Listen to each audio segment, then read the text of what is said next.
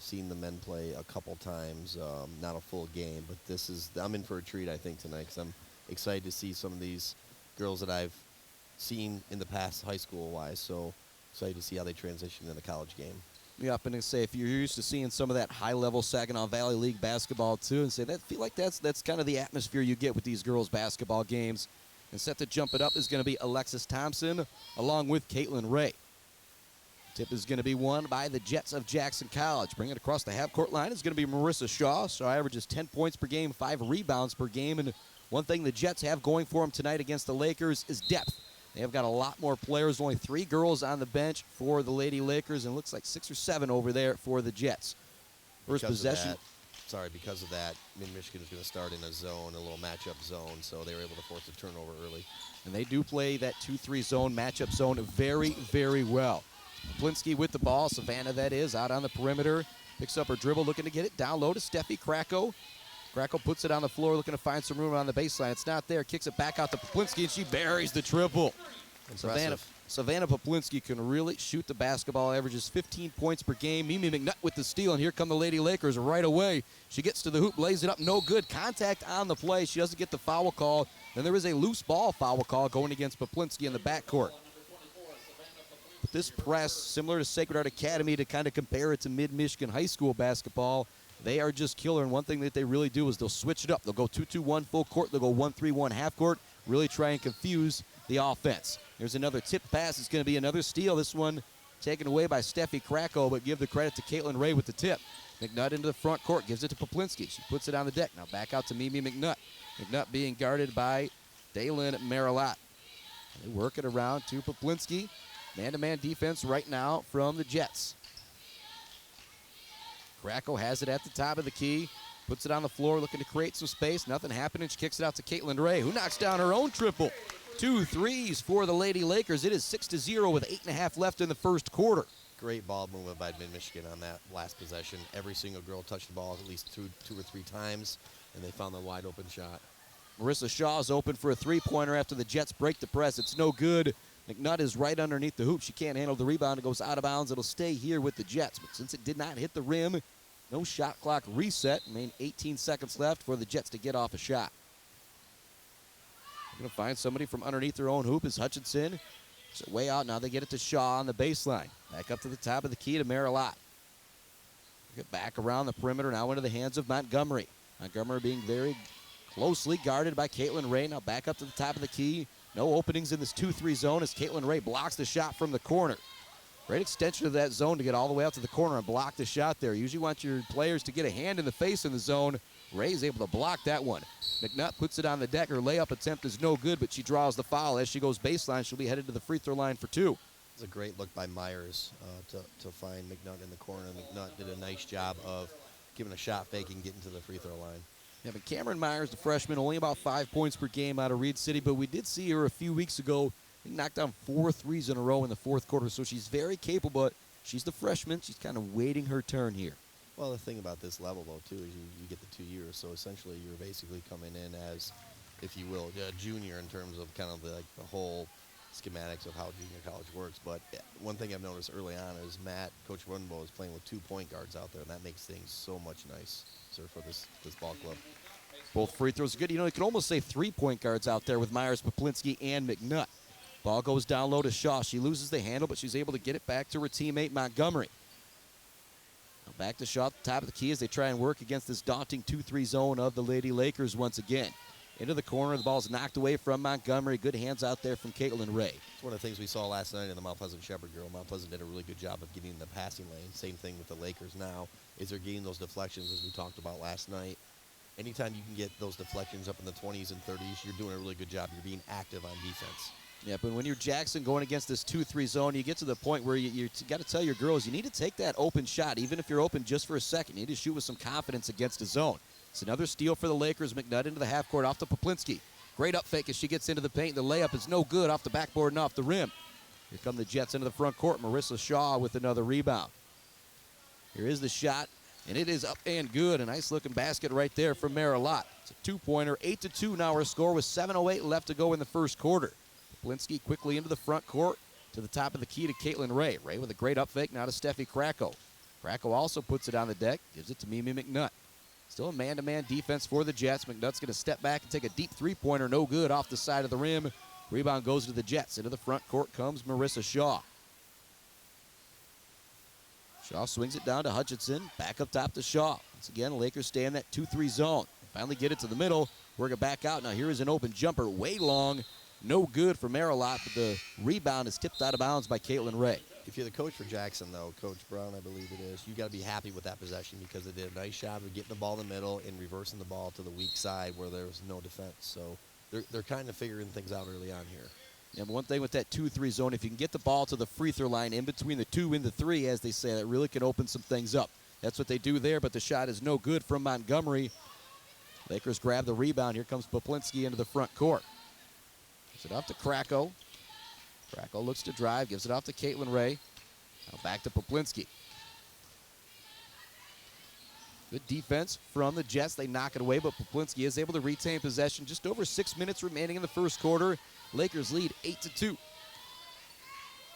Poplinski picks up her dribble, swings it to Mimi McNutt. She's open for another 3. She takes it off the rim, no good. Rebound is brought down by Paige Sanders, who's into the game for the Jets.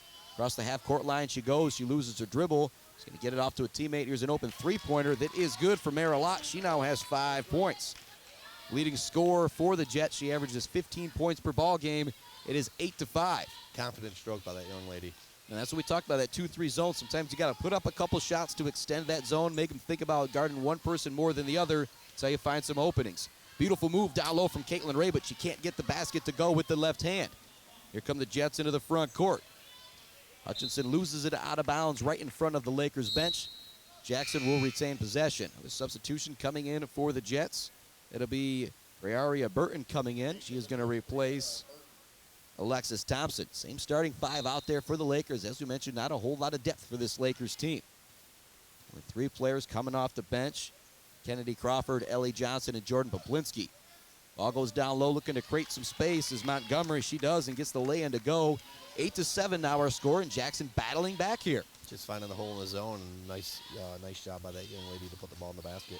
I think you said on the last possession, Bubba, they're starting to figure out that zone a little bit, where the openings are. Absolutely, and that's good coaches will find, if you're patient enough, whether it's a 2-3, 1-3, 1, what have you.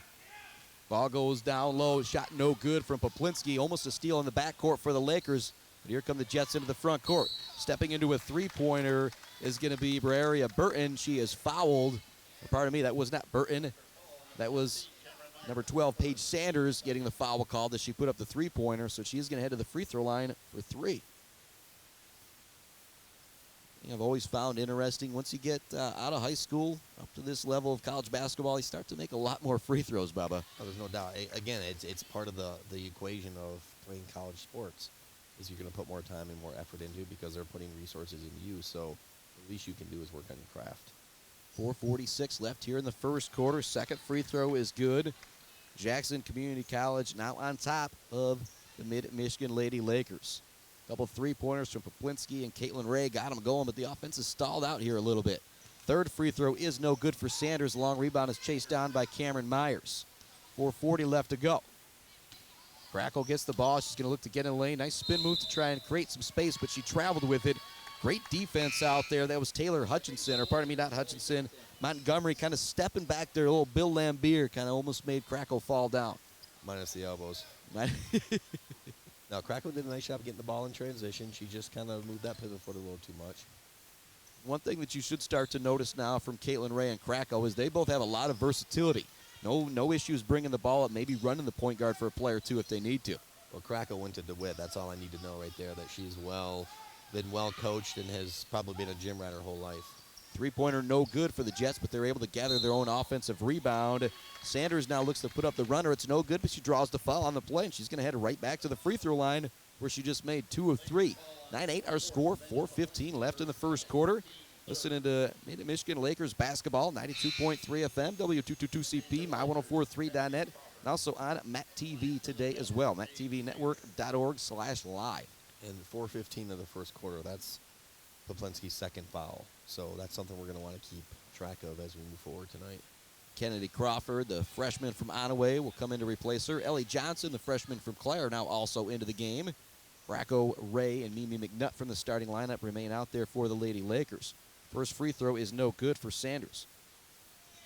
She's able to knock down this next one. Now 3 of 5 from the line. She averages 3 points per ball game. Already equaled that total here early. Step up when your number's called. McNutt across the half-court line. Off to Kracko. Kracko goes back to McNutt. Now to Ellie Johnson. Johnson gets it down low to Caitlin Ray. They work the ball around the perimeter trying to set up Steffi Kracko for an open three. But good recovery defense from the Jets doesn't allow the shot. McNutt brings it back towards the half-court line. 10-8 our score, 3:52 left. McNutt looking to drive, but she is double-teamed. Great defense out here from the Jets on this possession. 1 second left on the shot clock. Kracko's got to crank it up. Off the rim, no good. A decent shot attempt considering how much pressure she was under.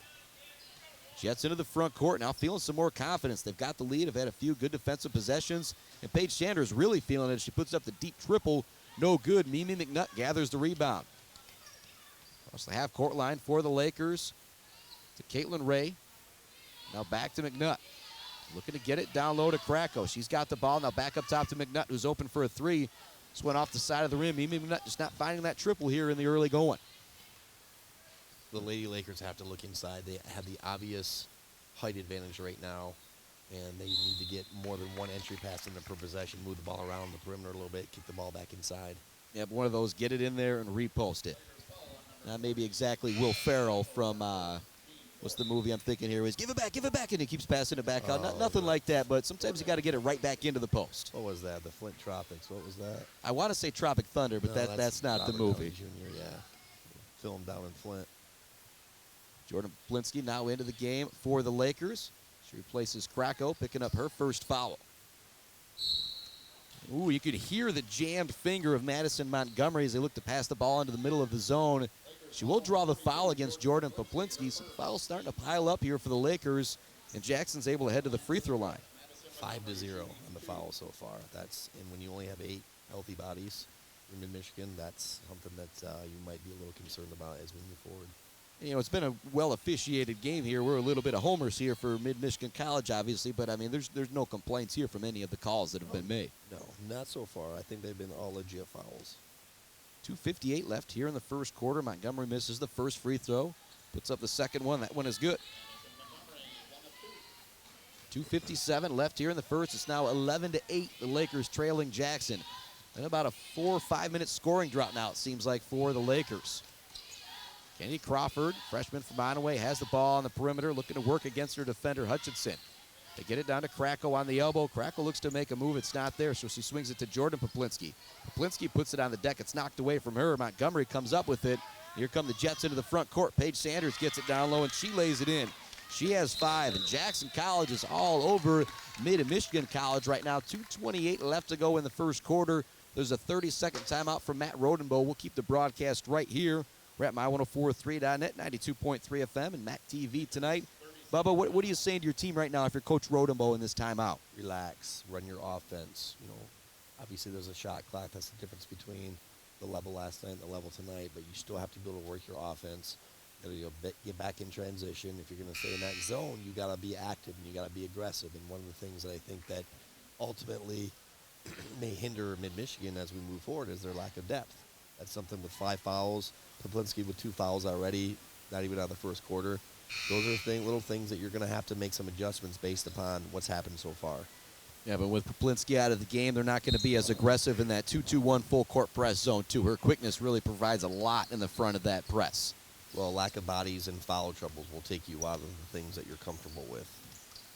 Kracko gets the ball from McNutt in the front court. She gets a screen from Ellie Johnson. Johnson fades, and she's open. Kracko doesn't see her. She looks to get it down low to Jordan Poplinski. The pass is a little too tall. It goes out of bounds back to Jackson. There's a 13-8 lead and a lot of the momentum right now. But here comes the press once again from the Lakers. Ellie Johnson will take over at the front of that for Savannah Poplinski. Jackson breaks it a little uncomfortably, but they get it into the front court to Dalen Marilot, and she's going to draw another foul, and she'll head back to the free throw line. So a lot of touch fouls right now against the Lakers, but they are fouls. You got to be careful. That's just Johnson got there just a half second too late. She got whistled for the call. That's good offense from Jackson, being very crisp with their passing and being confident playing against this press, something we didn't see in the first minute and a half of this ball game. They've really calmed down now as of late. Marilot knocks down the free throw. She now has 6 points to lead all scorers in the ball game. We'll say it again. It's been a while since the Lakers have scored. 2 minutes left to go in the first quarter. It's been at least about 6 minutes with a field goal. I'll say about 5 minutes since we've seen those free throws go down for Mimi McNutt. Well, the first quarter can't come to an end soon enough for the Lakers right now. 15-8 our score after both the free throws go down for Marilot. Ray back into the game, gets it at the elbow, swings it out to Crawford. Not a great pass, but Crawford's able to handle it. Now look to get it back down low. Good defense being played. Kind of coming in and tipping that pass away was Taylor Hutchinson, helping out her defender down low. Caitlin Ray had the size advantage, but the Jets are being very quick with the double team. They do a nice job of closing down. They're dropping down. They're helping and sagging. But Ray's working hard to get that ball. They gotta give her the opportunity to get the ball, and then her teammates have got to trust in her to keep giving her the ball. Great inbounds play. Caitlin Ray can't quite handle the pass, but it sets up Ellie Johnson for an open three, and she knocks it down. A big basket right there for the Mid-Michigan Lakers as the freshman out of Clare knocks down her first shot of the game, and it's a three-pointer to boot. 15-11 now our score with 1:30 remaining in the first quarter. Pass down low from Sanders is going to be booted out of bounds by Mimi McNutt. Good hustling by McNutt getting back on the zone. And that's just coming in off the bench, being ready to play, knowing your role, and stepping up in the big shot. Again, seeing her play in high school, knowing what her capabilities are, it's nice to see her get off to a good start. Jets working around the perimeter, looking to find an opening against this zone, but good job by the Lakers recovering all over the place. Now Johnson falls down on the ground, but Jets do not take advantage of it. Sanders swings it out, and here's a deep three-pointer rainbow shot. It's going to end up hitting the top of the backboard. Riaria Burton, she's got that rainbow shot there. It looked good for a moment. Well, after that shot, looking over and see Coach Brown from Jackson just kind of shaking her head, and that they can get a much better shot if you're Jackson. You got to be much more patient. You know, you have a 4-point lead. I understand it's still in the first quarter, but you still have to take advantage of all your opportunities that you're going to get. It's going to be a blocking foul in the backcourt as Cameron Myers looks to bring it across the half court. I think right now the Jets are trying to press without Mimi McNutt and Savannah Poplinski in the game, but Myers and Ellie Johnson showing that they can handle it as well. That's just knowing your opponent. That's based on past games and your scouting report. That's a nice adjustment made by Jackson. Ray looking to get it down low to Jordan Poplinski. Great move from Jordan Poplinski as she puts up the left-handed shot. She can't get it to go. Now under a minute remaining as Shaw grabs the rebound for the Jets. Get it back down low to Montgomery. Montgomery with the deep jumper. The shot is no good. Long rebound is gathered by Hutchinson.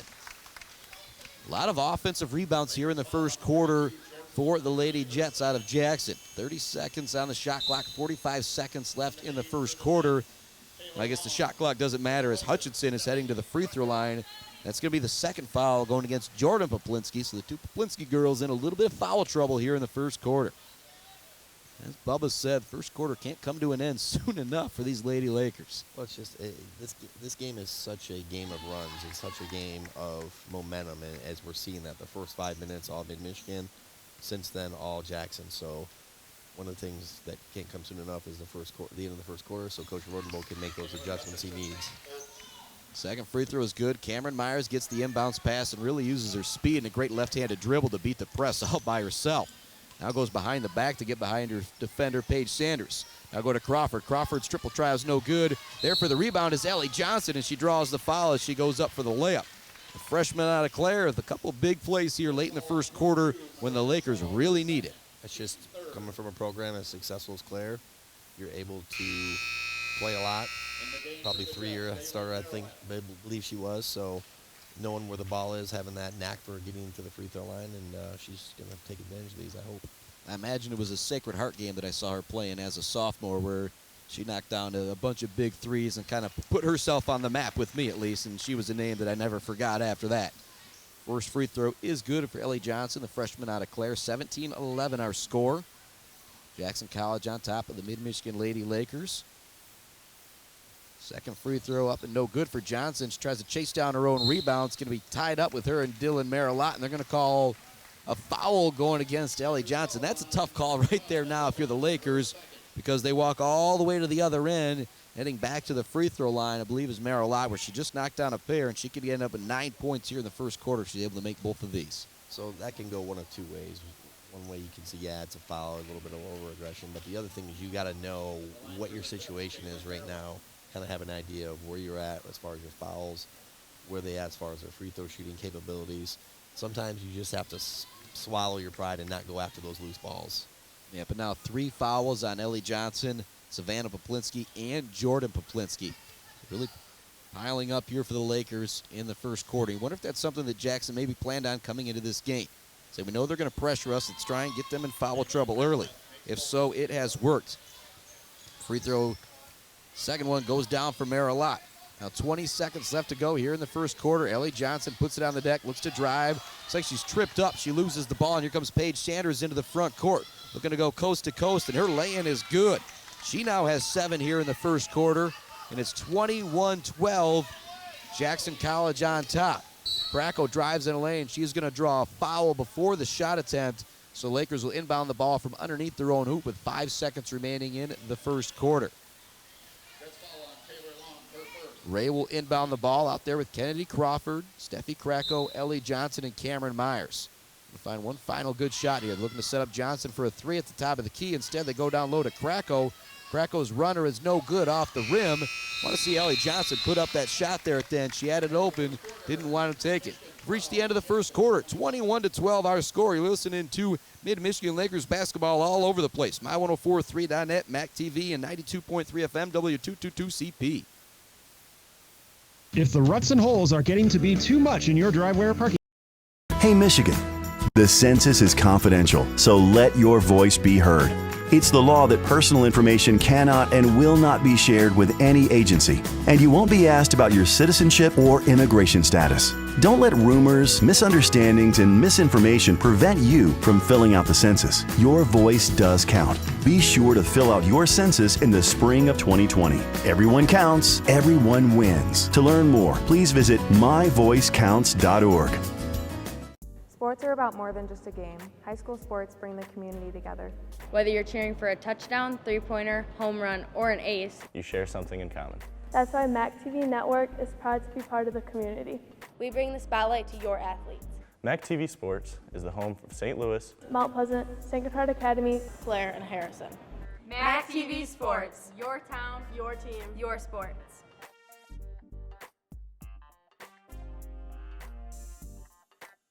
Hey, Michigan.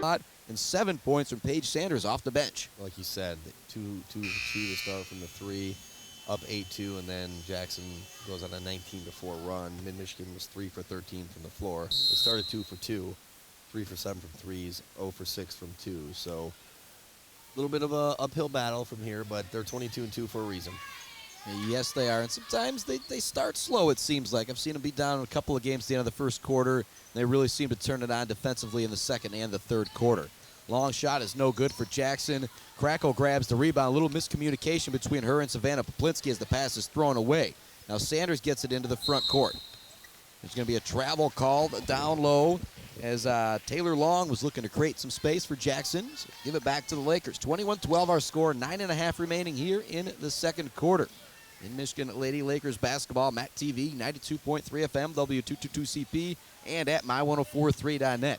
Stream the game live at mactvnetwork.org/live.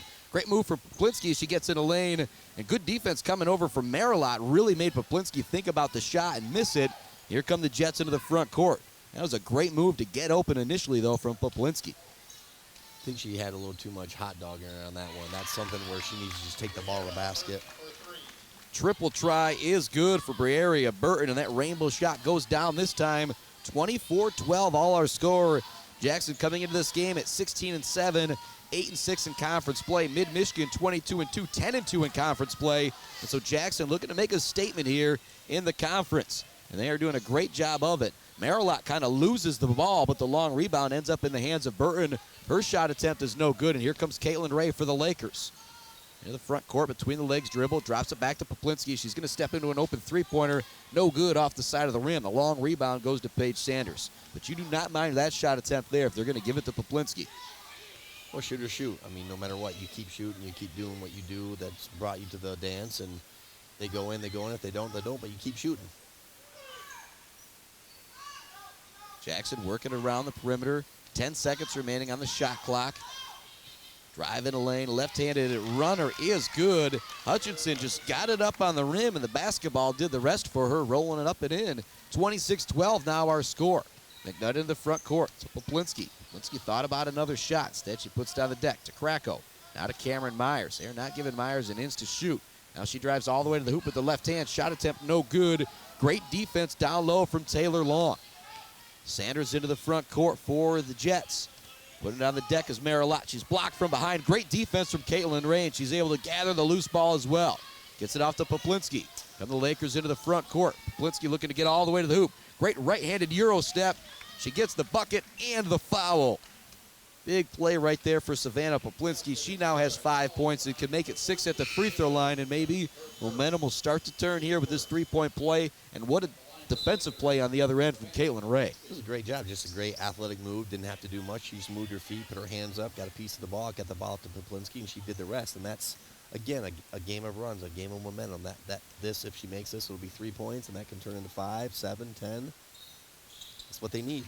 First free throw, or the free throw for the three-point play is down for Poplinski. The sophomore out of Maple City Glen Lake now has 6 points. 26-15 with 7.5 remaining here in the second quarter. In Michigan Lady Lakers hoops, taking on the Jackson College Jets. Goes into the front court. It's tipped away by Cameron Myers. Looks like the Lady Lakers have now switched to a man-to-man defense here. And now what they need to do is turn up the pressure, get in the passing legs, make it hard for Jackson to enter the ball, make it hard for them to do things that they're comfortable doing. Shot attempt down low is up for Montgomery, and it's swatted away by Krakow, and Lakers into the front court, get it all the way down to Cameron Myers, or Caitlin Ray, pardon me, and Ray is able to lay it in. There we go. That's 5 in a row now. So 2 blocks, 2 fast breaks for the Lakers have led to 5 quick points. Lakers trying to get back into this one. Off the top of the key, he's worked around the perimeter.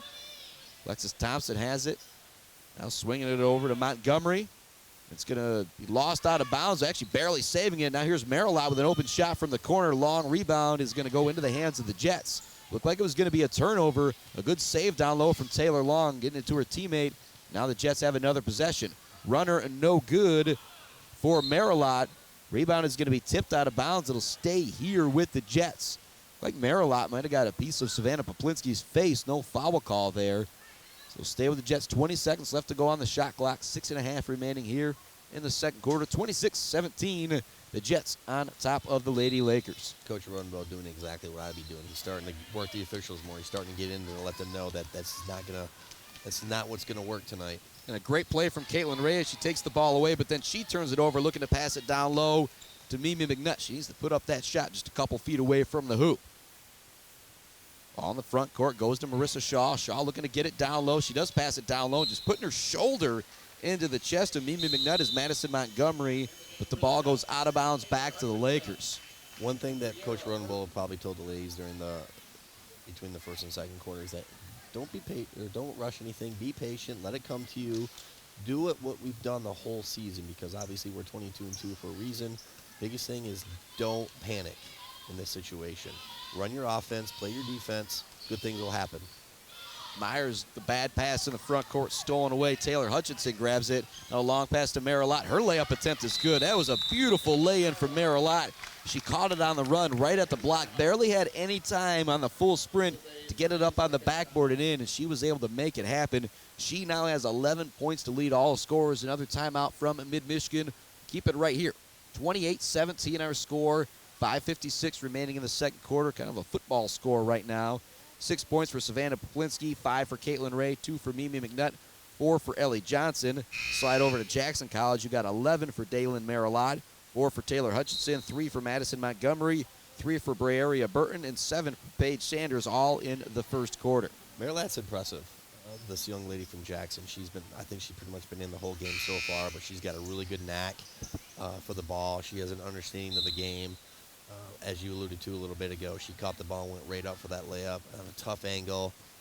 She's from Morenci, so that's a very, very talent-rich base of Michigan in all sports. So she obviously is a very, very good athlete and an extremely good basketball player. Krakow with a great move to get through her defender. Gets it off up on the rim, off the glass, and it drops in for her. 28-19 now our score, and Lakers starting to get some momentum back. Crowd's starting to get back into this game a little bit. Burton gets the ball down low, a little bit of a wild shot attempt. She could have taken more time. I think the last couple block attempts from Caitlin Ray may have affected that shot. Then there's going to be an over-the-back foul going against Alexis Thompson as she looked to gather the offensive rebound.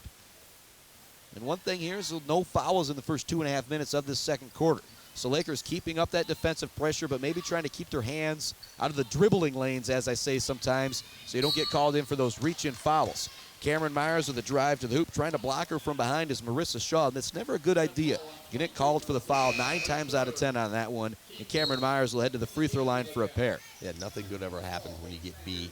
You try to recover the best you can, but don't leave your feet because odds are you're going to make contact in a negative way.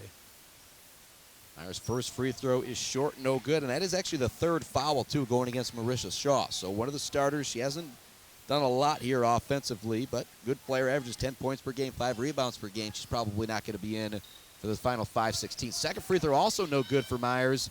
Battling for the rebound is Poplinski. And you hear the whistles as Poplinski and Alexis Thompson hit the deck. Jump ball, keep it here with the Lakers. But if you're Cameron Myers, down by 9, you need to knock down those freebies. Try to call free throws. You got to be able to get up there and step to the charity stripe and cut this lead down to even. McNutt's knocked down as she looks to create an opening on the inbounds play. No foul call. Poplinski gets the ball back. She's looking to get it down low to Krakow. Nice bounce pass to get it to her teammate. Krakow creates some space and gets the shot to go. A lot of contact down low on the shot attempt, too. Let them play. Absolutely let them play at this level. That's one of the things that I love about college basketball is that the physicality of it is very prevalent in this game as well.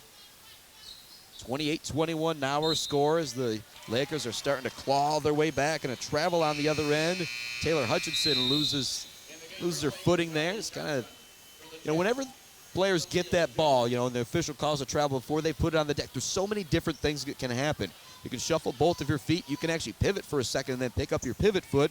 Sometimes some people double dribble as well, too.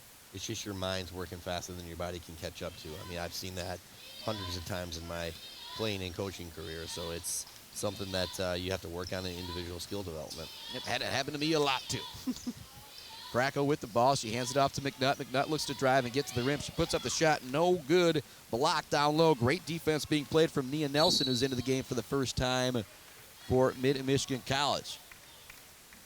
Drive down low. And pardon me, that is not, I'm looking for number 30 out here, but is 30 Nia Nelson here? I've got her as 33. Try and figure this out. That is Talia Jones. Made the nice play down on the other end. Headed to the free throw line now is Braeria Burton. First free throw drops in. Yeah, I'm thinking that some of our numbers aren't adding up here as I look at them. Try to get those figured out ASAP.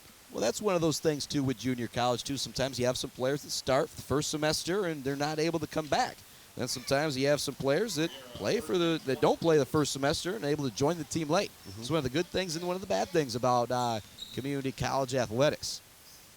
But one thing I love is all these players are so hungry. They all want to move on to the next level. They've all got a little bit of a chip on their shoulder thinking maybe they should have been one to get a college scholarship to a four-year school. That's why the level of play is always so great, and the intensity is just there for the entire 40 minutes. I love the JUCO, the community college atmosphere. It's a lot similar to the high school experience, but at the same time, yes, these girls do have a chip on their shoulder, and the men for that matter as well. Some of them are going to go on and play at a higher level of this. So that's one thing that you can continue your career, and that's what excites me about seeing these young ladies who have a drive and determined to be in a better situation.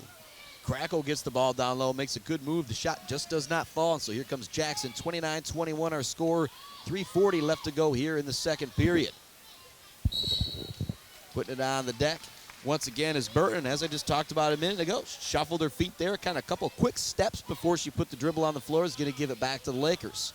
The positive about this game right now is you're only down 8 points. It could be a lot worse than that. So keep it to a minimum, get into halftime, make the adjustments. But right now is the time where you want to come out and you want to continue to chip away. Stay out of foul trouble. They look to get it down low to Krakow, and a great pass from Caitlin Ray. Krakow's able to lay it in. She now has 6 points, all of them coming here in the second quarter. It's 29-23. That right there is a recipe for success for them moving forward. Jackson has no one that can can guard them high-low right now. We're going to have a jump ball. It'll stay with Jackson, but great defense out there from Savannah Poplinski. Checking into the game is going to be Cameron Myers.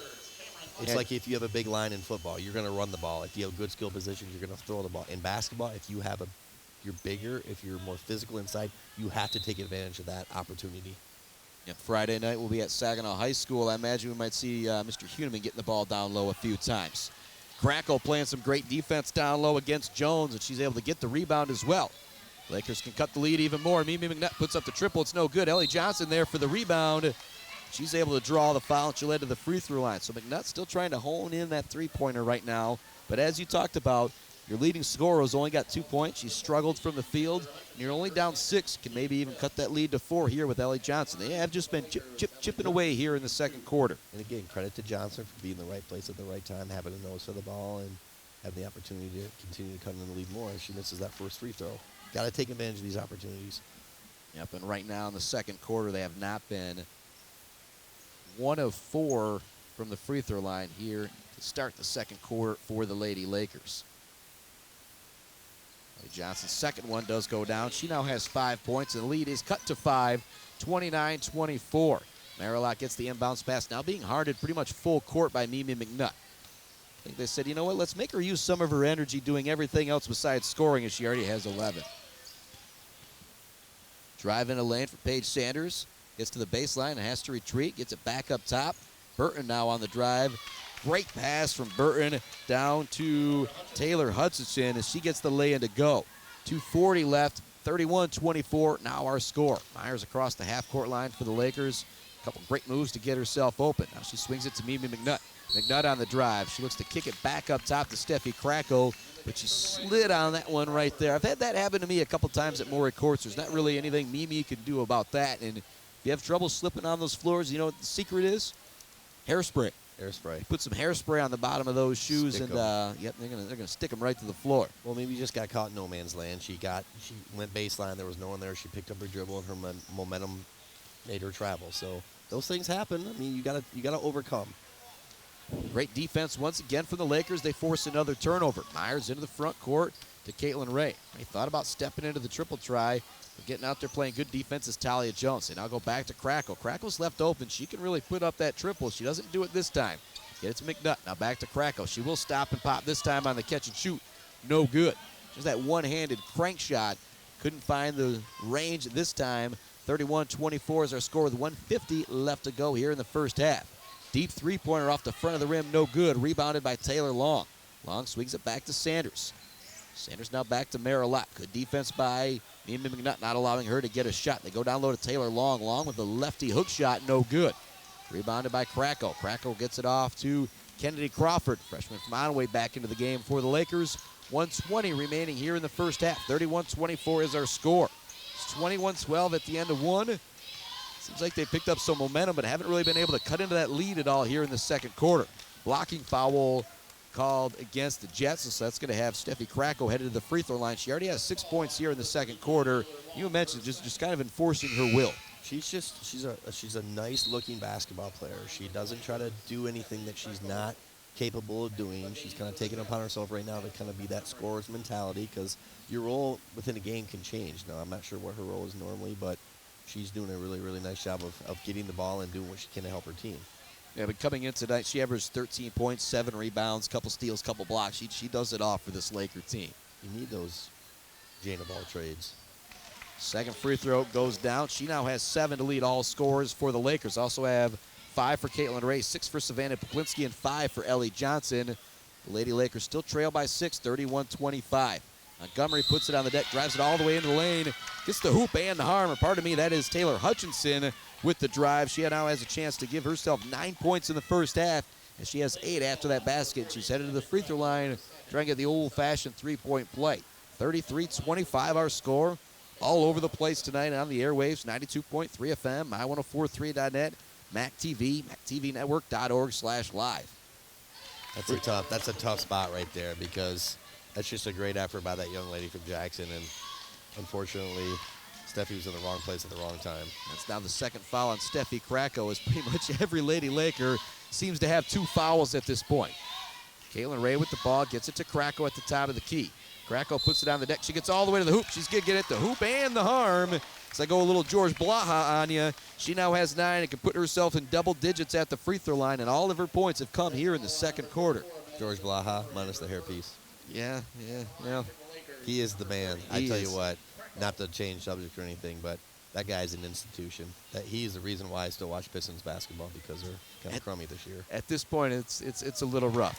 Free throw is up and good for Steffi Krakow. She is now in double digits. It's a 6-point ball game at 34-28. She's keeping them in the game right now, Chris. She is the person that has kind of, again, like I said, put the team on her shoulders and said, give me the ball, let me do what I can. That's what great players do. Marilot has it at the top of the key. Now 30 seconds remaining in the first half. And great defense from Mimi McNutt. Marilot hasn't had a lot of openings here in the second quarter. As I say that, she puts up a three-pointer. It's no good. Rebounded down low by Caitlin Ray as she fights it away from a couple Jets players. Possession arrow will give it to the Lady Lakers with 25 seconds remaining in the first half. But we talked about it. It hasn't been a great first half for these Lakers. If they can go into the half down by 3 or 4, you're going to feel really good about things. Down 6, no matter what, you're in a good spot for it, as poorly as, in my opinion, as they've played right now. So hopefully they can get something here and cut into the deficit even more. And Ray gets blasted on the screen. No foul call. They continue to work it around the perimeter. Now it goes to McNutt. McNutt up to Candy Crawford. Now over to Caitlin Ray. Caitlin Ray up fake. She gets in the lane. Wow. A nice up and under move, and she gets it to go. Caitlin Ray now with 7 points. So that'll bring us to the end of the first half. 34-30, the Lady Lakers trail, but it was trailing by 9 at the end of the first quarter. Now they only trail by 4 because of 10 points in the second quarter from Steffi Krakow. We got your Mid-Michigan College Foundation halftime report coming right up. 92.3 FM, my1043.net, and on MAC TV tonight, too. Since 1994, the Saginaw Chip. Hey, Michigan, the census is confidential, so let your voice be heard. It's the law that personal information cannot and will not be shared with any agency, and you won't be asked about your citizenship or immigration status. Don't let rumors, misunderstandings, and misinformation prevent you from filling out the census. Your voice does count. Be sure to fill out your census in the spring of 2020. Everyone counts, everyone wins. To learn more, please visit myvoicecounts.org. Sports are about more than just a game. High school sports bring the community together. Whether you're cheering for a touchdown, three-pointer, home run, or an ace, You share something in common. That's why MAC TV Network is proud to be part of the community. we bring the spotlight to your athletes. MAC TV Sports is the home of St. Louis, Mount Pleasant, Sacred Heart Academy, Claire and Harrison. MAC TV Sports. Your town, your team, your sports.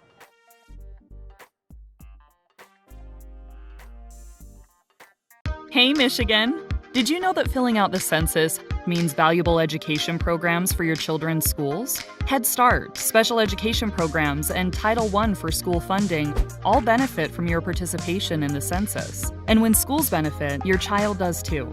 Your voice does count.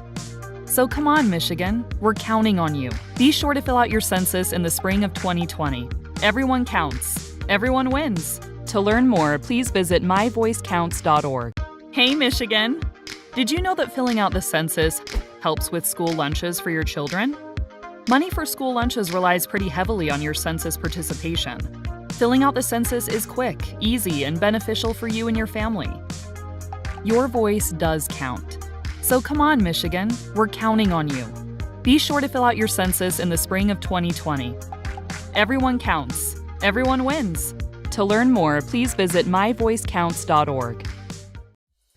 MAC TV Network is a local public access station that offers a variety of services, from in-studio interviews, wrestling, and so much more. We cover local concerts, sporting events, and activities around the community. Members of the community can come in and take a free workshop to learn anything from editing to camera work. Broadcasting on Charter Channels 187 and 191, serving Gratiot, Isabella, and Clare counties.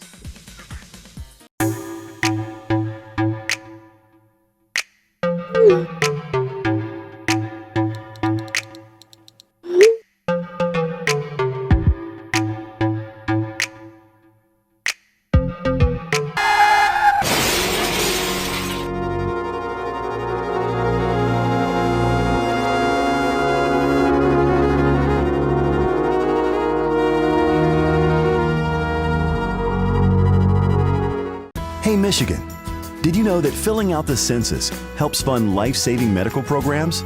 Money for Medicare, Medicaid, and My Child are directly tied to your participation. Filling out the census is quick, easy, and beneficial for you and your family. Your voice does count. So come on, Michigan, we're counting on you. Be sure to fill out your census in the spring of 2020. Everyone counts, everyone wins. To learn more, please visit myvoicecounts.org.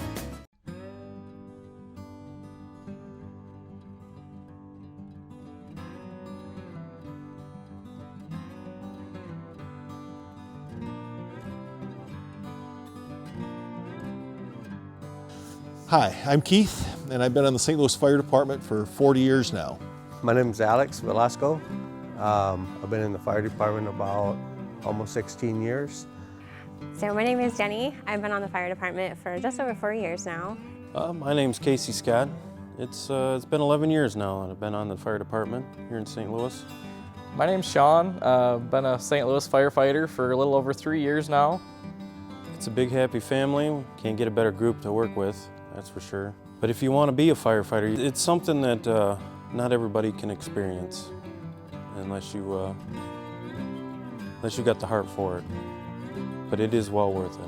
So one of the reasons why I joined was because my older brother was on it, and I just watched him go through these amazing transformations in who he was to who he became, and I had the same drive and passion as he did, and I wanted in on that. We're there to support each other. We're like a big family in the fire department. We were dispatched to someone that was in cardiac arrest, and when we got on the scene, the woman was clinically dead on the floor, and after working on her for a little bit, we got her pulse back. We loaded her in the ambulance. I was fortunate enough I got to ride in the ambulance to help the paramedics on the way to the hospital. And on our way there, an amazing thing happened. Her eyes popped open and she could breathe on her own. And by the time we got to the hospital, she was talking to us. We need more firemen. We're not alone, but we need people to step up. It's a fulfilling job, something that gets to you.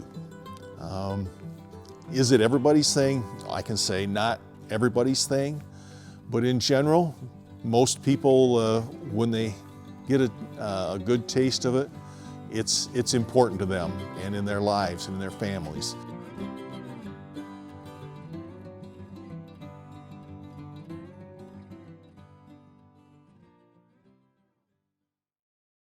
Humane Animal Treatment Society is an animal adoption center that helps find animals forever homes and provide them with certain medical treatments. There are many ways you can help their cause.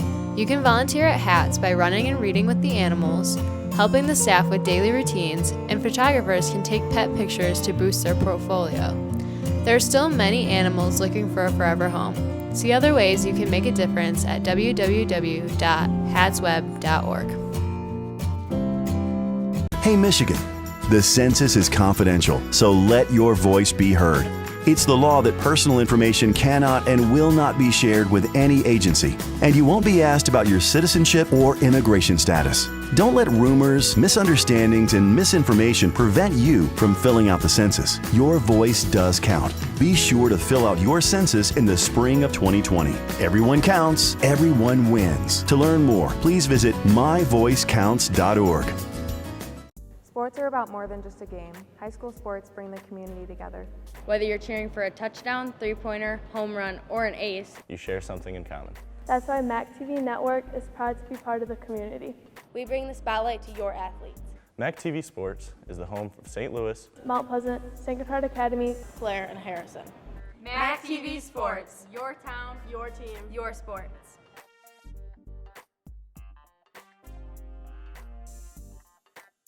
Hey, Michigan! Did you know that filling out the census means valuable education programs for your children's schools? Head Start, special education programs, and Title I for school funding all benefit from your participation in the census. And when schools benefit, your child does too.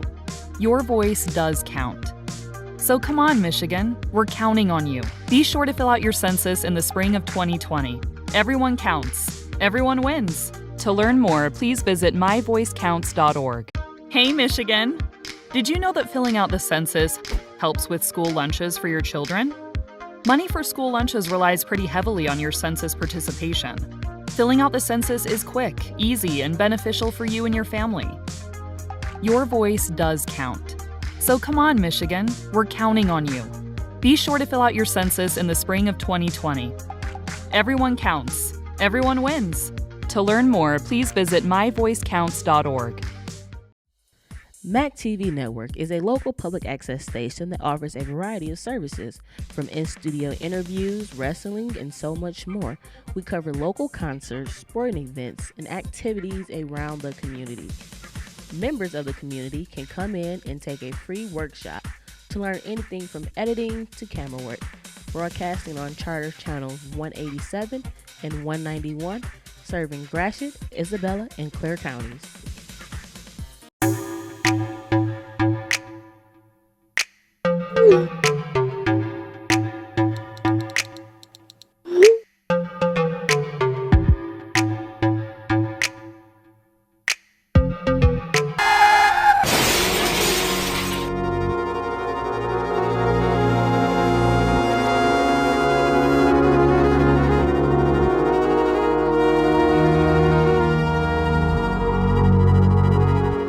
Hey Michigan, did you know that filling out the census helps fund life-saving medical programs? Money for Medicare, Medicaid, and My Child are directly tied to your participation. Filling out the census is quick, easy, and beneficial for you and your family. Your voice does count. So come on, Michigan, we're counting on you. Be sure to fill out your census in the spring of 2020. Everyone counts, everyone wins. To learn more, please visit myvoicecounts.org.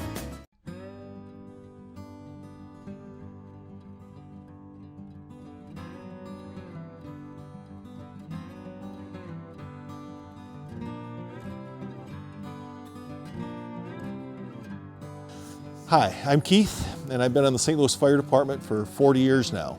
My name is Alex Velasco. I've been in the fire department about almost 16 years. So my name is Jenny. I've been on the fire department for just over 4 years now. My name's Casey Scott. It's been 11 years now that I've been on the fire department here in St. Louis. My name's Sean. I've been a St. Louis firefighter for a little over 3 years now. It's a big, happy family. Can't get a better group to work with, that's for sure. But if you want to be a firefighter, it's something that not everybody can experience unless you got the heart for it. But it is well worth it. So one of the reasons why I joined was because my older brother was on it, and I just watched him go through these amazing transformations in who he was to who he became, and I had the same drive and passion as he did, and I wanted in on that. We're there to support each other. We're like a big family in the fire department. We were dispatched to someone that was in cardiac arrest, and when we got on the scene, the woman was clinically dead on the floor, and after working on her for a little bit, we got her pulse back. We loaded her in the ambulance. I was fortunate enough I got to ride in the ambulance to help the paramedics on the way to the hospital. And on our way there, an amazing thing happened. Her eyes popped open and she could breathe on her own. And by the time we got to the hospital, she was talking to us. We need more firemen. We're not alone, but we need people to step up. It's a fulfilling job, something that gets to you. Is it everybody's thing? I can say not everybody's thing, but in general, most people, when they get a good taste of it, it's important to them and in their lives and in their families.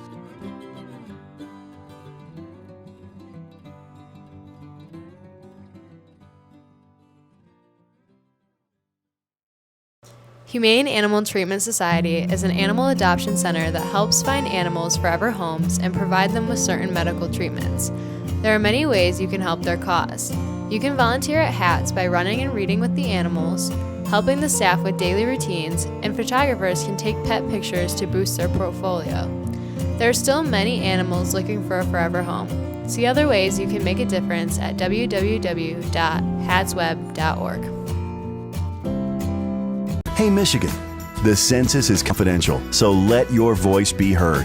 It's the law that personal information cannot and will not be shared with any agency, and you won't be asked about your citizenship or immigration status. Don't let rumors, misunderstandings, and misinformation prevent you from filling out the census. Your voice does count. Be sure to fill out your census in the spring of 2020. Everyone counts, everyone wins. To learn more, please visit myvoicecounts.org. Sports are about more than just a game. High school sports bring the community together. Whether you're cheering for a touchdown, three-pointer, home run, or an ace, You share something in common. That's why MAC TV Network is proud to be part of the community. We bring the spotlight to your athletes. MAC TV Sports is the home of St. Louis, Mount Pleasant, St. Gotthard Academy, Claire and Harrison.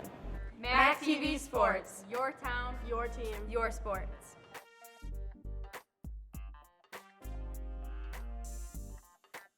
Hey, Michigan! Did you know that filling out the census means valuable education programs for your children's schools?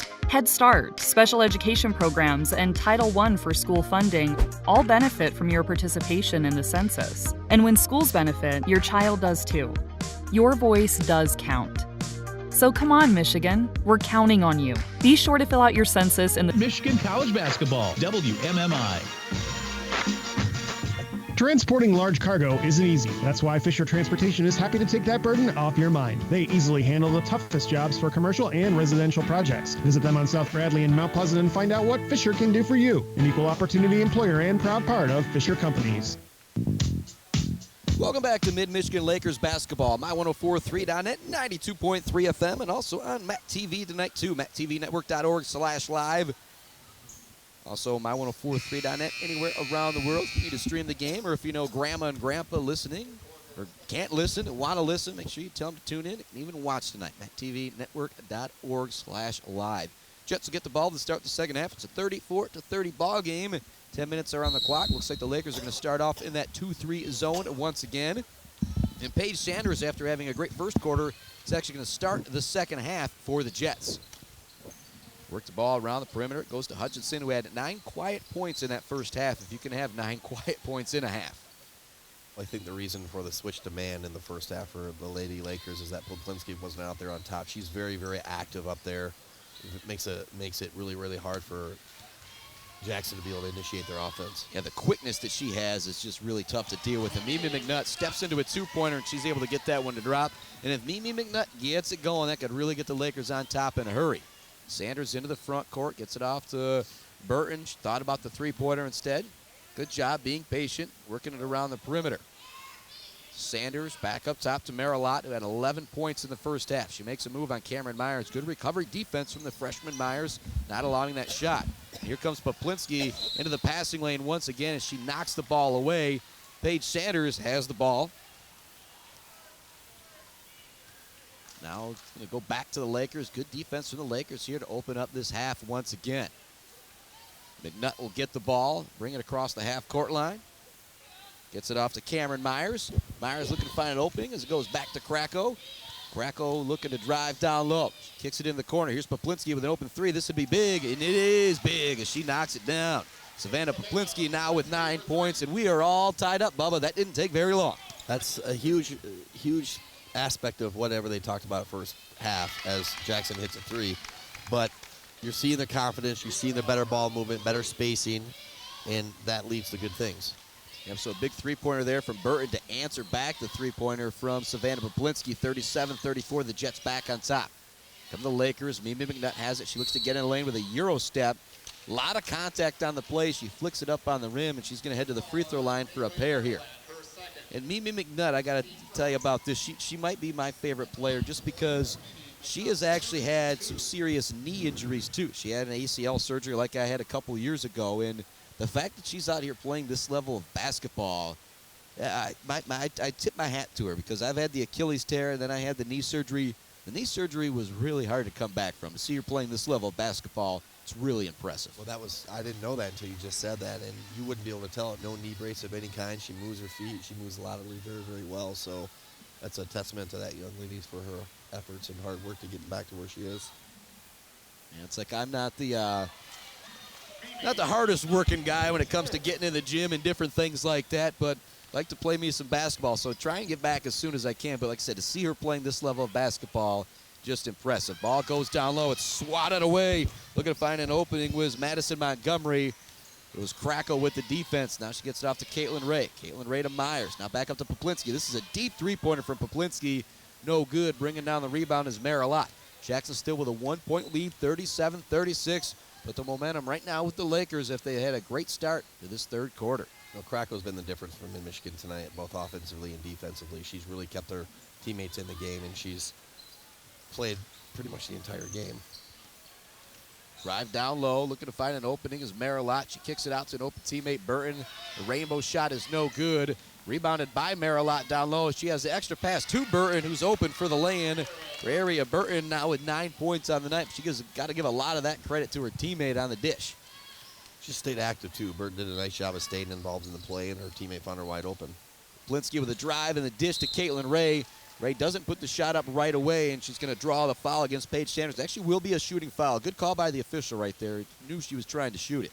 But Caitlin has to reward her teammate with an assist by taking that ball right up instead of putting the ball on the ground. She had a great wide open layup.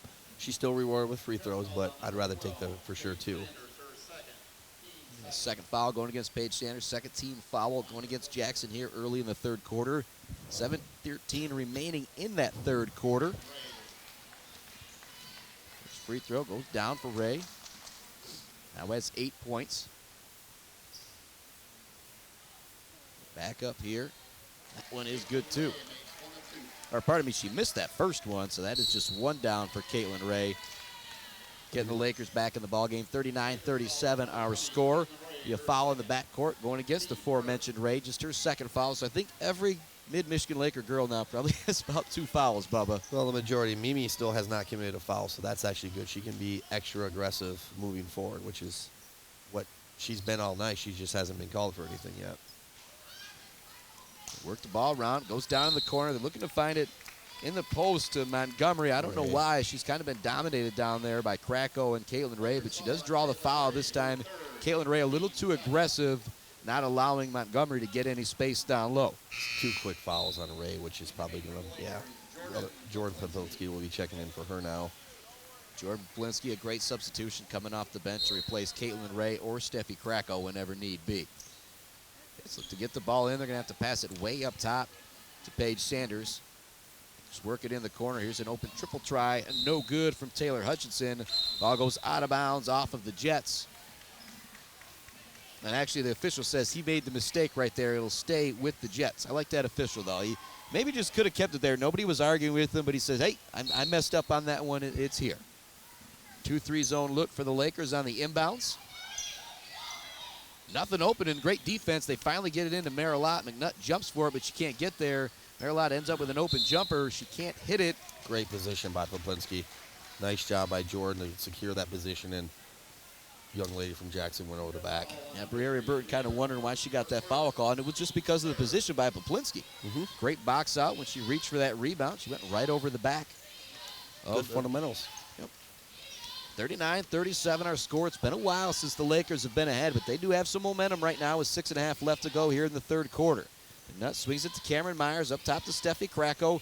Krakow thinking about the pass down low to Jordan Poplinski. It's not there, so they swing it to Cameron Myers. Her three-pointer is no good off the side of the rim. Rebound gathered by Hutchinson. Then the Jets into the front court.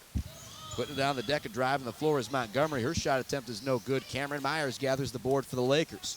Off to Savannah Poplinski in the front court. She's going to look to get all the way into the lane. Swings it back up top to McNutt. McNutt into lane. Floater is no good.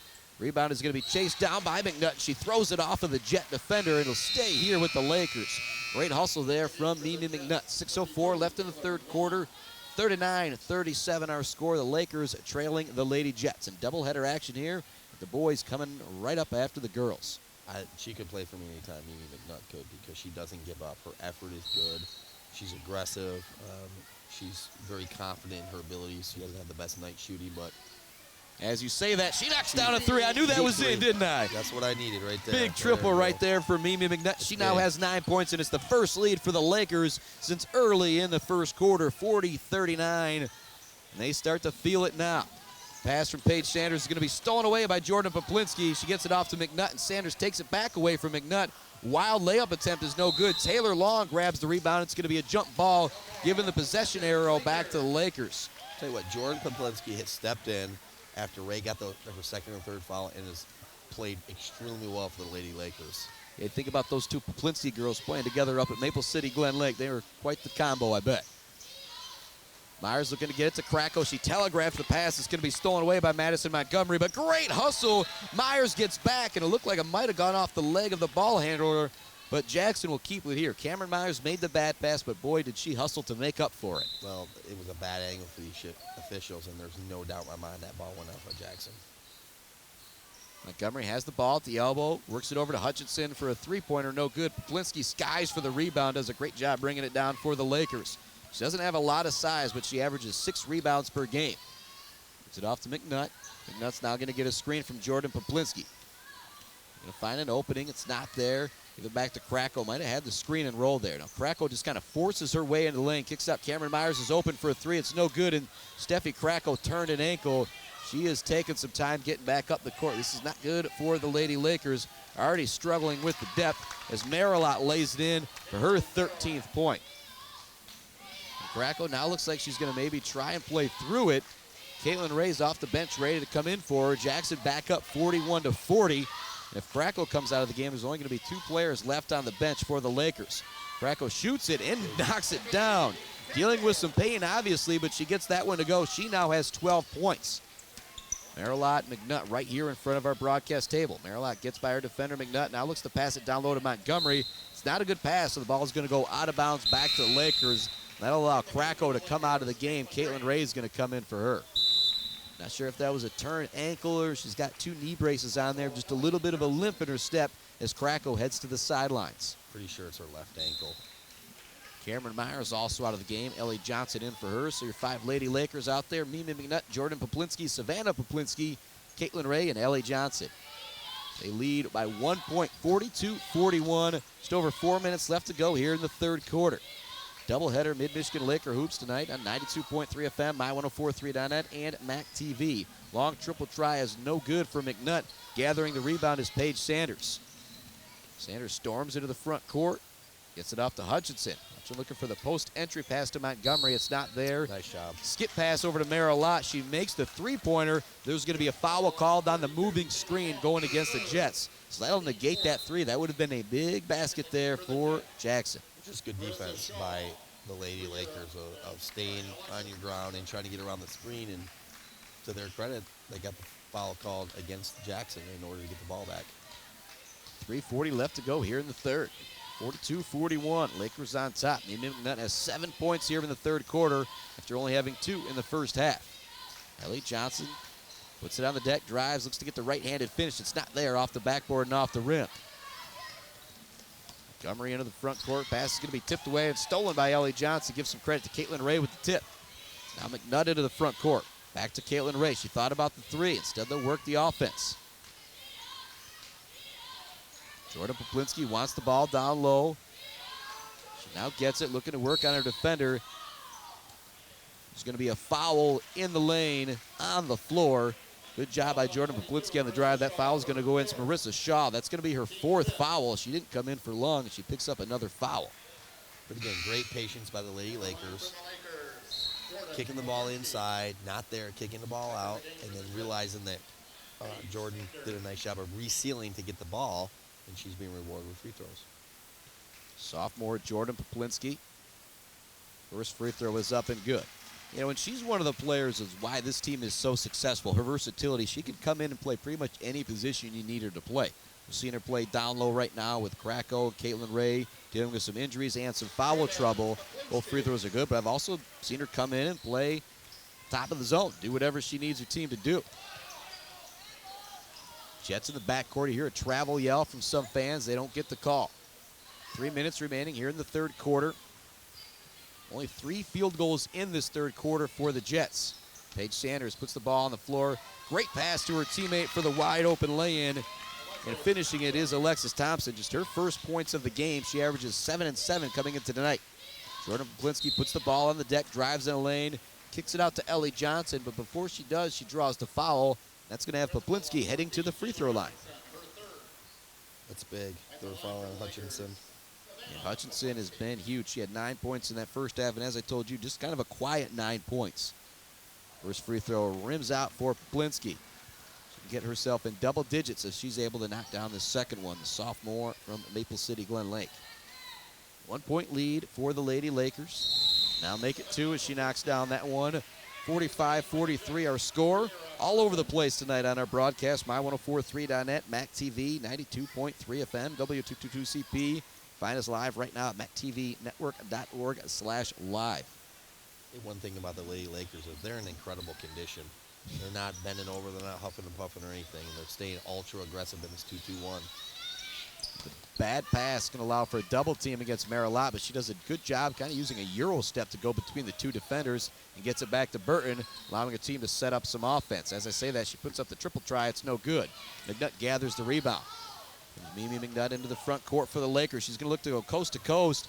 A lot of contact as she goes up for the shot. No foul call, maybe because she was a little out of control.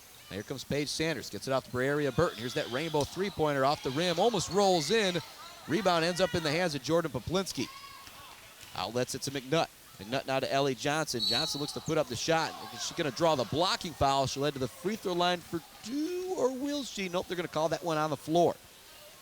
Now we'll have her heading to the free throw line for a 1-and-1 though. Or maybe they are now in the double bonus. Yes, they are. Ellie Johnson. Role reversal. Now you got Jackson Community College in foul trouble. You've got Shaw with 4, Hutchinson and Sanders both with 3. So kind of a role reversal from the first half. I think Michigan has done a nice job of getting aggressive and getting the foul called against Jackson. That can change the complexion of the dynamic of the game very quickly. Yeah, but Mid-Michigan hasn't really taken away a lot of their defensive aggression, too. They've just done a better job not reaching in and getting called for dumb fouls. First free throw for Ellie Johnson is good. Freshman from Clare now has 6 points in the ball game.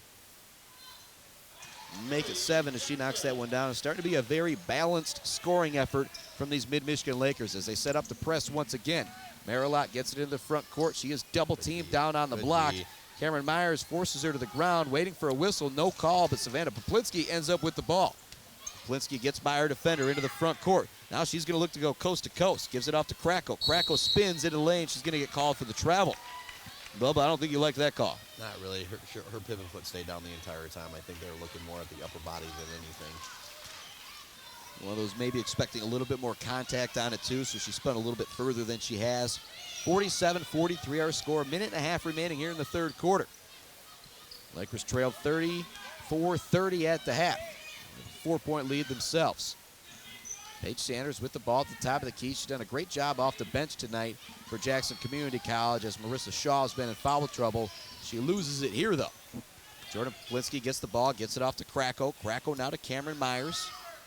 1:11 left to go in the first quarter. Coach Rodenbo calling out the play from the sidelines. Myers set it up from the top of the key.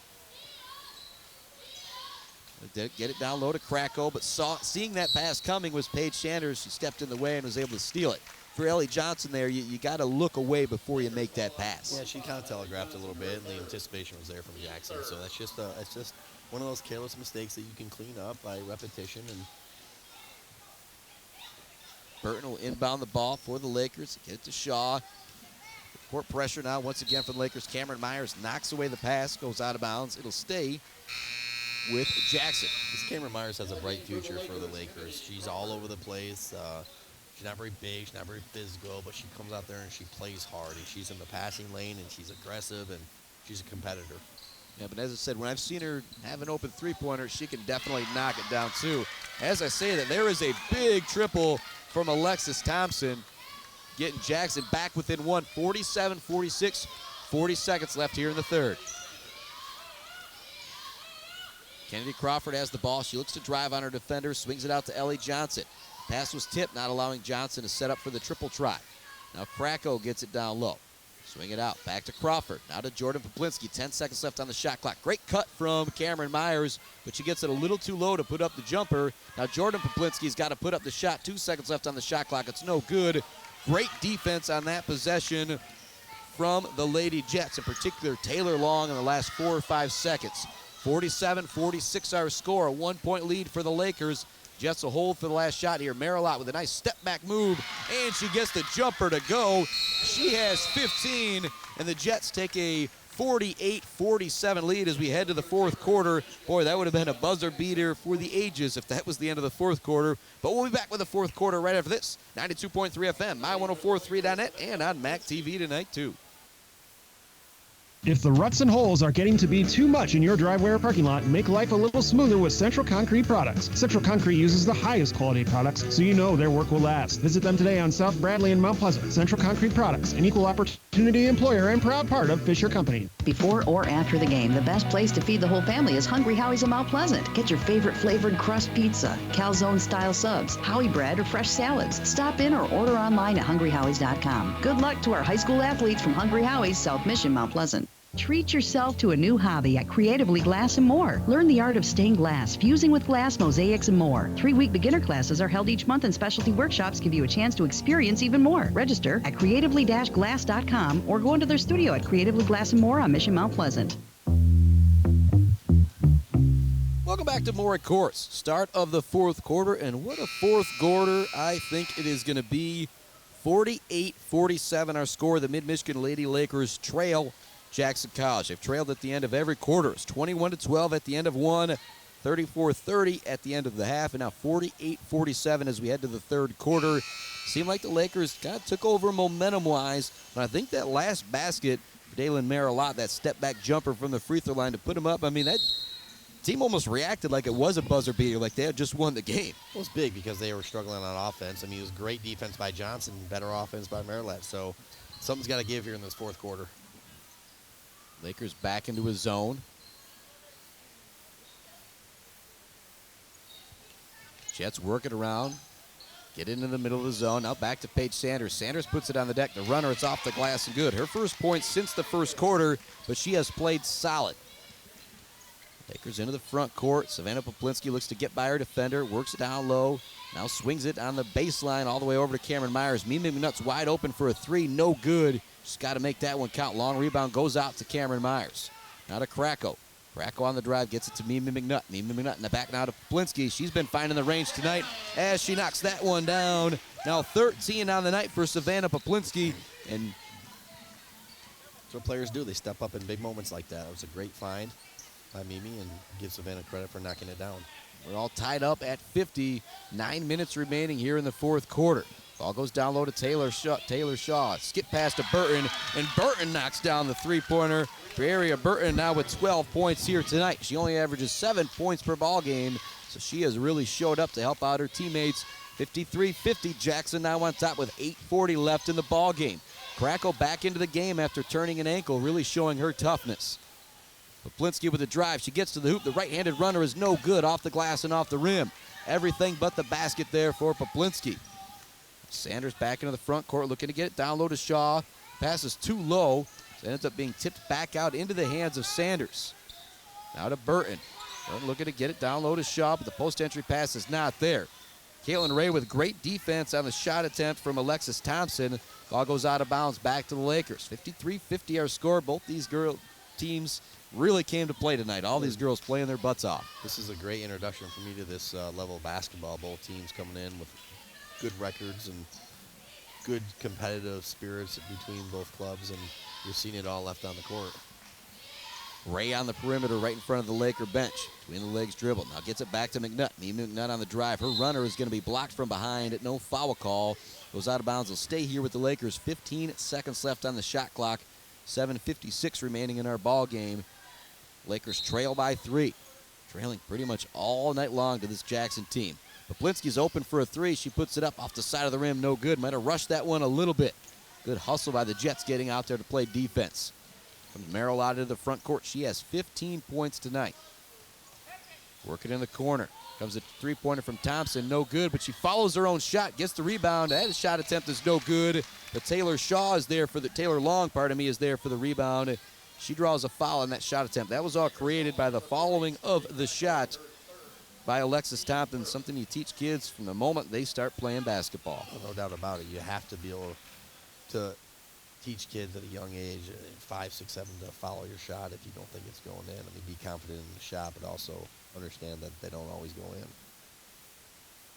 Long with her first point of the night. Came into the night averaging 10 points per game and 6 rebounds per game. Good job coming off the bench tonight for her team. 54-50 our score. Jackson Community College on top. Second free throw rattles around and drops in for the Jet. Jordan Poplinski back into the game for the Lakers. Cameron Myers, Mimi McNutt, Jordan Poplinski, Savannah Poplinski, and Caitlin Ray, your 5 Lady Lakers out there. 7.5 remaining. They trail by 5. Need some kind of points on the possession, whether it's a free throw, 3, 2, and a turnover. And as you say that, there was a turnover. Cameron Myers looking to pass it off to Mimi McNutt. McNutt wasn't really ready for it. Thus, the ball goes out of bounds. And for Cameron Myers, that's one of those you got to yell at your teammate there. Hey, hey, hey, hey. And actually, it's tipped out of bounds by the Jets, though. So a fortunate play there for the Lakers. Gets it into Poplinski. Poplinski being guarded by Marilot. She looks to drive on it. Does a good job splitting the defender, and she draws the foul on the shot attempt. They're actually going to say it's a jump ball there, so great defense out there from Marilot on the drive. It's been all over the place. Her and Poplinski been going back and forth a lot here in this second half, and a great matchup to watch.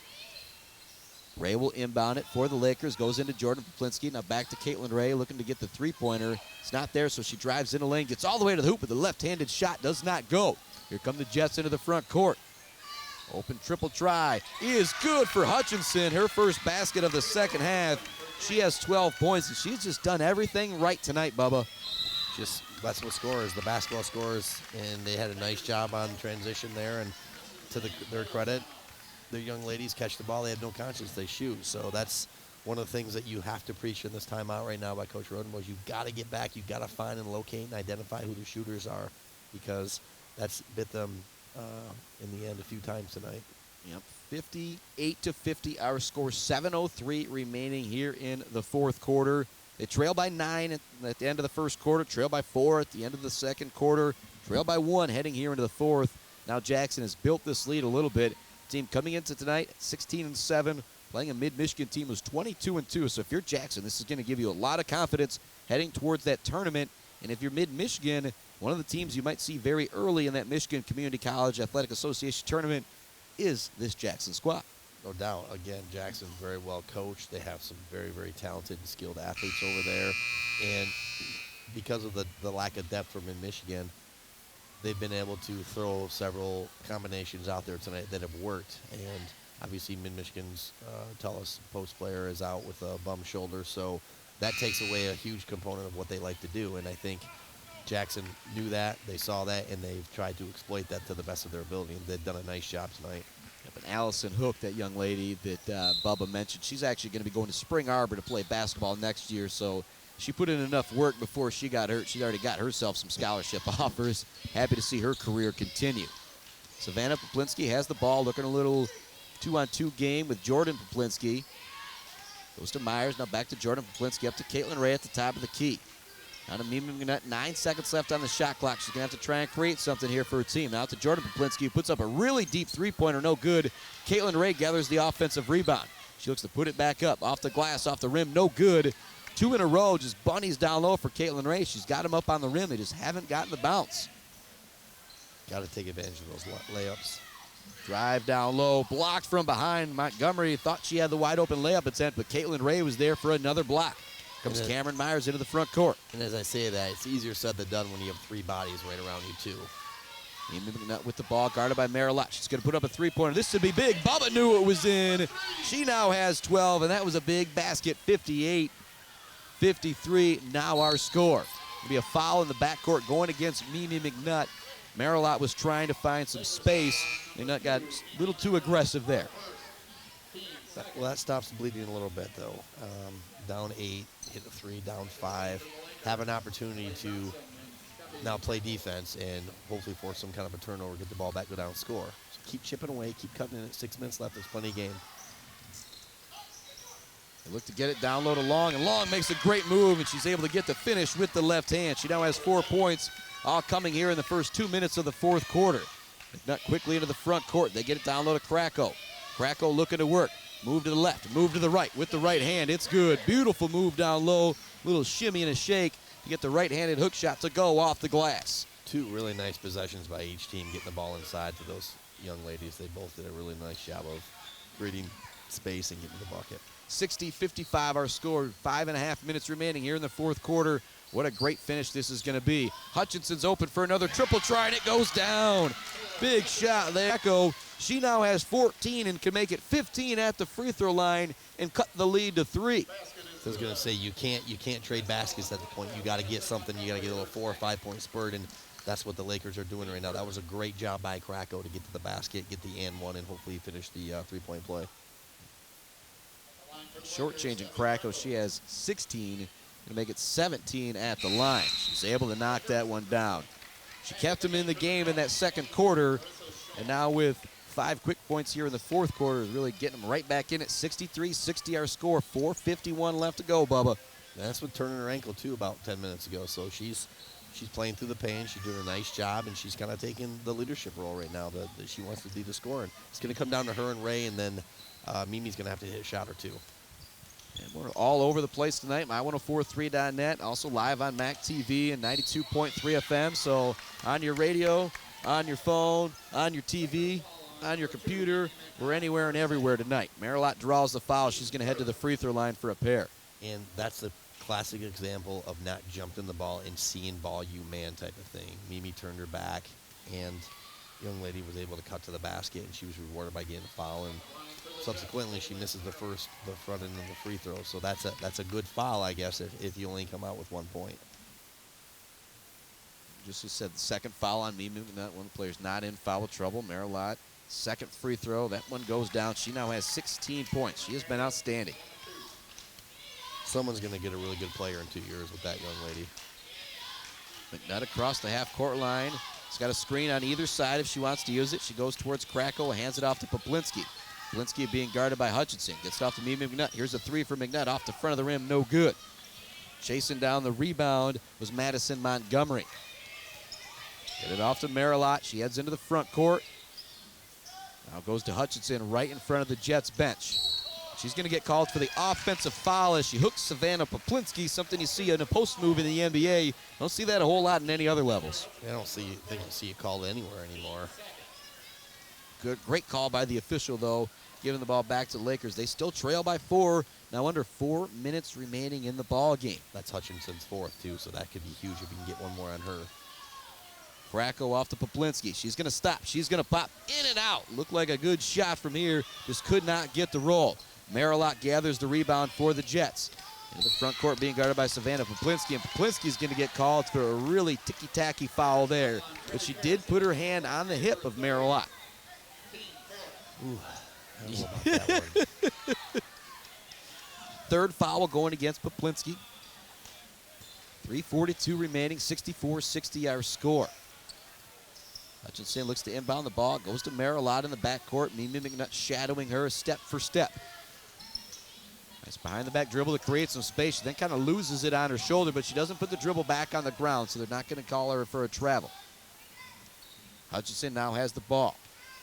Gets a screen from Marilot. 10 seconds left on the shot clock. Not a lot of aggression here on this possession from the Jets. Driving, floating, and making a big shot right there is Madison Montgomery. Her first basket since the first quarter, but the runner is good. Now 66-60. Jackson back on top. I'm waiting for the points to go up there. I believe it went to 66-60. There they are. Now Steffi Krakow has the ball on the wing opposite the Mid-Michigan Laker bench. She's looking to make a move on Taylor Long. It's not there, so she kicks it out to McNutt. McNutt's going to try another triple, and she's going to draw the foul on the three-point play. Maybe a makeup call for that recent call against Poplinski. But McNutt, who hasn't shot the ball all that well tonight, is going to have a chance to step to the free throw line and see 3 go through the net. 2:50 remaining, 66-60. Jackson with the lead. First free throw for Mimi McNutt hits every part of the rim and drops through the hoop. She now has 13 points on the night. Oh, very, very critical free throws. Poplinski and Ellie Johnson ready to get the rebound. Savannah Poplinski, that is. Steffi Krakow, Caitlin Ray in the backcourt ready to play some defense. Second free throw goes down for McNutt. She now has 14. The third one also drops in. Clutch free throws from the sophomore Mimi McNutt. We've got a timeout on the floor from Coach Rodenboh. We'll continue to keep things right here. Let's talk a little bit about little bit more about Mimi McNutt. The fight that she has is a lot of fun, and those were clutch free throws, and she is now 7 of 7 from the free throw line, and I just love to see that. So do I. I mean, the fact she hasn't had a great shooting night, she's 3 for 15. She's still shooting. She's still doing a lot of good things, though. She's getting her teammates involved. She's playing a really stout defense, but she's 7 for 7 from the free throw line. So sometimes the shots don't go in on the perimeter, but you're able to get to the free throw line, and you're able to make up on some of those. Now, that's not going to ever make up for a 3 for 15 night, but it eases the pain a little bit, keeps you within 3. And now what you have to do is you got to turn up the pressure on defense. You got to put Jackson in uncomfortable situations with people who aren't necessarily used to holding the ball. You got to pressure them a little bit, maybe trap a little bit, and do things that take them out of their comfort zone, like I said. And here comes the press once again for the Lakers. Marilott's trapped. She gets it off to Hutchinson. Hutchinson is going to walk with it. Bubba, you called it, man. I don't know what else to say. It's what you do in that situation. It's like you've coached it before or something. I don't know. How well or how good, I don't know, but I mean, I do know the game a little bit. Learned a few things doing it. Yeah, I watched Coach Marley and Coach McIntyre all those years. Ellie Johnson is going to inbound the ball to Mimi McNutt. And now if you're Jackson, you're starting to feel a little bit of pressure here. You only got a 3-point lead. McNutt across the half-court line, gets it to Caitlin Ray. Ray to Savannah Poplinski. Now to Krakow. They're looking to find Caitlin Ray on the post. It's not there. She gets double-teamed. And great recovery off the double-team. Don't allow an open three-pointer for the Lakers. Johnson with the drive. Now to Poplinski. Now to Caitlin Ray. Ray's going to put up the 3. The girls from Jackson College were acting like there was less time on the shot clock, and I think Caitlin Ray fell for it there. She put up the deep 3, and there's still 6 or 7 seconds left to go on the shot clock. Now 2:10 remaining in the ball game. Jets have the ball, and they're up 3. Look to get it down low to Marilot, but Mimi McNutt saw the pass coming from the help side, was able to knock it out of bounds. It's nice to have anticipating that. She just couldn't quite reach it, though, and she tipped it out of bounds. Jets will inbound the ball from underneath their own hoop. Lakers switch into a man-to-man defense. Long pass is going to be tipped by Taylor Long. Caitlin Ray trying to chase it down, but Long gets there first. A lot of contact in the backcourt. No foul call for Long. Marilot gets it back in the front court. Just 5 seconds remaining on the shot clock. Marilot's going to have to make something happen. Great spin move. She gets off the runner, off the rim. No good. Caitlin Ray grabs the board. Great defense from Mimi McNutt, staying with the tough ball handling skills of Marilot. Great pass from Savannah Poplinski to Steffi Krakow. Krakow's the beneficiary. She has 19, and it's a 1-point ball game. Jackson into the front court. Marilot has it. This is who you want with the ball in this situation. 1-point ball game. Mimi McNutt picks her pocket, and McNutt gets called for the foul on the reach-in. A little bit of a late call right there. Looked like that was going to be a clean swipe. But Mimi McNutt drops the ball and heads back to play some more defense. And that's actually going to have Marilot heading to the free throw line. 66-65, Jackson in the lead. Marilot has 16 points. She is 5 of 6 from the free throw line. That's the risk you take, though, when you reach in that situation. It was a great defensive effort by Mimi, but she just got caught on the high side, and the official didn't have the best angles, but it is the right call. First free throw goes down, and a big one right there for Marilot. She now has 17. Comley puts up the second free throw, and nothing but net. Now 18 points on the night for Daylin Marilot. But don't panic if you're mid. You got plenty of time. You've been doing some nice things on offense. You just got to chip away and score. McNutt's going to get a screen from Krakow just to get all the way to the hoop, and she does and gets it to go. Lots of contact on the play, too. McNutt now is 17, and if you're mid-Michigan, you can set up that press once again. Marilot's going to be double-teamed in the backcourt. She gets by both defenders, really showing her ball-handling skills right now. Under a minute remaining, McNutt all over the ball handler. They now get it back to Hutchinson. Hutchinson being guarded by Ellie Johnson. Now to Marissa Shaw. Shaw's going to be fouled by Savannah Poplinski.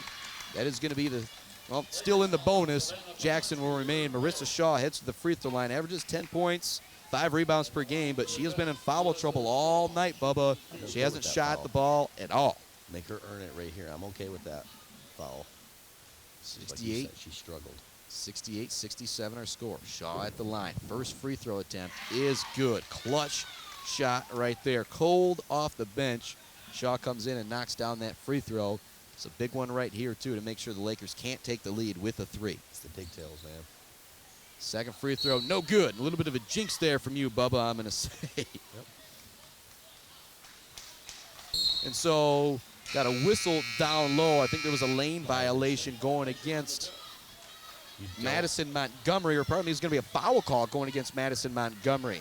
So Lakers got the ball. They trail by 2. 46 seconds remaining. Bubba, this is what's beautiful about basketball, these moments. Yes, run your offense. So you do not need a quick three. Run your offense. Take the best available shot that you can get. Cameron Myers gets it off to Steffi Kracko. Kracko's got 19 on the night. She looks to drive in a lane. Great pass to Caitlin Ray. Ray puts it in with the left hand. What a play from Steffi Kracko to set up Caitlin Ray. And we're all tied at 69 apiece. Half a minute remaining, about a second and a half difference, or 2 seconds difference between the shot clock and the game clock. Now it looks like Jackson is going to hold for the final shot. Shaw puts it on the deck. Might have been a double dribble there. No call, though. They work it around. Now 10 seconds remaining. Marilot now to Shaw. Shaw puts it on the deck, looking to drive. There's going to be an offensive foul called on Shaw. What a play from Savannah Poplinski as she used her off arm, and that is going to be her 5th foul.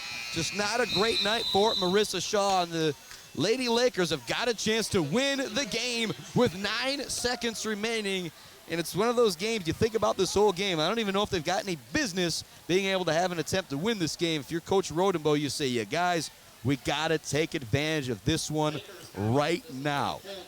No, this is absolutely the position you wanted to be in, being down 9 early on after being up a few points and having some momentum, and pretty much everything that you were taking out of everything that you do well tonight, that you kept battling, chipping away, and got at 69 now with 9 seconds to go, and you have 5 different options on the court. That's the nice thing about this team, is that any one of the young ladies who's going to be on the court for Mid-Michigan right now can step up, because they're all the stars in high school, so they're all used to that moment, so it's nothing new to them.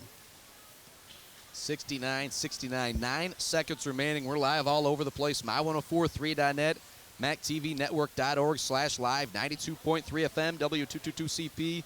So anywhere and everywhere, if you know somebody that wants to listen in or watch, they can log in right now and check out the final 9 seconds of this ball game. And the boys coming up right after this, they've got a lot to live up to, don't they, Bubba? Oh, yeah, there's no doubt. This has been a phenomenal game, and seeing them over there getting all hyped up, getting ready to go, it should be another great contest as well. But right now, focus on this game is that Coach Rodenboh is probably going to let McNutt do her thing.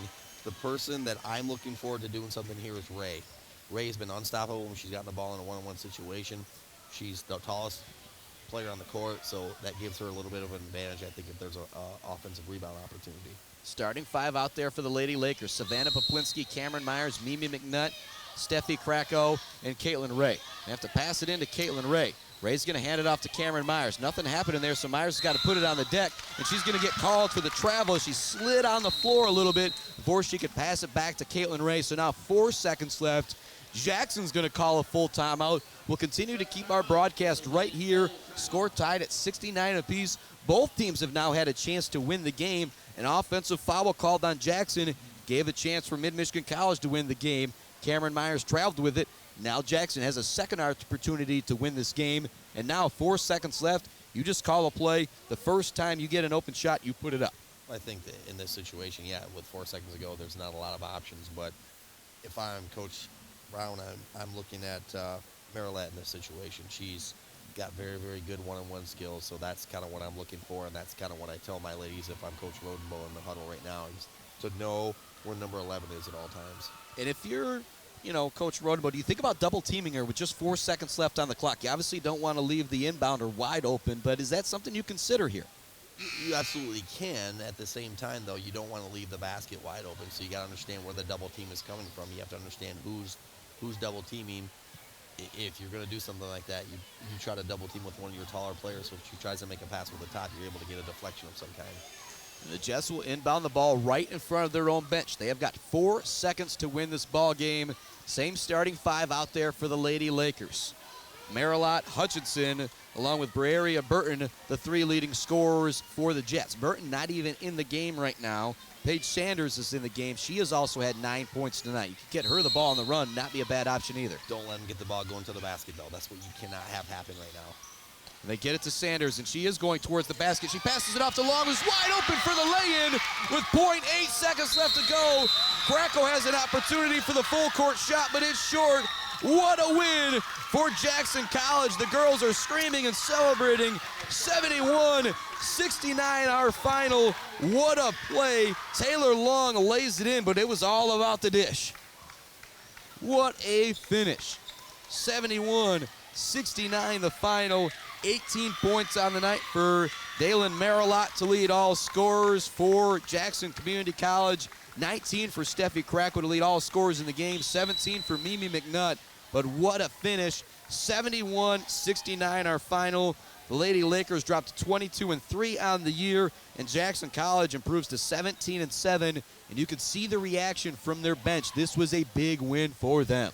Huge, because the benchmark in this conference has been the Mid-Michigan Lady Lakers, and for them to come up here and on a Wednesday night is a huge win for their coaching staff, their players, and their program. So certainly congratulations to Jackson. They did everything they needed to do to win this game. And you know, on a sour note for Mid-Michigan, it's like, yeah, okay, we lost.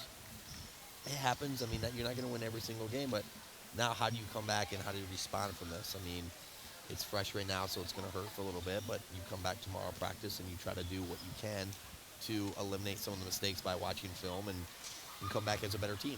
71-69 our final. We got your Mid-Michigan College Foundation post-game show coming right up. 92.3 FM, W222CP, my1043.net, and at MacTVNetwork.org/.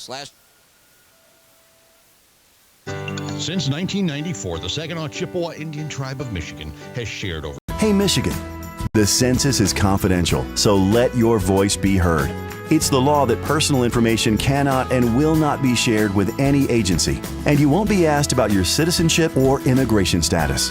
Don't let rumors, misunderstandings, and misinformation prevent you from filling out the census. Your voice does count. Be sure to fill out your census in the spring of 2020. Everyone counts, everyone wins. To learn more, please visit myvoicecounts.org. Sports are about more than just a game. High school sports bring the community together. Whether you're cheering for a touchdown, three-pointer, home run, or an ace, you share something in common. That's why MacTV Network is proud to be part of the community. We bring the spotlight to your athletes. MacTV Sports is the home of St. Louis, Mount Pleasant, St. Gotthard Academy, Clare, and Harrison. MacTV Sports, your town, your team, your sports.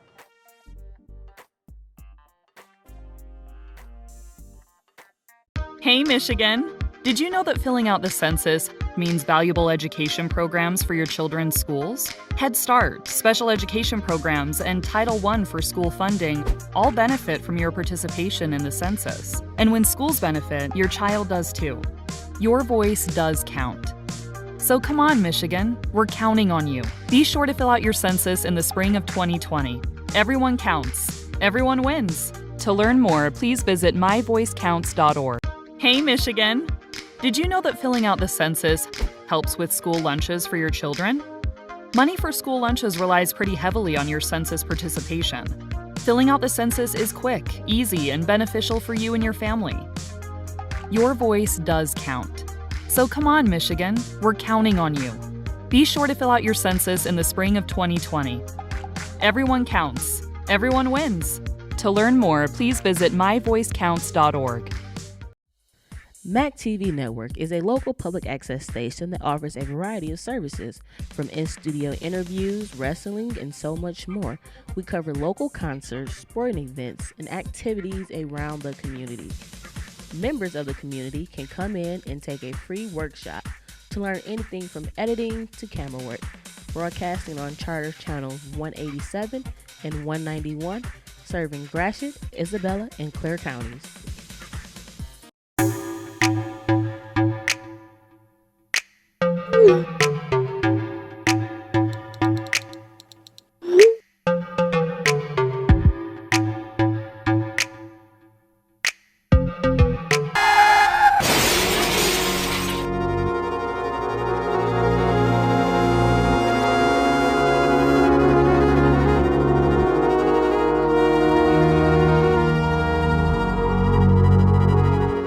Hey, Michigan, did you know that filling out the census helps fund life-saving medical programs?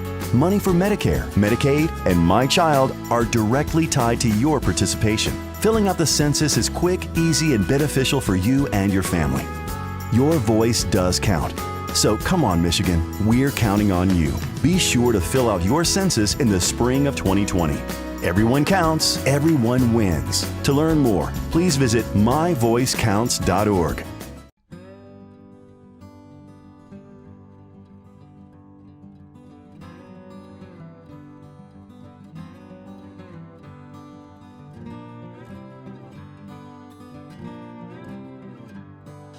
Hi, I'm Keith, and I've been on the St. Louis Fire Department for 40 years now.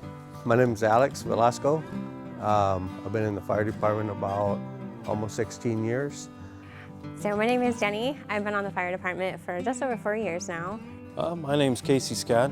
It's been 11 years now that I've been on the fire department here in St. Louis. My name's Sean. I've been a St. Louis firefighter for a little over 3 years now. It's a big, happy family. Can't get a better group to work with, that's for sure. But if you want to be a firefighter, it's something that not everybody can experience unless you got the heart for it. But it is well worth it. So one of the reasons why I joined was because my older brother was on it, and I just watched him go through these amazing transformations in who he was to who he became, and I had the same drive and passion as he did, and I wanted in on that. We're there to support each other. We're like a big family in the fire department. We were dispatched to someone that was in cardiac arrest, and when we got on the scene, the woman was clinically dead on the floor, and after working on her for a little bit, we got her pulse back. We loaded her in the ambulance. I was fortunate enough I got to ride in the ambulance to help the paramedics on the way to the hospital. And on our way there, an amazing thing happened. Her eyes popped open and she could breathe on her own. And by the time we got to the hospital, she was talking to us. We need more firemen. We're not alone, but we need people to step up. It's a fulfilling job, something that gets to you. Is it everybody's thing? I can say not everybody's thing, but in general, most people, when they get a good taste of it, it's important to them and in their lives and in their families.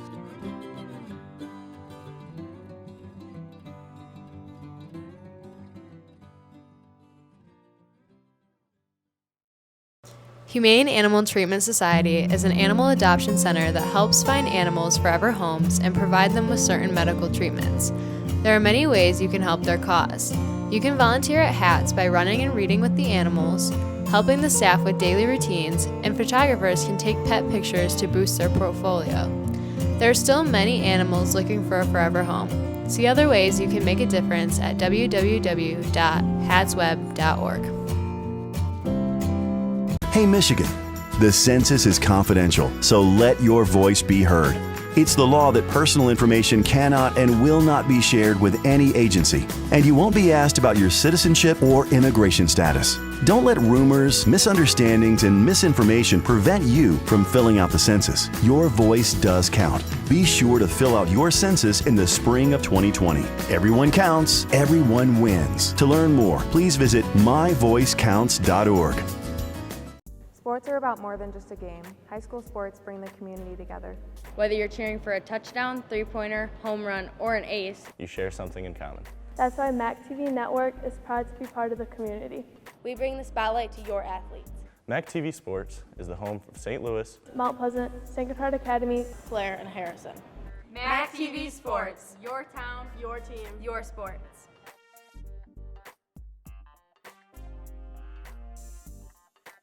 Hey, Michigan! Did you know that filling out the census means valuable education programs for your children's schools? Head Start, special education programs, and Title I for school funding all benefit from your participation in the census. And when schools benefit, your child does too. Your voice does count. So come on, Michigan, we're counting on you. Be sure to fill out your census in the spring of 2020. Everyone counts. Everyone wins. To learn more, please visit myvoicecounts.org. Hey, Michigan! Did you know that filling out the census helps with school lunches for your children? Money for school lunches relies pretty heavily on your census participation. Filling out the census is quick, easy, and beneficial for you and your family. Your voice does count. So come on, Michigan, we're counting on you. Be sure to fill out your census in the spring of 2020. Everyone counts. Everyone wins. To learn more, please visit myvoicecounts.org. MAC TV Network is a local public access station that offers a variety of services, from in-studio interviews, wrestling, and so much more. We cover local concerts, sporting events, and activities around the community. Members of the community can come in and take a free workshop to learn anything from editing to camera work. Broadcasting on Charter Channels 187 and 191, serving Gratiot, Isabella, and Clare counties.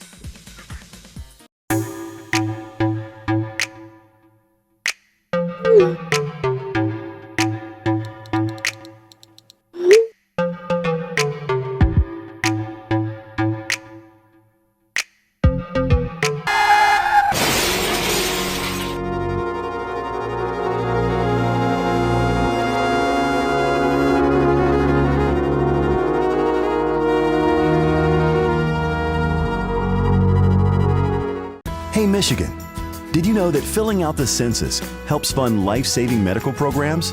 Money for Medicare, Medicaid, and My Child are directly tied to your participation. Filling out the census is quick, easy, and beneficial for you and your family. Your voice does count. So come on, Michigan, we're counting on you. Be sure to fill out your census in the spring of 2020. Everyone counts, everyone wins. To learn more, please visit myvoicecounts.org.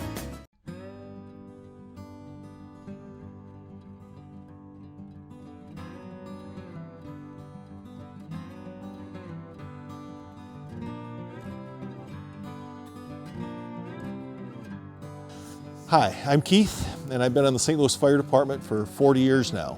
My name is Alex Velasco. I've been in the fire department about almost 16 years. So my name is Jenny. I've been on the fire department for just over 4 years now. My name's Casey Scott. It's been 11 years now that I've been on the fire department here in St. Louis. My name's Sean. I've been a St. Louis firefighter for a little over 3 years now.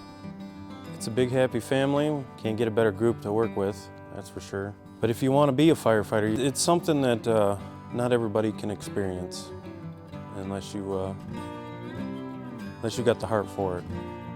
But it is well worth it. So one of the reasons why I joined was because my older brother was on it, and I just watched him go through these amazing transformations in who he was to who he became, and I had the same drive and passion as he did, and I wanted in on that. We're there to support each other. We're like a big family in the fire department. We were dispatched to someone that was in cardiac arrest, and when we got on the scene, the woman was clinically dead on the floor, and after working on her for a little bit, we got her pulse back. We loaded her in the ambulance. I was fortunate enough I got to ride in the ambulance to help the paramedics on the way to the hospital. And on our way there, an amazing thing happened. Her eyes popped open and she could breathe on her own. And by the time we got to the hospital, she was talking to us. We need more firemen. We're not alone, but we need people to step up. It's a fulfilling job, something that gets to you. Is it everybody's thing? I can say not everybody's thing, but in general, most people, when they get a good taste of it, it's important to them and in their lives and in their families.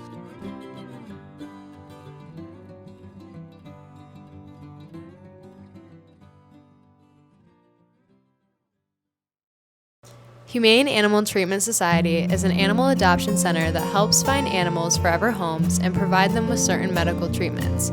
There are many ways you can help their cause. You can volunteer at HATS by running and reading with the animals, helping the staff with daily routines, and photographers can take pet pictures to boost their portfolio. There are still many animals looking for a forever home. See other ways you can make a difference at www.hatsweb.org. Hey Michigan, the census is confidential, so let your voice be heard. It's the law that personal information cannot and will not be shared with any agency, and you won't be asked about your citizenship or immigration status. Don't let rumors, misunderstandings, and misinformation prevent you from filling out the census. Your voice does count. Be sure to fill out your census in the spring of 2020. Everyone counts, everyone wins. To learn more, please visit myvoicecounts.org. Sports are about more than just a game. High school sports bring the community together. Whether you're cheering for a touchdown, three-pointer, home run, or an ace, You share something in common. That's why MAC TV Network is proud to be part of the community. We bring the spotlight to your athletes. MAC TV Sports is the home of St. Louis, Mount Pleasant, St. Gotthard Academy, Claire, and Harrison. MAC TV Sports. Your town, your team, your sports.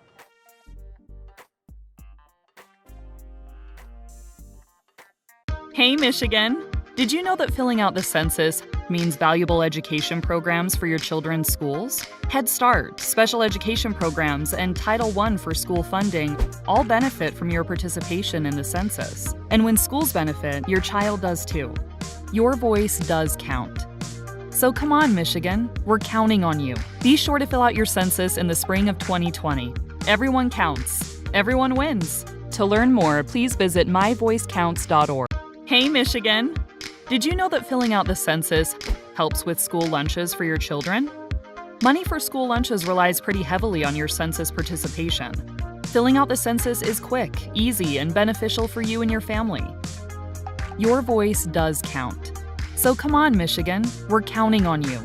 Be sure to fill out your census in the spring of 2020. Everyone counts. Everyone wins.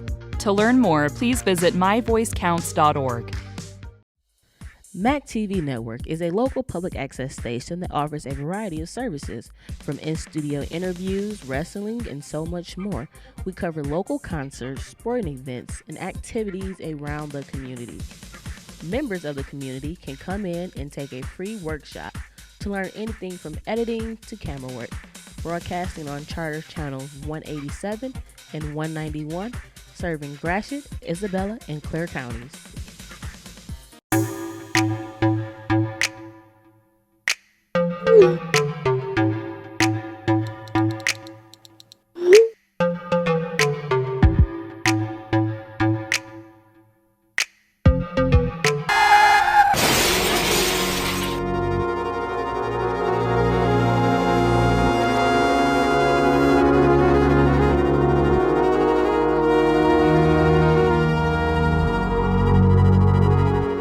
Hey, Michigan, did you know that filling out the census helps fund life-saving medical programs? Money for Medicare, Medicaid, and My Child are directly tied to your participation. Filling out the census is quick, easy, and beneficial for you and your family. Your voice does count. So come on, Michigan, we're counting on you. Be sure to fill out your census in the spring of 2020. Everyone counts, everyone wins. To learn more, please visit myvoicecounts.org.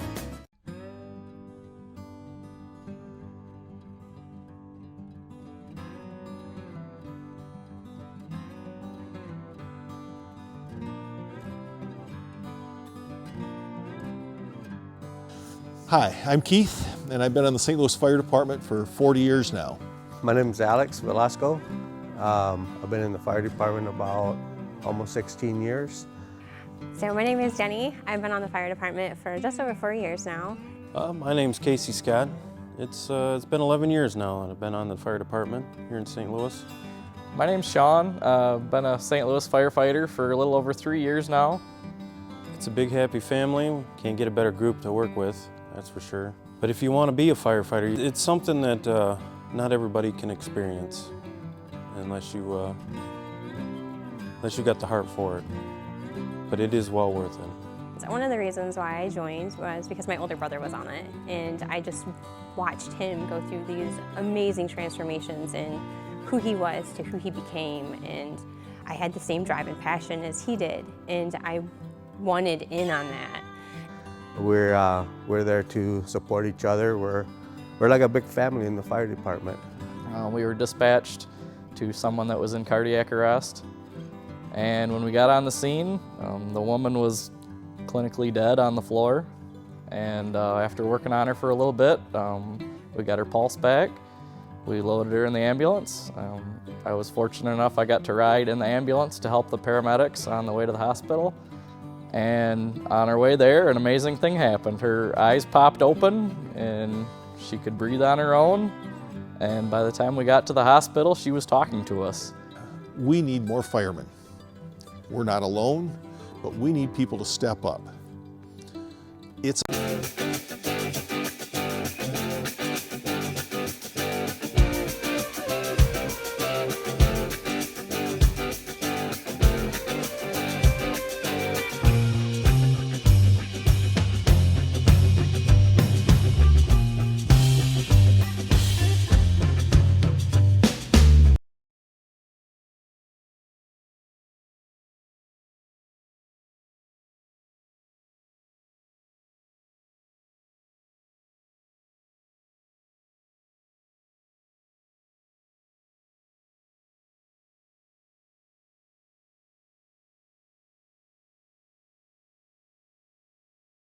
Lakers. Go Lakers. Welcome back to Maury Courts. We're all set up for Mid-Michigan Lakers basketball, and welcome back on in to the MAC TV portion of our shows. We're all over the airwaves tonight, Bubba. 92.3 FM, my1043.net, and at MacTVNetwork.org/live. You have no choice but to listen to us tonight. Well, that's fantastic. Now, Bob was here earlier tonight, so are we live in Hawaii where his son can listen to us? Hey, yeah, my1043.net. Yep, if you wanted, if our great Marine, Michael Peters, wanted to tune in, he could tune in worldwide at my1043.net. I've even got some my friend Gina worked at an orphanage down in Haiti in Port-au-Prince. Wow. I've got a buddy, Appleos, down there who still tunes in from time to time. He always wants to hear Michael Jackson. The GOAT. Yep, we got 20 minutes on the clock here. He's starting 5 for the Jackson Jets being introduced right now. They're starting 5 for the Mid-Michigan Lakers. I believe I can guess it. It's going to be JaVale Lewis, Dre Tuneman, Arion Evans, Jalen Rutherford, and I'm going to say Isaac Hungerford is going to come off. As I'm trying to look over there at all the players. We'll get that starting lineup, but it's also being introduced right now for Jackson College. Isaiah College, Ray Johnson, who comes into tonight averaging 9 points and 8 rebounds per game.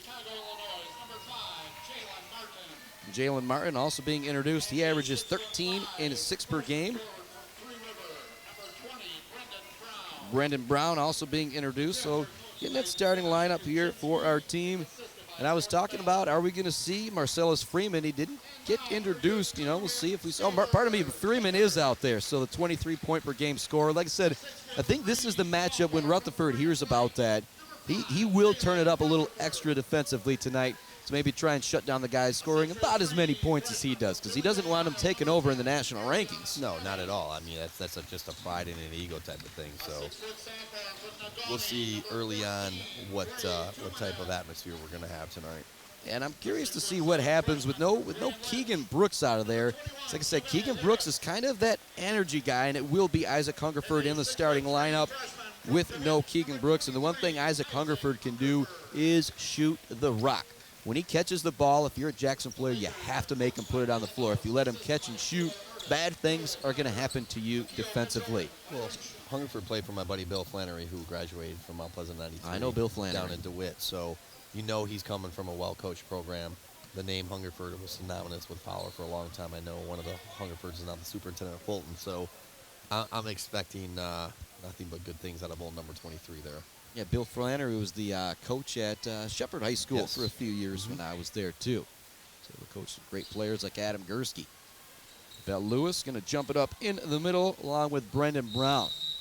And usually the last couple times we've been here, it seems like the Mid-Michigan Lakers have been outsized, especially with Kuiper out, but it seems like they might have some size. Tap is won by Lewis, but it goes right into the hands of Marcellus Freeman, and he shows his speed as he gets to the basket in about a half a second and lays it in. 2-0, Jackson College on top. Tuneman across the half-court line, running the point guard duties for the Mid-Michigan Lakers. Goes to Rutherford, now back to Tuneman, trying to set him up for a three. Good defense from Freeman, chasing him around. They go down low to Lewis. Lewis uses his size to get in down low and drop it in. He has really improved so far this year as a freshman. Good-looking athlete, good post moves, good confidence.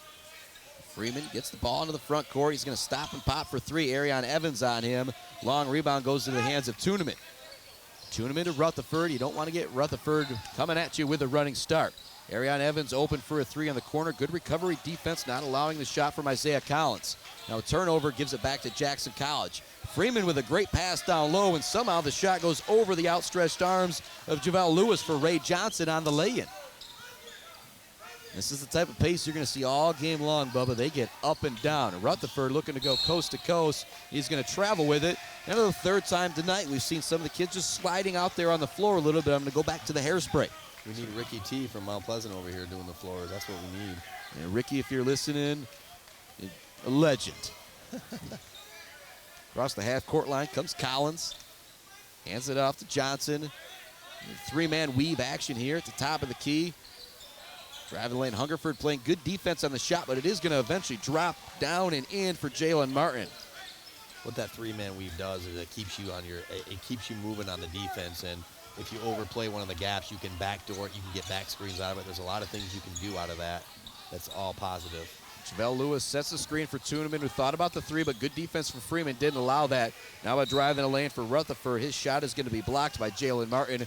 Good help defense there from the backside from the Jackson team. 18-17 left here in the first half now. As we move from quarters to half, Chris Spotman, Bubba McClain coming to you live all over the place. MAC TV, 92.3 FM, and my1043.net. 7 seconds left on the shot clock now for Rutherford. He's going to take a step-back three-pointer from the top of the key off the back of the rim. No good. Lewis skying for the rebound. It's out of reach of his outstretched arms. It goes to Brown. Quickly into the front court comes Jackson. Isaiah Collins gets the shot to drop in. A lucky roll that time. Friendly rims here at Maury Courts.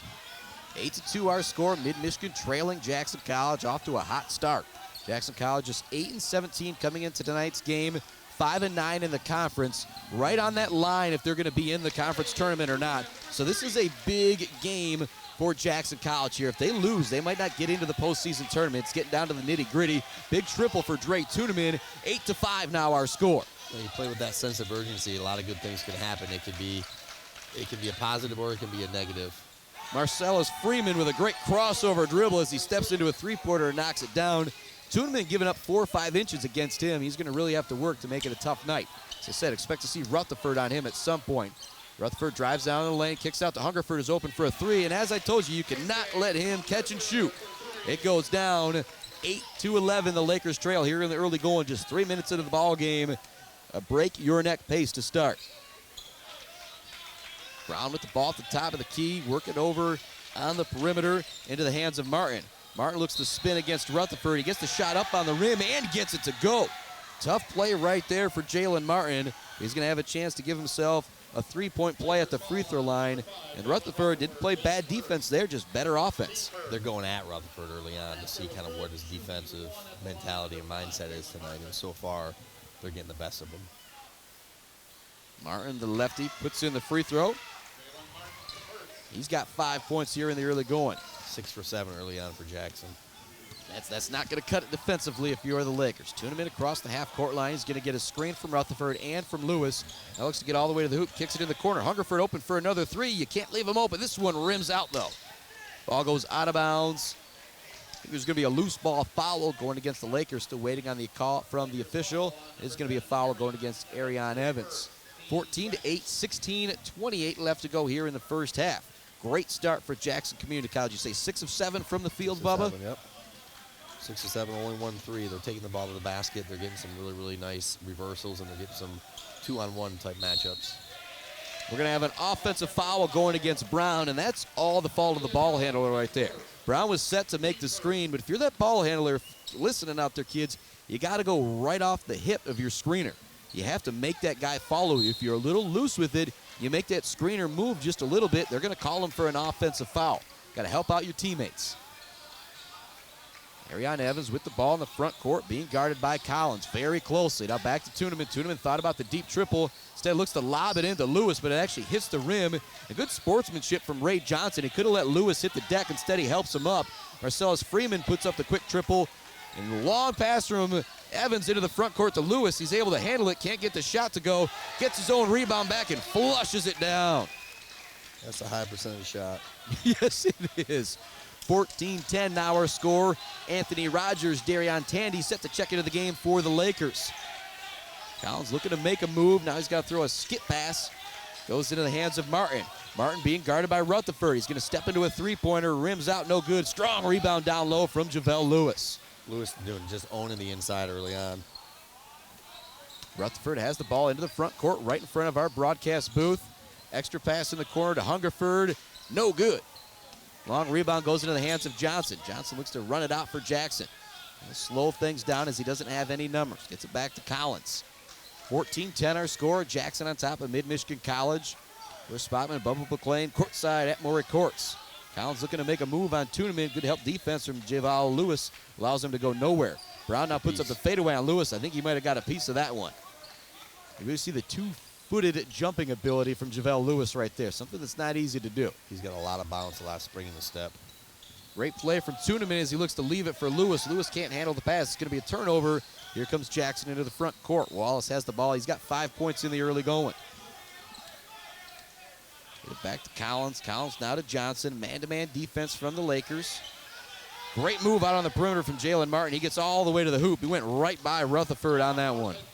Jalen Martin now with 7 points here in the early going. As you said, they're attacking Rutherford, and Martin's making them pay. He's a very, very talented, skilled young man. He's got a really, really nice fluidity to his game. And we talked about James Harden earlier. He's got that kind of that James Harden kind of look to him. And lefty out there, too. Him and Rutherford, two lefties matching up against each other. Rutherford's now going to step back into a three-pointer, and off the glass, almost goes in. But the bank, what is it, 7:45? The bank is not open. The bank is not open. Substitutions coming in for both teams. It said Tandy, Anthony Rogers coming in, replacing JaVale Lewis and Rutherford. So your 5 Lakers out there: Arion Evans, Darion Tandy, Isaac Hungerford, Anthony Rogers, and Dre Tuneman. Anthony Rogers was redshirted for a while, Bubba, but since Kuipert went out, they've brought him in, and he has been outstanding. Tuneman's open for a three-pointer in the corner. Great inbounds play. Triple is no good, but Rogers gets his own rebound, and then he puts it on the deck. Layup attempt is no good. The rebound gathered by Jackson College, and heading into the front court is Savion Gray into the game for the first time. Gets it off to Freeman. Freeman with a great pass down low. Shot no good. Might have been a block from behind by Rogers. Martin couldn't get the finish down low. Got a piece of it to negate the direction of the ball. Good move from Arion Evans, allowing him to step into a three-pointer. It's long, and Michigan struggling from the field right now. Evans looks to pass it to Rogers. Rogers was already cutting for the dunk, though, I think. Kick it out. Tuneman open for a three. You can't leave him open, and he knocks it down. Dre Tuneman with 2 threes here in the first half. 16-13 now our score. The Lakers trailing by 3. He's a catcher. He catches it and he shoots it. He's got a lot of air underneath his jump shot. Release it at the height of his jump, and that's a very, very confident young man. Got a foul as Freeman was looking to cut to the hoop. I believe that's going to go against Arion Evans. And a kid who's played for Caleb House now for 2 years has earned the right to shoot those shots in practice and knocking down some big shots in ball games. You're a kid like him and you get that green light.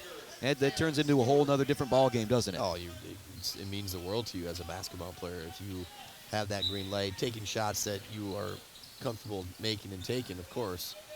It doesn't give you necessarily the time to just come down and fire from anywhere you want inside half court, but you got to pick your poison and pick your opportunities, and that's what he's doing so far. He's not doing anything that's telling me that he's not comfortable in this situation. Hungerford gets called for the foul. 4th team foul going against the Lakers. Jackson will inbound it from underneath their own hoop, looking to set up Freeman for an open triple try in the corner, but Tim Stewart is there playing some great defense as he's fresh into the game for the Lakers. And he knocks that one away.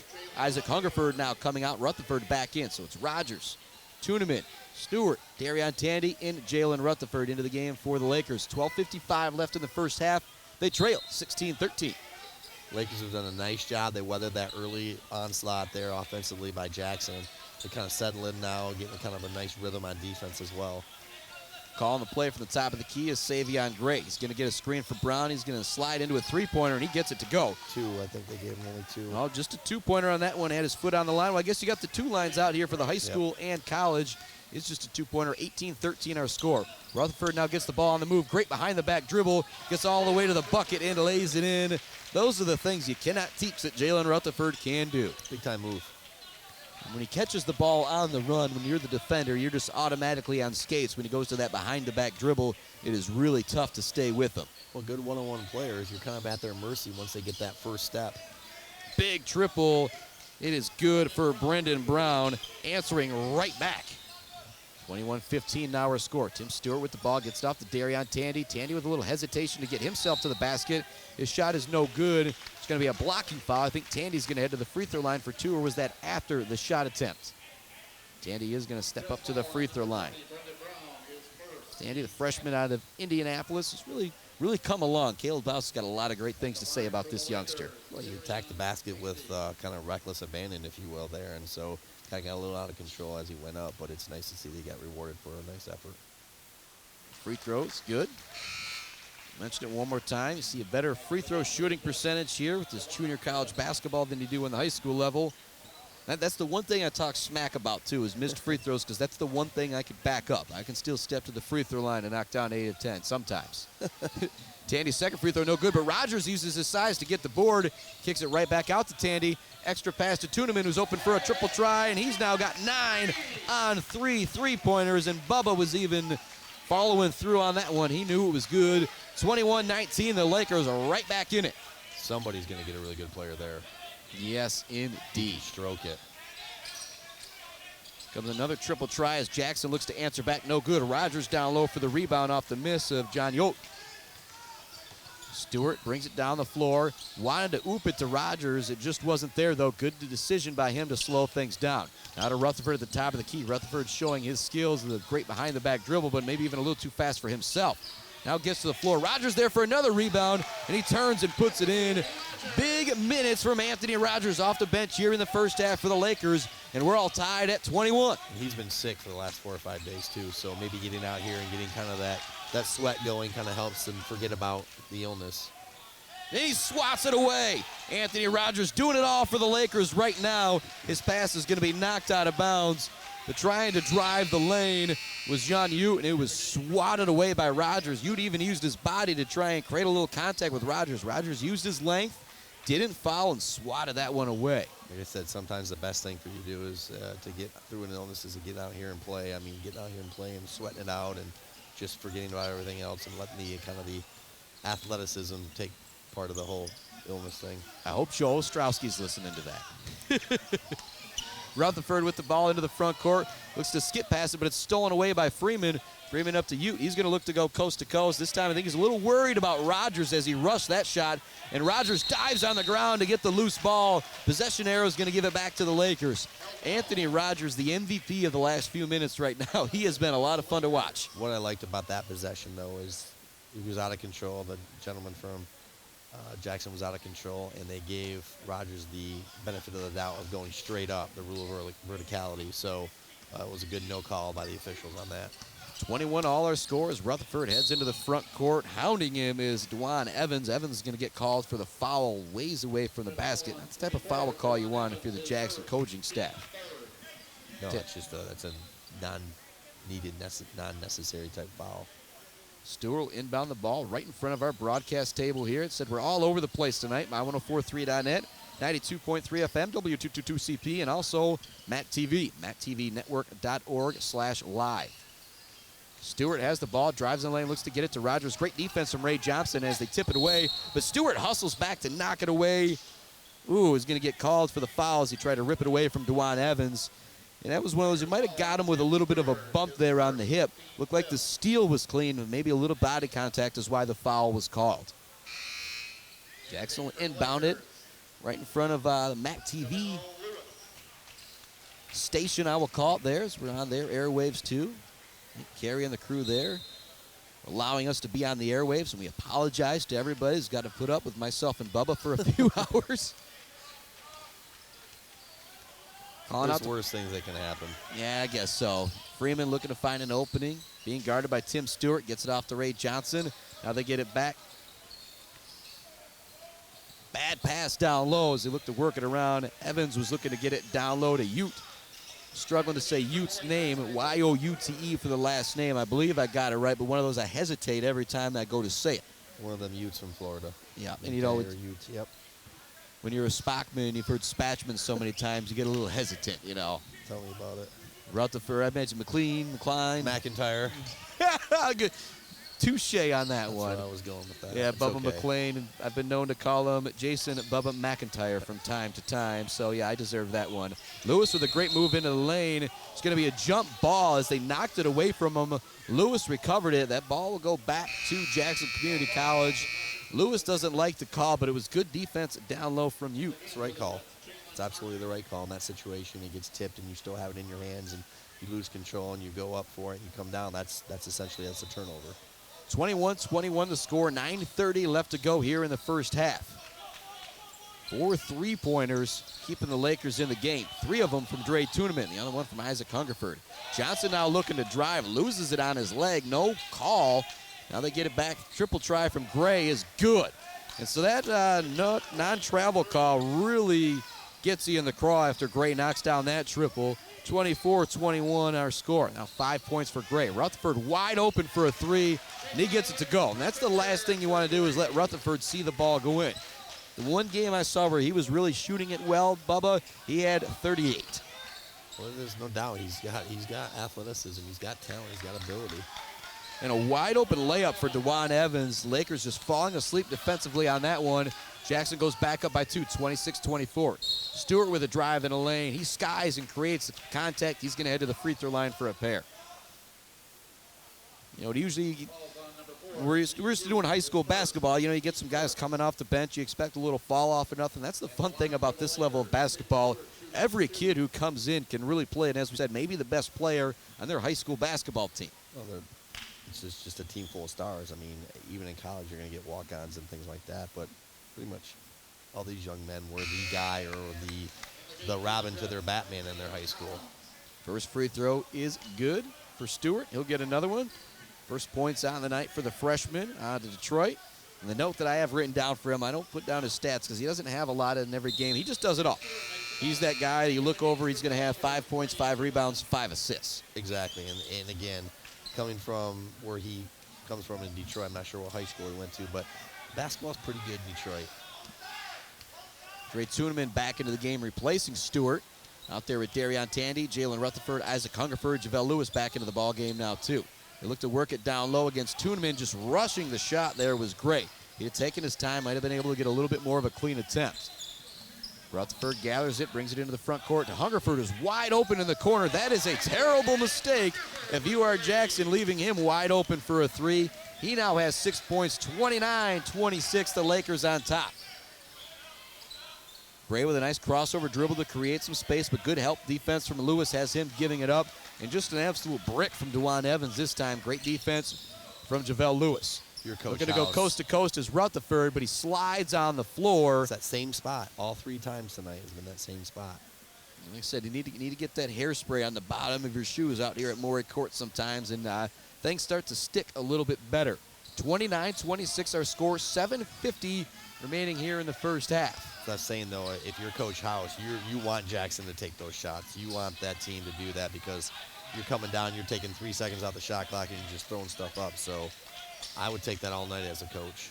Ray Johnson gets in the lane, and a good finish with the left hand. He now has 4 points. I don't know if we've seen him come out of the game yet. He's done a lot of good things for Jackson out there. Playing nice defense right now, too. I've been kind of watching him as the game's progressed. And he's having to guard JaVale Lewis right now, too. I'd say he's given up about 6 inches out there. Oh, yeah.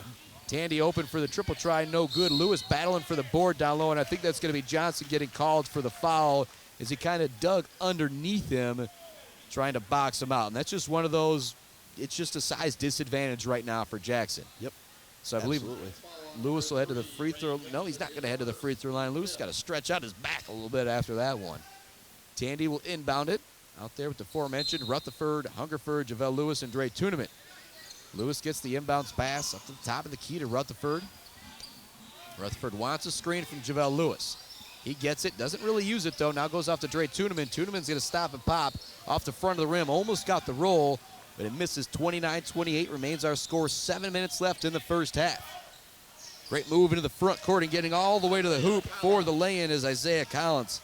He has 4 points. Quick first step on that. Once he got the ball down on the floor, there wasn't much that Mid-Michigan could do to stop him. Yeah, if I was playing him and pick up basketball after he went by me like that one time, I'm going to say, we're going to need to switch.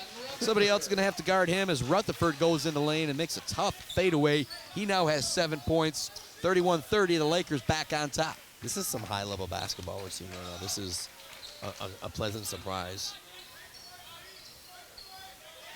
Johnson with the ball at the top of the key, being guarded by Hungerford. And the one thing that I love, here comes the triple try, no good from Dewan Evans. Rebound goes to Rutherford, but he has it stolen away, and a great move down low. Create him some space for the shot is Savion Gray. He now has 7 points off the bench. He may have been the best offensive player here in the first half for this Jackson team. He's kind of all over the place. He's been doing a nice job running the point. He's been doing a nice job at hitting shots. As Rutherford scores again. Rutherford with a Euro step into lane and a finish with the left hand. He's now got 9 here in the first half. And we go back and forth, back and forth. The Lakers back on top by 1, 33-32. Gray looks to Euro step in between Rutherford and Tuneman. Good defense from those two, just kind of standing there, allowing the contact to happen. Now here comes Rutherford. Great defense helping him out. Juwan Evans comes in and knocks it away from Rutherford. Now Evans into the front court. He's going to step away. It looked like he maybe traveled with it, but he just kind of goes right into a block for JaVale Lewis. Those are the blocks you dream about if you're JaVale Lewis. Guy going up with the outstretched arm, and you just get to put your hand right on the ball and send that player to the floor. Well, that's anticipating the movement by the Jackson player, and he just outstretches his arms and send it in the first row there. And our first pretty much stoppage in play with a 30-second timeout from Jackson. 33-32 our score with 5:39 left in the first half. I'll let you say it again, Bubba. This is some unbelievable basketball we're watching here, isn't it? Great talent. I mean, two well-coached teams, guys who have a high skill level and a high desire to play at another level, and so that's why we're seeing this right now. And it's up and down, it's back and forth. Again, the athleticism that I'm seeing right now is second to none from the level that I've seen before. So, like I said, it's a pleasant surprise what I've seen so far, and the nature of how hard these kids are playing too. The competitiveness is something that I wasn't sure about either, because the junior college level gets a knock sometimes on maybe not necessarily kids that play hard, but that's nothing can be further from the truth here right now. The competition level and each young man competing as hard as they are is fun to watch. And Lakers setting up a little bit of a, thought it was a press, but Jackson almost seemed like they forgot which end of the court they were on, as a lot of them started streaking towards the other side of the hoop. They get it in. Johnson now makes a move on Enrique Andrade, who's into the game for the first time, and he gets to the hoop and is able to finish. He now has 6 points. Andrade, Micah Kramer also back out there with Isaac Hungerford, Darion Tandy, and Dre Tuneman remain in the game for the Lakers. 34-33, Jackson goes back on top after that last basket. Tuneman now has it, being guarded by Marcellus Freeman. He gets a screen from Andrade. Andrade rolls on the screen. A lot of contact as he looks to lay it in with the left hand. Andrade's going to head to the free throw line for a pair of free throws. The freshman out of Buckley via Brazil. And a nice surprise for the Lakers. Freeman over getting some instructions from his coach. Jackson leads by 1 coming into tonight, 5-9 in conference play. They pretty much got to win to make sure they can get in the conference tournament. And if you're the Lakers, you want to try and get yourself a home game in that conference tournament. What these two teams are playing for here today. Andrade misses the first, but he gets the second one to go. We're all tied up at 34 apiece. 5 minutes remaining here in the first half. Well, anytime you have an opportunity to play on your home floor and you don't have to travel is a win-win. Nice move in the lane, and it's Johnson again. He has 8 points here in the first half, only averages 9 points per ball game. Making up some of that scoring load as Marcellus Freeman only has 5. Tuneman's going to get a screen. Johnson doesn't come out and guard him, so he steps into another dribble, and he gets it to go. Now 4 threes in the first half for the sophomore from the Upper Peninsula. It is 37-36. The Lakers back on top. Micah Kramer out there guarding Isaiah Collins. Collins gets by him. There's going to be a foul, but it's on the floor. And the first time I've seen Micah Kramer into the ball game this year for the Lakers. Excited to see the freshman from Unionville-Sebewaing. Well, one thing about Tuneman, it's impressive to me so far, is his motor. Defensively, he's been in the right spots. No one's really done much on him, and offensively, he moves well without the basketball. He catches the ball. First thing he does is he gets in triple threat, and he looks at the rim. Great drive, and lay-in is good for Isaiah Collins, and he draws the foul, so he's going to head to the free throw line, look for the old-fashioned three-point play. And let's talk a little bit about Negaunee right now. I believe they've only got 1 loss on the season this year. They were one of the teams that beat Marquette, Class A school. I believe they're a Class C school, so quite the program up there. You have to ask Tuneman about that at some point. I think they've had a nice thing going for a number of years. If I'm not mistaken, was that the team that had the controversial ending with Palama, Westphalia? It may have been. We'll have to do some more research, and we'll get back to everybody. Free throw was good for Collins. He's got 7 points, and it's a 2-point advantage for Jackson College. 4:10 remaining in the first half. Tuniman looks to create an opening. Good up fake. Even better defense from Freeman, not staying on the ground. Goes to Andrade. He gets to the hoop, lays it in with the left hand, and he draws the foul. Ricky Andrade only averages a few points per game, just out there to play big for these Lakers. Anytime he puts up some points, it is a big deal. He's got 3, can make it 4 at the free throw line, and can give the Lakers back the lead. We've gone back and forth last few minutes of this first half. Yeah, a lot of positive minutes for this young man, traveling all the way from Brazil. I wonder if he was maybe an exchange student, decided to stay here, but nice-looking athlete, good-looking frame on him, good skill too. First free throw for Andrade, or the free throw for Andrade is good as he finishes the 3-point play. 4 quick points. Lakers go up 40-39. Lewis set to check back in. Probably will replace Andrade after his solid few minutes. Drive in the lane, shot is up and good, and drawing the foul is Freeman. Freeman with 7 points, and he can add to it at the free throw line. That was a great finish right there. Took a lot of contact on his shooting arm too, and still got it off the glass and in. He's very wiry, he's very thin, but what he has is a pretty strong base. He's got great athleticism, and for as wiry, thin as he is, he's pretty strong out there with the ball. Yeah, some of those guys like the Kevin Durant type bodies, they don't get any credit for being strong. The thing that people forget about, they just have no fat on them. So even if they got some muscle, they're just still skinny guys. Oh, sure. I mean, and then Kevin Durant, when he first came in the NBA, he couldn't even bench 185. And people made a really big deal out of it. And the Portland Trailblazers just might have passed on him because of that. Probably still regretting it to this day. I think after 10 years in the league, obviously he's recovering now with his Achilles, but I mean, you just evolve. So, certain body types mature later than others, maybe physically and talent-wise. There's no doubt about it. He's one of the probably 5 most talented players that ever set foot on the court. Yeah, but we're all behind yourself and I. Yeah, that's right.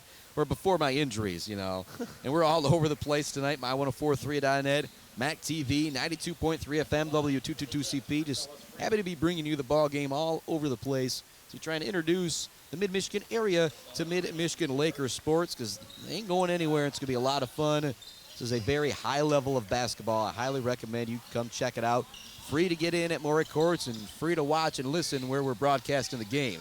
Rutherford with a drive in the lane. His shot attempt is no good. Lewis tips the ball a couple times to try and keep possession for the Lakers, but it ends up in the hands of Isaiah Collins. Collins with a step-back 2-pointer, and that is good. Beautiful move right there from Isaiah Collins. He now has 9 points. What I liked about what he did there is he always had his head up. He was always looking.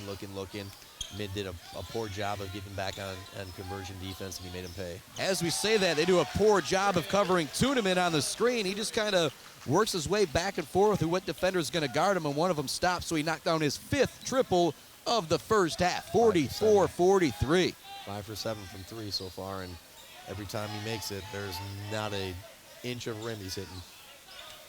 Brown with the ball, looking to get it down low to Collins. Great defense down low for Micah Kramer. He knocks it away and allows it to go back to the Lakers. He'll come out of the game now after a good stint there. And that was one of those Jackson player Collins is saying, throw that one up to me when I got the size advantage instead of bounce passing that one in. And you're usually telling people you got to bounce pass it, but that one I think he was right. He needs to get the lob. Tuniman with a behind-the-back dribble, gets it off to Lewis. Lewis turns against Brown, pardon me. The shot is no good, but he does draw the foul, so he'll head to the free throw line for 2. 43-44, the Lakers trail. Been a back-and-forth first half, and an excellent played first half all around. Nice job by Lewis to get position on there, but he was a little late getting the ball to the rim, and that's one you want to make, but rewarded with a couple free throw opportunities. Free throw for the youngster off the front of the rim. It's no good. That's one of those two. He's still a really young kid, still trying to come into his body as a 6'7" kid with a lot of strength. Another year or two of practice, he's eventually just going to palm that with one hand and go up and throw that down. Should, and again, another year in the weight room, another year on nutrition. I mean, it's really going to help. I mean, nutrition goes a long way anymore. Second free throw also no good for Lewis, so an empty possession there. Jackson quickly into the front court. Ball is knocked away from Yoke from behind by Kevin Newell. Newell out there with Rutherford, aforementioned JaVale Lewis, Dre Tuniman, and Tim Stewart. Jackson will inbound the ball on their own baseline. They have a 1-point lead with 2:39 remaining here in the first half. Look to get it down low to Ute. Somehow gets through 3 Laker defenders. Then he loses the handle on it and goes into the hands of JaVale Lewis. Tooneman across the half-court line. Hands it off to Rutherford. Rutherford being guarded by Isaiah Collins. Rutherford wants a screen from Lewis. We'll play some 2-on-1 here. Rutherford looking to get a lane. Looks to kick it out to Lewis. He's going to kind of force it up. No foul call. He gets it back and then does force it up. And he's going to get the benefit of a foul call right there. And that's when he got bailed out a little bit there, but just almost just forced there from Jalen Rutherford. But is that a bad thing when your best player's trying to force something? No, I mean, he's got a scorer's mentality. He's got an aggressive mindset, so you can live with that because that's just who he is as a basketball player. So you know you're going to get that, good, bad, or indifferent, but I'd rather have kids who are like that, who show a knack that want to score the basketball. First free throw is good for Rutherford. We're all tied back up. Second one rims out. So 1 for 4. The last 4 free throws for the Mid-Michigan Lakers. 44-44 is our score. 2 minutes left to go in the first half. Collins in the front court. Gets it off to Freeman. Driving the lane. Great up and under move. A lot of contact. Kevin Newell hits the deck. Dwan Evans doesn't get the foul call. And here come the Lakers into the front court. There's going to be a technical foul going against Evans as he wanted a foul call there. Maybe should have gotten one, but you got to watch what you're saying to the officials. Gets called for the technical foul. That's going to have Tooneman heading to the free throw line for a pair, and then the Lakers will keep possession. Let's remember that right now. 1:53 left in the first half. Technical foul going against Jackson. Could be a big momentum thing right here, Bubba. Double bonus as well. Tooneman, first free throw is good. Youngster from Negaunee leads all scorers with 16 points. 5 threes here in the first half. Second free throw also is good, and the Lakers will keep possession here. What a first half for Dre Tooneman. 17 points for the sophomore. It's one of the nicest looking strokes I've probably ever seen in my 25, I dare say, years of coaching and such. It's just a sweet, right in the pocket, good release, kind of the hand, the fingers in the cookie jar. Yeah, the type of shot to make my boy Andrew Silverthorne proud. Probably the type of shot that makes Colton Antis proud, sitting across the way, too. One of the greatest three-point shooters in Michigan High School Athletic Association history. Tooneman's going to get a screen from Lewis. He's going to take the jumper from 18 feet now, a little bit more contested. It's no good. Rebound goes into the hands. What a move into the front court. Getting all the way to the hoop was Savion Gray, but getting back on defense was Newell. What a move by Gray to get by Tooneman, though, to the hoop. But Mid-Michigan Lakers helping each other out with team defense. Getting the block. They lead 46-44, 1.5 left to go here in the first half. That's some athletic on both ends. Very athletic. Freeman forces up the three. It's an air ball. Rutherford grabs the rebound. Good defense in the backcourt. Doesn't allow the cross-court pass for Rutherford to get it all the way down to Stewart. We've got a foul as Newell looked to put it up in the lane. I think he's going to head to the free throw line for 2. So as we talked about last night, we didn't have the circle because it's high school basketball. Now we do have that circle and that kind of half circle in the college, and he was below the circle. So that's obviously a well-called foul by the official. And what the officials are trying to do there, they don't want anybody standing underneath the hoop taking a charge. You don't want a bunch of guys falling on the floor right underneath the hoop. That's how you can get turned ankles. That's how knees get messed up. Newell's first free throw off the front of the rim. No good, so now 1 for 5. The last 5 free throws for the Lakers. Still lead by 2 with 1:20 left to go. 3 points are the ones that separate good teams from great teams to elite teams. Newell gets that second one to go, his first point of the night. It's a 3-point lead for the Lakers, 47-44. Collins across the half court. Line for Jackson. He's going to be double teamed by Tooneman. Gets that pass over. Freeman's open for 3. His shot is long. Stewart grabs the rebound for the Lakers. Gets it off to Tooneman. Now a minute remaining, 47-44 our score. Stewart gets the handoff from Tooneman on the run. Kicks it out to Newell. Newell wants the three-pointer. He up fakes. He steps into it. Off the rim, no good. JaVale Lewis battling for the rebound, and Stewart's able to clear it. Now Rutherford's open for a 3. No good. Chasing down the rebound is Ute from Jackson College. And he'll bring it across the half-court line. 45 seconds left. A couple missed opportunities there for the Lakers. 20 seconds left on the shot clock. 35 seconds left on the game clock. Ute with the drive. Kicks it out. Martin open for a 3, and he gets it to go. He'd been quiet for a while. Now 10 points here in the first half for Jalen Martin. We're back tied up 47 apiece. Lakers can hold for the final shot here.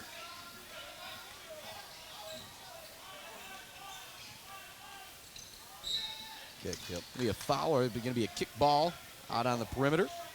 Martin had a great start to the game, and then he kind of went listless. He just kind of hid in the back, and kind of some of the other guys for Jackson kind of took it upon himself. But if I'm coach for Jackson, I'm getting him the ball a lot in the second half. Nice pass from Tuneman down low to Lewis. Lewis goes up for the dunk, and he's going to draw the foul. And the way to the free throw line, 0 for 2 on the night is Lewis. Needs to knock these down.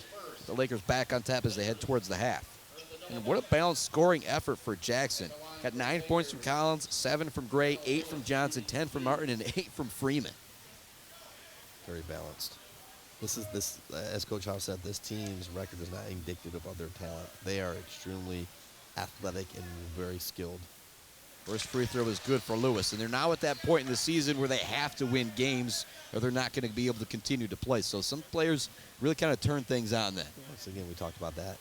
Creating that sense of urgency, whether you create it, whether the conditions create it, you have to be able to come out and play your best the entire game. And now Lewis wants the official to reset the ball, and just all up in arms about it is Savion Gray. I don't know what the big deal was. I think there was a wet spot on the ball, so Lewis wanted the official to wipe it off. And the official said, yep, no problem. Started his motion. That's what they're complaining about. Once you start your motion like that, you're kind of at the mercy of the official whether or not to call that violation or not. Lewis will get his another attempt here. Just knocked down the first one. This one off the front of the rim and no good. Grabbing the rebound is Gray. Quickly work it down court to Freeman. Freeman looking to get a last bucket up before the half, and he's going to draw the foul. He'll head to the free throw line for 2. Bad foul call going against Mid-Michigan there. Freeman was headed to the hoop, out of control, just 5 seconds left in the first half. Foul's going to go against Rutherford.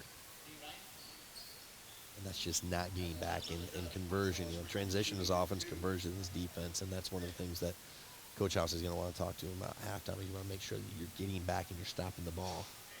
Freeman's first free throw off the front of the rim and no good. And so 5 seconds to work with here for the Lakers. They're able to get the ball back and get another possession. It's currently 48-47. Lakers with a 1-point lead in a game that has been very tightly contested all night long.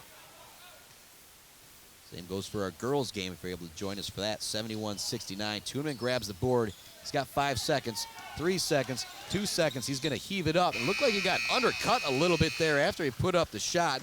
No foul call. That'll bring us to the end of the first half. 48-47 our score. The Lakers on top. We'll be back with a quick first half recap right after this. It's the Mid-Michigan College Foundation halftime show coming right up. 92.3 FM, my1043.net, tonight on MAC TV 2. Hey, Michigan. The census is confidential, so let your voice be heard. It's the law that personal information cannot and will not be shared with any agency, and you won't be asked about your citizenship or immigration status. Don't let rumors, misunderstandings, and misinformation prevent you from filling out the census. Your voice does count. Be sure to fill out your census in the spring of 2020. Everyone counts, everyone wins. To learn more, please visit myvoicecounts.org. Sports are about more than just a game. High school sports bring the community together. Whether you're cheering for a touchdown, three-pointer, home run, or an ace, you share something in common. That's why MAC TV Network is proud to be part of the community. We bring the spotlight to your athletes. MAC TV Sports is the home of St. Louis, Mount Pleasant, Sacred Heart Academy, Blair, and Harrison. MAC TV Sports, your town, your team, your sports.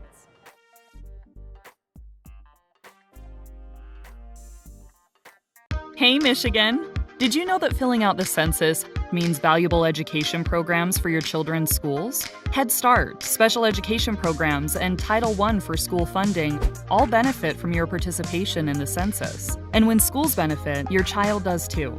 Your voice does count. So come on, Michigan, we're counting on you. Be sure to fill out your census in the spring of 2020. Everyone counts. Everyone wins. To learn more, please visit myvoicecounts.org. Hey, Michigan! Did you know that filling out the census helps with school lunches for your children? Money for school lunches relies pretty heavily on your census participation. Filling out the census is quick, easy, and beneficial for you and your family. Your voice does count. So come on, Michigan, we're counting on you. Be sure to fill out your census in the spring of 2020. Everyone counts. Everyone wins. To learn more, please visit myvoicecounts.org. MAC TV Network is a local public access station that offers a variety of services, from in-studio interviews, wrestling, and so much more. We cover local concerts, sporting events, and activities around the community. Members of the community can come in and take a free workshop to learn anything from editing to camera work.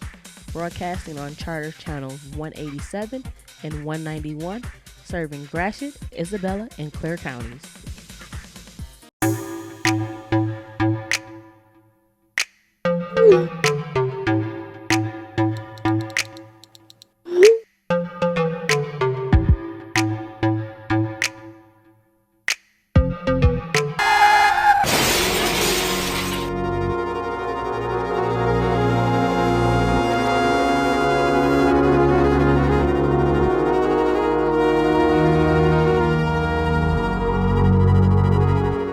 Hey Michigan, did you know that filling out the census helps fund life-saving medical programs? Money for Medicare, Medicaid, and My Child are directly tied to your participation. Filling out the census is quick, easy, and beneficial for you and your family. Your voice does count. So come on, Michigan, we're counting on you. Be sure to fill out your census in the spring of 2020. Everyone counts, everyone wins. To learn more, please visit myvoicecounts.org.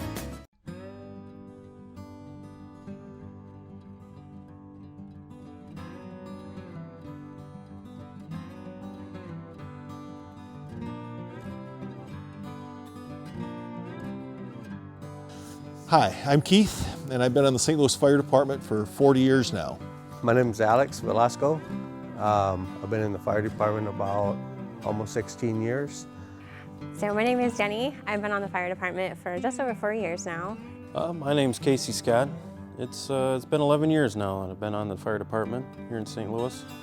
My name's Sean. I've been a St. Louis firefighter for a little over 3 years now. It's a big, happy family. Can't get a better group to work with, that's for sure. But if you want to be a firefighter, it's something that not everybody can experience unless you got the heart for it. But it is well worth it. So one of the reasons why I joined was because my older brother was on it, and I just watched him go through these amazing transformations in who he was to who he became, and I had the same drive and passion as he did, and I wanted in on that. We're there to support each other. We're like a big family in the fire department. We were dispatched to someone that was in cardiac arrest, and when we got on the scene, the woman was clinically dead on the floor, and after working on her for a little bit, we got her pulse back. We loaded her in the ambulance. I was fortunate enough I got to ride in the ambulance to help the paramedics on the way to the hospital. And on our way there, an amazing thing happened. Her eyes popped open and she could breathe on her own. And by the time we got to the hospital, she was talking to us. We need more firemen. We're not alone, but we need people to step up. It's a fulfilling job, something that gets to you. Is it everybody's thing? I can say not everybody's thing, but in general, most people, when they get a good taste of it, it's important to them and in their lives and in their families.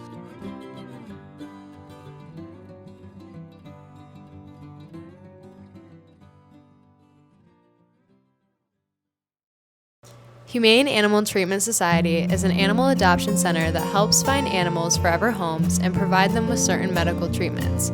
There are many ways you can help their cause. You can volunteer at HATS by running and reading with the animals, helping the staff with daily routines, and photographers can take pet pictures to boost their portfolio. There are still many animals looking for a forever home. See other ways you can make a difference at www.hatsweb.org. Hey Michigan, the census is confidential, so let your voice be heard. It's the law that personal information cannot and will not be shared with any agency, and you won't be asked about your citizenship or immigration status. Don't let rumors, misunderstandings, and misinformation prevent you from filling out the census. Your voice does count. Be sure to fill out your census in the spring of 2020. Everyone counts, everyone wins. To learn more, please visit myvoicecounts.org. Sports are about more than just a game. High school sports bring the community together. Whether you're cheering for a touchdown, three-pointer, home run, or an ace, You share something in common. That's why MAC TV Network is proud to be part of the community. We bring the spotlight to your athletes. MAC TV Sports is the home of St. Louis, Mount Pleasant, St. Gotthard Academy, Blair and Harrison. MAC TV Sports, your town, your team, your sports.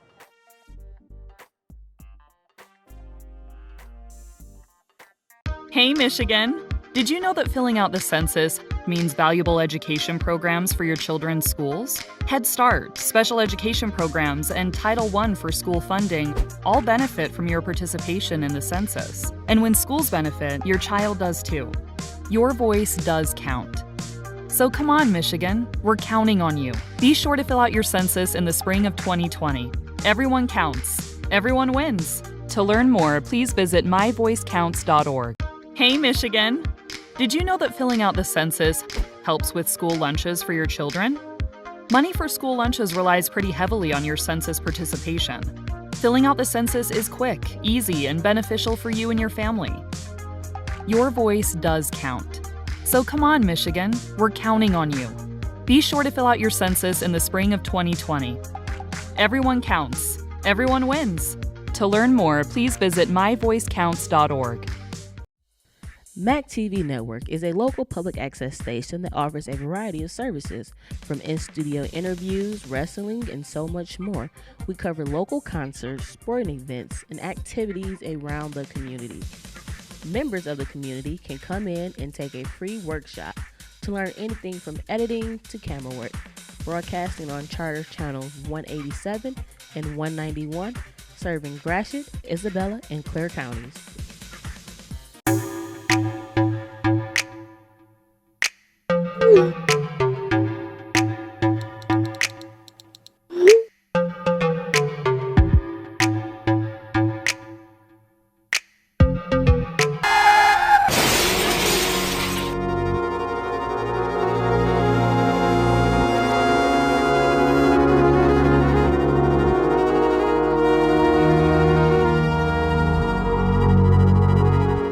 Hey, Michigan! Did you know that filling out the census helps fund life-saving medical programs? Money for Medicare, Medicaid, and My Child are directly tied to your participation. Filling out the census is quick, easy, and beneficial for you and your family. Your voice does count. So come on, Michigan, we're counting on you. Be sure to fill out your census in the spring of 2020. Everyone counts, everyone wins. To learn more, please visit myvoicecounts.org.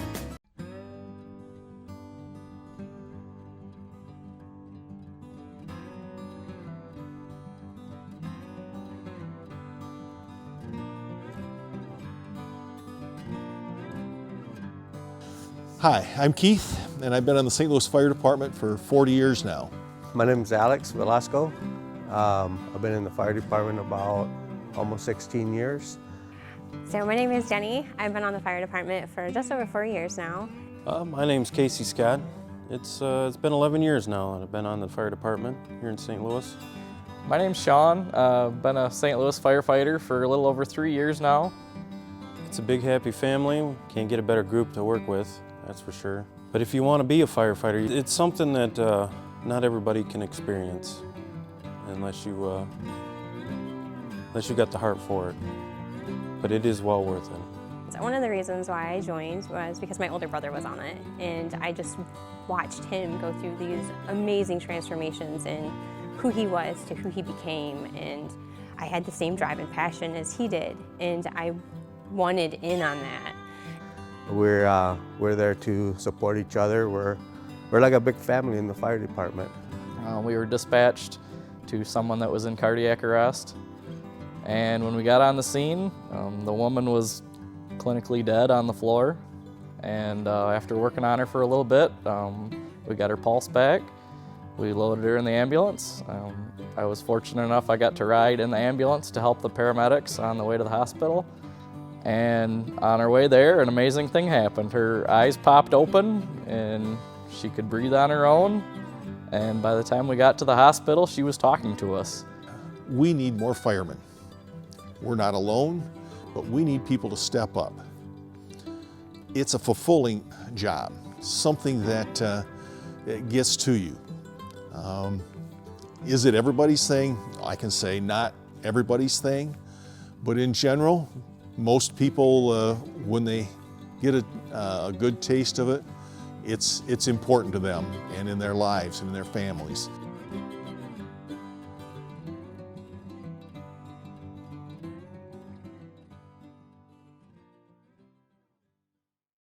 Humane Animal Treatment Society is an animal adoption center that helps find animals forever homes and provide them with certain medical treatments.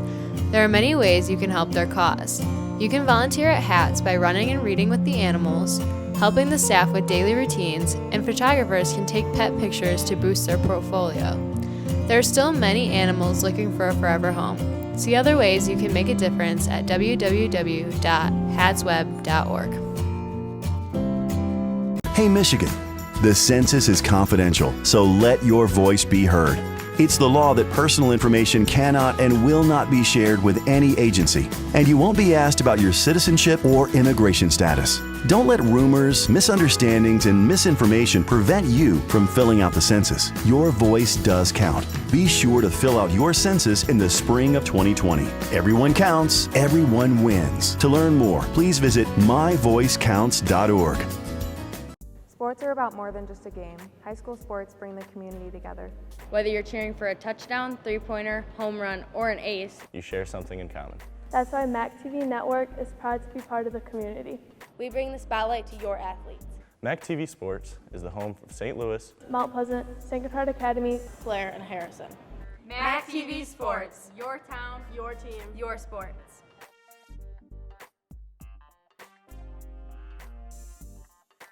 Hey, Michigan! Did you know that filling out the census means valuable education programs for your children's schools? Head Start, special education programs, and Title I for school funding all benefit from your participation in the census. And when schools benefit, your child does too. Your voice does count. So come on, Michigan. We're counting on you. 3.net, 92.3 FM, WMMI, and we're also streaming tonight on MAC TV. Got our apologies to those of you used to listen to the smooth sounds of Jared. You got to deal with myself and Bubba McClain here tonight, but we're doing okay, I feel like. Oh, this has been great so far between the women's game and then now this game. I mean, two extremely competitive games. There are two teams that are well coached and well versed in the game. So I look forward to an even more competitive second half. If there's somebody around the Mid-Michigan area who likes to catch a random hoops game here and there, these games are free to come to at Morick Courts. Only one more home game. That'll be senior night or sophomore night, I guess they call it here. First Lansing Community College will be here for that broadcast. And if they make it to those championship games down in Grand Rapids, hoping to bring those to you as well. So Mid-Michigan Lakers sports kind of get reborn. If you didn't know, they had sports way back, I think it was 68. Now, good job by the crew. Ryan Hartgrader, the AD, out there getting things set back up and setting back up for a three-pointer as Dre Tuneman picks up right where he left off in the second half as he knocks down that triple. He now has 20 points, behind 6 three-pointers and 2 free throws. That is efficiency. Wow. And Colton Addis standing up, clapping for him on that one. I did ask at halftime who the better shooter was, and Colton looked with a smile and said, me, of course. Collins looks to get the pass on the baseline, barely can catch it. He saves it out to Martin. Martin puts up a three, no good. Rebound goes into the hands of Jackson, but there's going to be a loose ball foul called against Marcellus Freeman. Kind of went in from behind and swung with his arm. It's going to get you a foul call pretty much every time. And Garden Rutherford full court is going to be Isaiah Collins. I think it's Tuneman you got to start focusing on at this point if you are Jackson College. Hungerford gets the ball and the handoff, and then hand it off to Rutherford. Great Euro step to get in the lane. The runner is no good. Lewis is there for the rebound. His putback is no good, but he gets it back again. And the third time's a charm as Lewis drops it in. He now has 7, and a great start to this half for the Lakers. They got a 6-point advantage now, 53-47. Mr. Lewis has a very, very bright future. I guess that just adds a few more pounds and a little more strength. He's very, very talented, very athletic. Hungerford guarding Johnson down low, but Johnson is able to get that to go. Ray Johnson has been outstanding tonight for Jackson. Hasn't really done a whole lot that you've noticed, but then you look up, he's got 10 points, and he's played great D all night long. Another miss for Rutherford. Lewis is there for another offensive rebound and a putback. He's got 9 as he starts to fill up that stat sheet. 55-49, the Lakers on top. Collins across the half-court line, looking to get Freeman on the inside cut. Hungerford is there, but just went to steal the pass a little too late. He's going to get called for the foul, but still good help defense as Freeman had his man beat back door. Just a step slow, and Freeman's played a lot of basketball, so he's able to sell that a little bit as well. So you can't really fault Hungerford for getting there a step slow. I mean, 9 out of 10 times you're going to get that foul called against you. Collins looks to get the ball in. They get it into Brown. Brown's going to be fouled on his shot attempt. I think that's Hungerford picking up another quick foul. But once again, not too bad fouls from Hungerford, though. You don't want to allow layups, especially in a close game, but he will not have to come out. So it looks like Kevin Newell's going to come in. You lose some shooting, but you gain a little bit more height. Brown at the free throw line. And 1 3-pointer, that's all he's got today. Misses the front end here. And you're always going to have a trade-off there somewhere. Sometimes substitution comes in, you're 6'6", replacing a 6'1", who doesn't maybe necessarily handle the ball or defend as well, or you give up shooting. But that's the nature of the beast with college basketball. I'll give Hungerford some love, too, since Kuipert's been out. Hungerford's the guy that comes in. He's guarding some guys that are a lot bigger than him. When they played against Grand Rapids Community College a couple weeks ago, the size that he was giving up, and he was still able to make some plays. Great job by the freshman from DeWitt.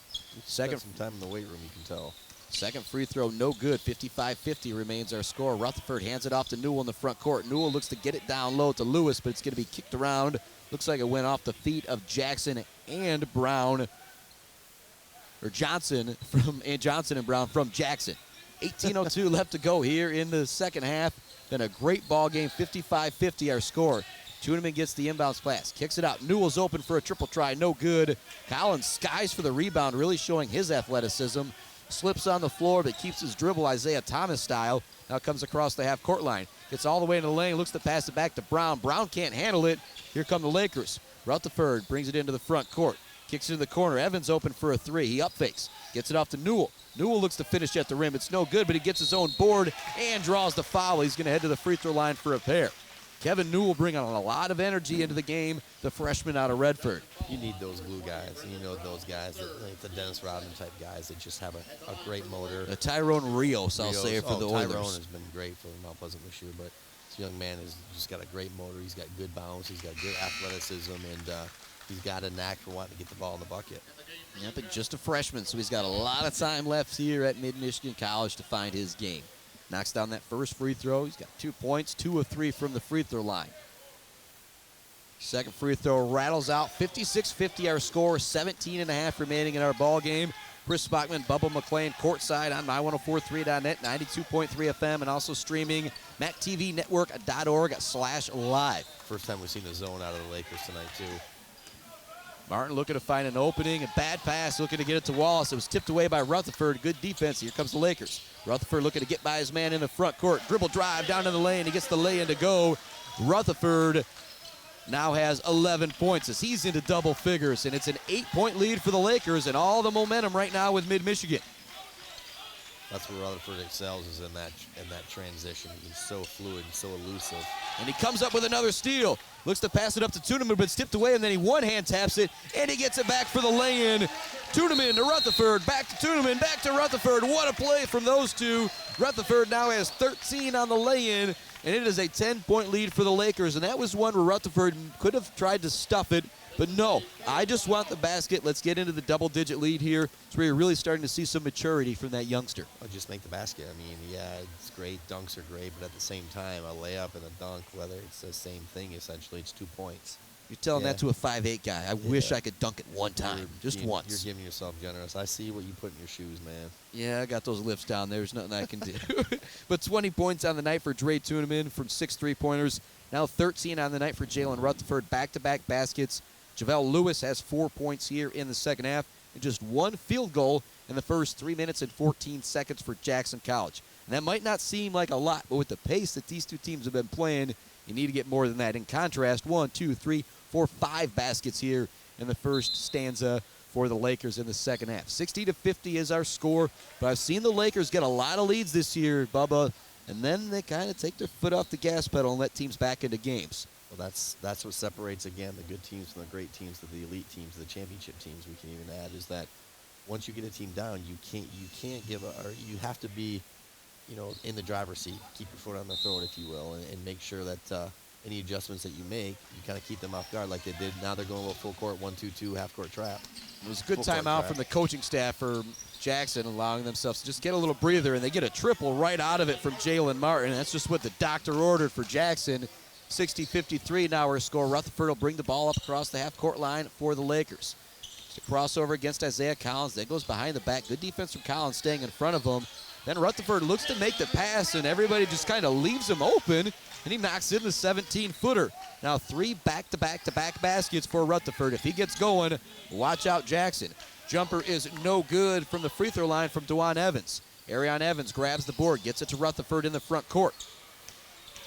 Rutherford looking to go to work. He's starting to feel it. He spins in the lane. Lefty off the glass and in. What a move from Jalen Rutherford. He's got 17 and has 4 consecutive baskets for the Lakers, and it's an 11-point lead. Freeman gets it. He puts up the 3. This would be big. Off the rim, no good. The long rebound is chased down by Rutherford. Rutherford, the skip pass to Dre Tuneman. Tuneman now looking to go to the hole. The layup is good off the glass. Tuneman now with 22 on the night, and we've got a whistle. It's going to go against DeJuan Evans, and I think they're going to call it after the basket was good. So I'm not sure exactly. They're not going to. A little confused here because the foul was called on Jackson, but they're going to retain possession. The basket is still good for Tuneman, so it was a loose ball foul. You think it would go back to the Lakers. Just trying to see exactly what happens. Bubba maybe looking for a little explanation from the official here. Trying to see what happened. A flopping foul is what that was. I love the flopping foul call. Let's give some credit to the officials right now. Something you need to see a little bit more in all levels of basketball these days. James is a good official, so he's right here in front of us, so I was just trying to get clarification there. 66-53. All Lakers right now to start the second half. Freeman works the ball out in the corner to Ute. Nothing happening for him. Now back up top to Freeman. Freeman looks to skip it down low. They then get it out to Martin. Martin with the triple try, and that is good. Big back-to-back three-pointers for Jalen Martin, trying to keep his team in the game. He now has 16 points, and you mentioned it at halftime, Bubba. He looked like one of their best players. He is showing it here in the second half, trying to keep his team in the ball game. He's from Chicago, so he can play. It's that simple. You grew up in Chicago, Detroit, whatever. You play in some pretty competitive playground area type thing, so there's no doubt in my mind he can play. Tuneman thinking about the volleyball line three-pointer, instead puts it on the deck. He'll get a screen from Rogers. Good defense being played on him by Ute. They go back to Rogers. Rogers in the lane with 1 second on the shot clock. He can't get it to go, but not a bad shot attempt from the big freshman. Got himself in the lane, got it up on the rim, just didn't get the roll. 66-56 our score.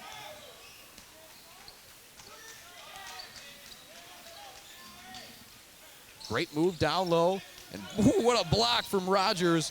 Juan Evans created a lot of space, but nothing happening for him with the defense of Rogers. And now another triple from Martin. He has got 3 straight threes. That's the way you answer the 4 back-to-back-to-back-to-back-to-back baskets from Jalen Rutherford, is knock down 3 three-pointers yourself. 66-59 our score. Tuneman looking to match that three-pointer from way outside. This one is short off the rim. Ball goes out of bounds back to Jackson College. 14:01 remaining in our ball game. It is 66-59. That's just an ill-advised 3. That's just kind of getting caught up in the nature of this game being up and down and trying to match what Martin's doing for Jackson. So just got to slow down a little bit, work your offense with a 7-point lead. Johnson has the ball, hands it off to Wallace. They get it back to Martin. Martin just wants to put up another 3. He's looking to get a screen. Lefty drives down to the baseline. His shot is good. What a move from Jalen Martin. Double teamed. He still gets it to go on the baseline. 66-61 our score. So 5 quick points from Jackson. It was just a 10-point lead moments ago. Now it's cut to 5. Rutherford looking for an opening on Ray Johnson. Great behind the back dribble. Nothing happening there though, and then his pass is stolen away by Jackson. Into the front court comes Ute, and he's able to get the lay-in. So the Lakers, they build these leads. They were up by 10 with 14:46 left, and now it's a 3-point game with 13:09 left. And so in just over a minute, you give up 7 points. That is not going to get things done, and that's been the Lakers' Achilles heel. They had a lead on Ancilla College. They had a lead on Muskegon College, and they blew them. And it looks like they might be blowing another lead here to Jackson College. 66-63 our score. A good timeout here from Coach House. What are you saying in that huddle? Slow down, like I said before the timeout. Just relax. You're still up 3, doing some really good things. It's not necessarily on the offensive end, okay? It's on the defensive end. It's knowing where the passing lanes are. It's knowing where shooters are. It's knowing where Martin is because he's killing you right now. So you just got to slow down a little bit, kind of regroup. That's what timeouts are for. Stop any momentum that they have and just slowly, kind of be methodical with the ball and trying to look inside because you absolutely have the height advantage right now. So that's one of the things that you really want to push and stress. Tuneman gets the inbounds pass from Arion Evans out there with Anthony Rogers, Darion Tandy, and Jalen Rutherford. Triple try from Arion Evans is good. His first basket of the game is a huge one for the Oilers as they go back up by 6, 69-63, 12:50 remaining in our ball game. Martin has the ball. He doesn't want to give it up. He's double teamed by Evans. Pass is going to go out of bounds. Pass is a little too hot to handle for Ute. He's going to give the ball back to the Lakers. Another heads-up play by Tuneman. Just let the ball go out of bounds there. Give your opportunity. There's no full court pressure or anything, so just give your team an opportunity to get the ball, come back in and build on your lead. Yeah, but it just helps you slow things down whenever you inbound the ball as opposed to getting it off a rebound. Absolutely. Evans looking for back-to-back threes, and it's good. The bench explodes for Mid-Michigan College after that one. Back to a 9-point advantage, 72-63, and that one was NBA range for Arion Evans. Well, the two things that demoralize you in basketball on the offensive end are the slam dunk and the three-pointer, and you've seen one dunk tonight, but we've seen a plethora of three-pointers out of the Lakers. Johnson with the ball, looks to drive on Rutherford, hands it off to Wallace. Wallace blocked by Evans. Late foul call going against Arion Evans, but I think it was a good one. I think he got his hands in the cookie jar there. Marcellus Freeman is going to head to the free throw line for a trio of free throws, but he is 1 for 3 from the line tonight. Every superhero has some kind of an Achilles heel, so maybe this is his. First free throw for Freeman, drops in. He now has 9 points on the night, coming into tonight averaging 23 points per game. It's been the Jalen Martin show here in the second half for Jackson College, though. So he has 11 points in the first 7:55 of this half to keep his team in the ball game. Second free throw also goes down for Freeman. And make it 3 for 3. He now has 11 points on the night. And woo, what a ball game we got. Neither team could pull away from each other. The Lakers have had a 10-point lead, but every time they get there, Jackson comes right back with a couple plays of their own. Evans gets it off to Tuneman, Darion Tandy, Anthony Rogers also out there, along with Arion Evans, who's knocked down back-to-back three-pointers on the last 2 possessions. Rutherford's now going to take his own deep triple off the rim, no good, forcing that one a little bit. Evans knocks it away from Ute, but it goes out of bounds, staying with Jackson College. 4th shot attempt right there from Rutherford. It's just the last thing that you need right now when you're up 6. Control the clock a little bit. It's like a good ground game in football. Okay, you have the opportunity to kind of increase your lead here with good possessions, and that's just something you don't need in these situations. Ute now taking over the point guard duties for Jackson. And hand it off to Ray Johnson. Johnson now gets it back to Martin. Martin's been on fire here in the early going. Great play down low. Johnson sets the screen, and he rolls right to the hoop, and he's wide open for the lay-in. Ray Johnson does not make any bad plays out there. 6 for 6 on the floor is what I have, too. Trying to stay in front of Rutherford. This time, Rutherford's able to shake and bake and get to the hoop for the lay-in. Now has 10 points here in the second half, 74-68. As our teams just run it back up and down the court. One entertaining game of basketball here tonight at Maury Courts. Mid-Michigan Lakers versus Jackson College. Live on My1043.net, MAC TV, and 92.3 FM, W222CP. Rutherford looks to go for the steal. It's going to wind up with an open three-pointer for Ute. He can't knock it down, and pardon me, that was Dwan Evans with the miss because Ute is down low for the rebound, and he gets his putback to go. He now has 4 points all here in the second half. Back to a 4-point ball game, 74-70. Got a feeling this one's going to come down to the last couple minutes, Bubba. It does.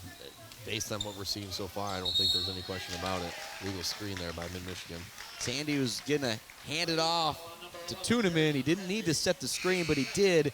feet were moving. It's going to give the ball back to Jackson College. 74-70 our score. 10:23 left to go in the ball game. You just have to stay stationary in that situation. Anytime you move your knee or your upper body, whatever it is, 9 out of 10 times they're going to call that against you as a moving screen. Looking to find the backdoor cutter, but there was some miscommunication between Freeman and the ball handler. Lakers steal it away. Here they come into the front court. Rutherford looking to get by his defender once again. Great defense from Ray Johnson. He wanted the jump ball, but somehow Rutherford got it up on the hoop, showing his strength that time on Ray Johnson. Johnson stayed in front of him, got his hands on the ball, but Rutherford stayed with it and was able to get the layup to go. We've talked to it a few times tonight. That's great defense, even better offense. Martin gets the ball down low. He's double teamed, so they work it out. Very aggressive drive from DeJuan Evans, and he's able to get it to go. His first points of the second half. He's now got 4. It's back to a 4-point ball game, 76-72. Just a few minutes ago, the Lakers had a 10-point lead. Skip pass is going to be stolen away. Not a good pass there from Rutherford. Freeman into the front court. He slows things down, almost loses his step. Now back to Martin. Martin with another 3, and it's good. Right in the face of JaVale Lewis. 14 points in the second half for Jalen Martin. He now has 24 in the game to lead all scorers. 76-75. The Lakers still with a 1-point lead. Stewart has the ball, gets it back to Tuneman. Tuneman on the drive, puts up the two-handed floater, and he gets it to go. Big shot right there from Dre Tuneman. His team really needed that. We're just seeing some great clutch basketball from both teams right now. Right now in particular from Jalen Martin, who has 14 points here in the second half. Jalen Rutherford with 12.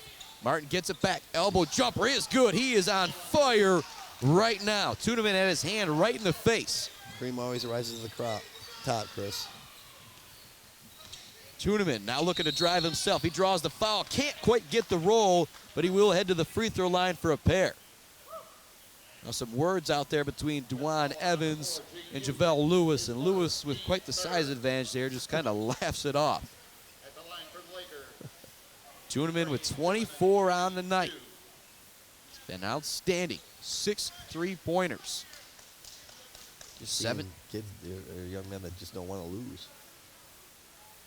Tuneman's first free throw is good.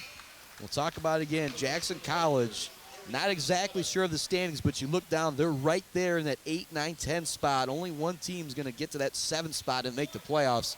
Big win tonight for Jackson. If they lose this game, it might eliminate them from being able to make it to the postseason. So everything on the line tonight for Jackson and Mid-Michigan doing a good job matching that intensity. Second free throw, no good for Tuneman. 79-77 our score. 8:20 left to go in the ball game. Ute across the half-court line for Jackson. He's taken over the point guard duties in the last couple minutes, and it's worked well. Freeing up Freeman and Martin for some shots. Martin's jumper doesn't go this time, his first miss of the second half. What a rebound from Tim Stewart. Battles for it, gets it to JaVale Lewis. Back to Stewart, now into the front court to Rutherford. Rutherford with a skip pass to Tuneman. Now in the corner, Evans for another 3. This one no good. Great hustle defense from Ute to get out there and make that shot difficult. Great defense on the other end from Tuneman. It was a 2-on-1 break for Freeman along with Martin, and Tuneman somehow comes up with a steal. Rutherford's going to take the corner 3 after they dare him to, and he knocks it down. He now has 24 points in the ball game. 82-77 our score with 7:30 left here in the second half. 7 for 9 in the second half for Rutherford. Big players show up in big moments. He is doing that here in the second half.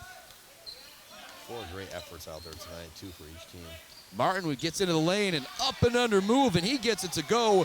Martin now with 18 here in the second half. What a performance from him. Tuneman across the half-court line. 3-point lead for the Lakers. They get it down low to JaVale Lewis. Turns, puts up the hook shot, and he gets it to go. A soft touch out there from JaVale Lewis. Lewis now with 11 points of the game. We've got a timeout on the floor. We ain't going anywhere. 84-79 our score. 7:05 left to go here in the second half. This has just been an unbelievable second half offensively. It has been. There's not bad defense being played, but everybody seems to just make every shot. It's the friendly confines of Morey Courts, but that it's kind of indicative of how this game has gone. I mean, it's mostly been a transition 3-point type of game, but right there is where Mid-Michigan has the ultimate advantage inside, is getting the ball to Lewis inside. He's got nice post moves. He's got nice presence in there. when you demand the ball as a big man, you want to get the ball. You want the satisfaction of getting the ball, and that's a nice job by his teammates to identify that he had a mismatch. They got him inside, and he made a couple really nice shoulder turns and got the ball in the basket, which gave them this 5-point lead with 7:05 left. They were up by 10 with 14:46. Then a quick 7-point run got the lead down to 3. And since then, it's been a pretty evenly played game here. Let's give some more credit to Jalen Martin. He has 28 points. Ray Johnson has 12. Marcellus Freeman has 11. For the Lakers, 24 for Jalen Rutherford, 6 for Arion Evans, 25 for Tuneman, 11 for Javel Lewis, 6 for Isaac Hungerford, and 4 for Enrique Andrade. So your leading scorers on both teams. 7 minutes remaining in the ball game. 84-79. The Lakers with a 5-point lead. Martin's 11 for 15 from the floor. He's taken some very, very difficult hand-in-the-face shots, whether it's 3 or whether it's long 2s. And now he's going to bring the ball up for Jackson. Time of game where you expect those big players to take over. He wants the ball right now and also wanting to be in there in a big moment. Arion Evans wants to guard him. You can tell he is going to shadow him everywhere. Martin wants the ball at the elbow, but as I said, Evans just making it really difficult for him to get the ball just draped all over him like a bedsheet. Ball goes down low to Ute, and he somehow gets the lay-in to go. Gene Ute has been outstanding here in the last few minutes for Jackson College. Just has a nose for the ball. He gets where he needs to be successful for his team. Got a foul down low. It's going to be called against Dwan Evans. Yep, as he was giving up just too much size to Lewis. When Lewis caught the ball, just continued to push him on his back. And that'll be the 4th foul going against Evans. No, just the 3rd foul there. See if they clear that up. Evans looking to get the ball in. He gets it into Tuneman. That's 4. Yep, and there is going to be a foul call going on the inbounds pass. Another foul call going against Evans. But Evans only had 4 points here tonight. You want him to use his fouls right now against Javel Lewis. You don't want Lewis to get any easy baskets down low in this close basketball game. It was a smart foul because Tuneman had a wide open lane to the basket and he just grabbed him. It could have almost been an intentional foul. Evans looks to inbound it. The officials having a couple words now for Lewis and Evans, saying, "Hey guys, let's have a clean ball game here." Evans looking to get it into Lewis. He does, and Lewis is blocked. That was Ute out of nowhere with the block, and he's going to get called for the taunting technical foul. If you're Gene Ute, you do not need to do that. You made one of the best plays of the night, blocking Lewis, and then you've got to get cocky, and you get teed up. I tell you what, if I block a guy, the last thing I need to do is say anything to him. I feel good enough about it. Big, big technical foul right there. Tuneman's headed to the free throw line for a pair, and the Lakers will get the ball back. Up by 4 now, and Tuneman has 26 points. Just a play that you cannot make if you're Ute out there. The coach is having some words with them right now. Looks like he will come out of the ball game, and he's done everything right the last 4 or 5 minutes, Bubba. You just hate to see that. No, you do. I mean, he's just, it's an emotional game, and he was excited because he came through with a really nice play on defense and kind of got a little too overbearing with his emotion. And that's what's going to happen in these close games, is that they're going to call that every single time.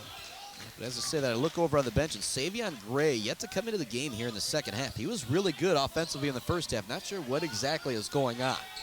But Jackson playing well in the second half here, not to any of his fault. Losing the ball, driving the lane. Evans, after the loose ball, he gathered it. Just kind of a bad play from Jalen Martin, and they raced into the front court. He's going to get bailed out with the foul call here. Whenever you got the 2-on-1 fast break and you try and go all the way, it just really frustrates me. Tough. It's one of those things. It was a bad angle, though. Waiting to see if Evans is going to head to the free throw line here or not. Arion Evans has 6 points here in the second half. And that foul is going to go against Martin. They changed that up. It does look like Evans is headed to the free throw line. 86-81 our score. 6:05 remaining here in the second half.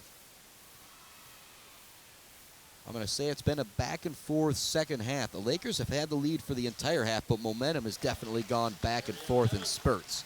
Well, Evans has been a huge spark for the Lakers tonight. He's been playing phenomenal defense with a couple big threes. Now he's got a chance to hit the back end of another two-chance free throw opportunity here to even extend the lead to 7. Yep, and since he's kind of came back into the game and been on Jalen Martin, I don't think Martin's scored yet. He's done well. He's made it kind of his mission to not let Martin go off like he has been. Second free throw goes down too, so now 8 points all in the second half here for Arion Evans. 88-81, 6 minutes left. Evans with the ball on the perimeter, gets it up top to Johnson. Johnson now swings it over, and here's the three-pointer for Freeman off the rim, no good. Battling for the rebound is Evans. He looks to save it into Tim Stewart. It's going to be a kick ball. I think they're going to call on Jackson. We'll see what exactly the whistle is. It's going to be a foul call that's going to be going against DeJuan Evans. And so that's going to allow the Lakers to walk to the other end and shoot some free throws. And I think it's going to be Tim Stewart, the freshman from Detroit, at the stripe. Evans' 5th foul, too. That's big.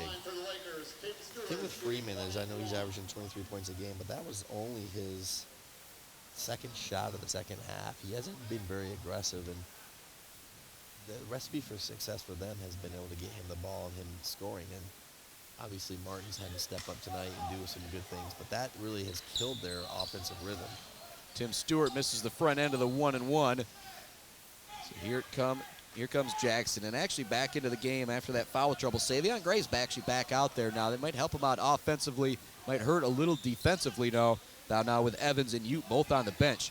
Great move to get in the lane and lay it in by Isaiah Collins. Collins now has 11 points. That's his first basket here in the second half, though. 88-83 our score. Just over 5 minutes remaining now. The Lakers looking to hang on for a big victory here. Move to 17-8 on the season with a win and pretty much guarantee themselves a conference playoff spot. Great cut look from Tim Stewart and a great find from Rutherford. He's got 4 points now, and Rutherford's starting to pile up some assists too. Kind of when you're a 3D guy, and it's one of those things that dribble, draw, dish, and he did a great job of commanding all 5 guys' attention on defense. Great backdoor cut. And getting the lay-in is Savion Gray, and he also draws the foul too. Did a good job of hesitating on the layup for a second. I thought Rutherford was going to end up blocking that shot, but Savion Gray is much more skilled than I am, so he made a better job of that. He got the lay-in to go and drew the foul. I'm going to give myself a little credit. I said he's on the bench for too long. He comes right in and makes a play.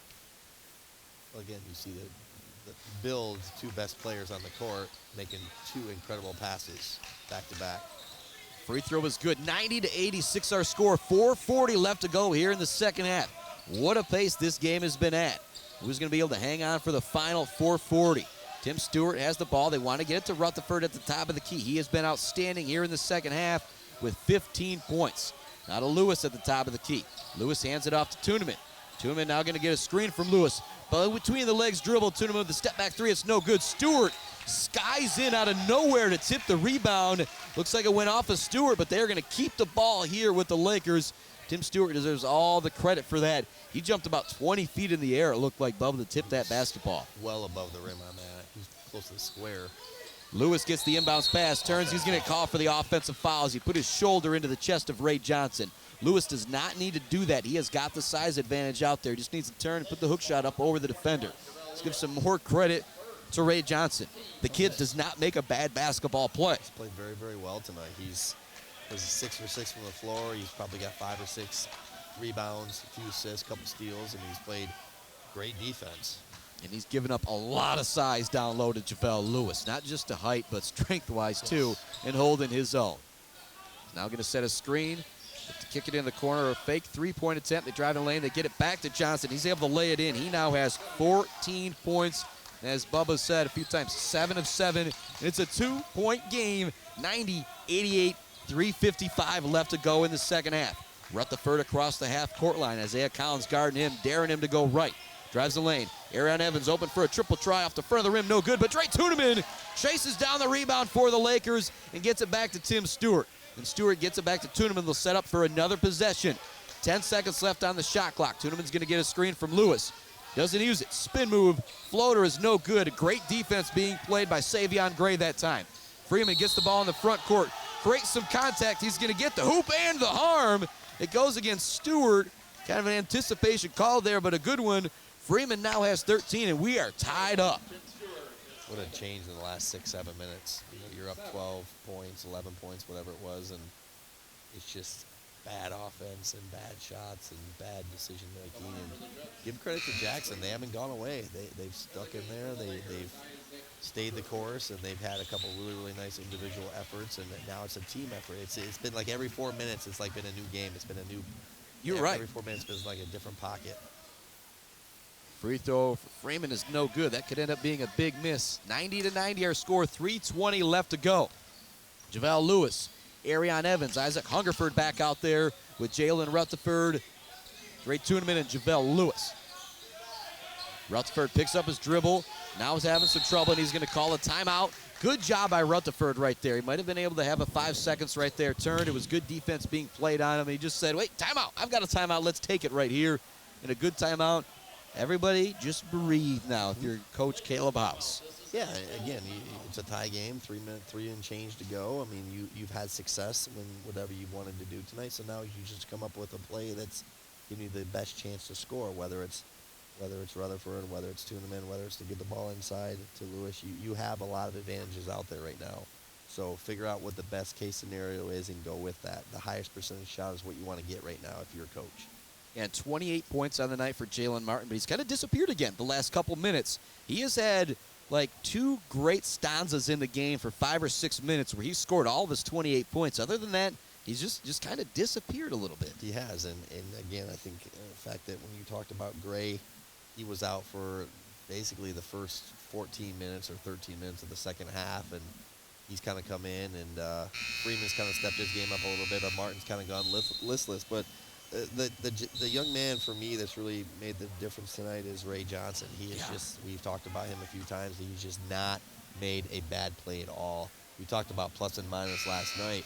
He would be off the charts right now with his plus minutes. Yeah, coach's dream type player. We haven't seen him say anything, do anything, talk any smack or anything like that. And right now, I'll say it again, he's guarding JaVale Lewis.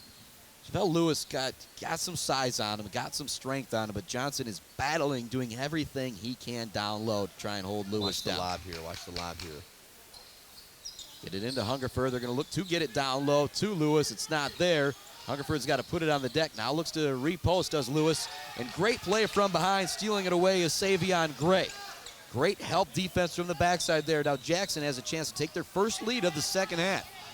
There's a 10-point lead for Mid-Michigan College with 14:46 left in the game. Now tied at 90. Jackson with a chance to take a lead. Back to the zone for the Lakers. Gray gets the ball. He wants it. He puts it up. Nothing but net for Savion Gray. He now has 13 points. And he's been one of my favorite players to watch. Rutherford would play for the first 14 minutes of the second half is beyond me. I am starting to wonder the same thing. Rutherford just demands the basketball, and then he gets all the way to the hoop, lays it in with the left hand on the right side. 2:19 left to go. It's a 1-point lead for Jackson. About the point, Bubba, I'm about to stand up for this final couple minutes here. I don't know if I can sit back down. Johnson has the ball at the top of the key, looks to get the backdoor cut to Freeman, swatted away by Rutherford. What a block from Jalen Rutherford coming out of nowhere for the swat. It was a great play from Jackson, but just better defense from Rutherford. Now he's going to be hounded in the backcourt by Isaiah Collins, and Collins has got to be careful. You can't pick up another technical foul here. Rutherford's going to head to the free throw line. 1-1 still for the Lakers, so you got to knock down this first one. These are huge. I mean, it's a single bonus, so it's 1-1. And Collins still barking at the official, and Savion Gray doing a great job as a teammate. He pointed to the scoreboard and said, yeah, zip it right now. That's what you have to do in these situations. You can't let your emotion get the best of you. Rutherford's first free throw, nothing but net as he ties the ball game at 93. 27 points on the evening for the sophomore star, Jalen Rutherford. Hungerford, JaVale Lewis down low looking for the offensive rebound. Tuneman, Arion Evans in the backcourt awaiting to play defense.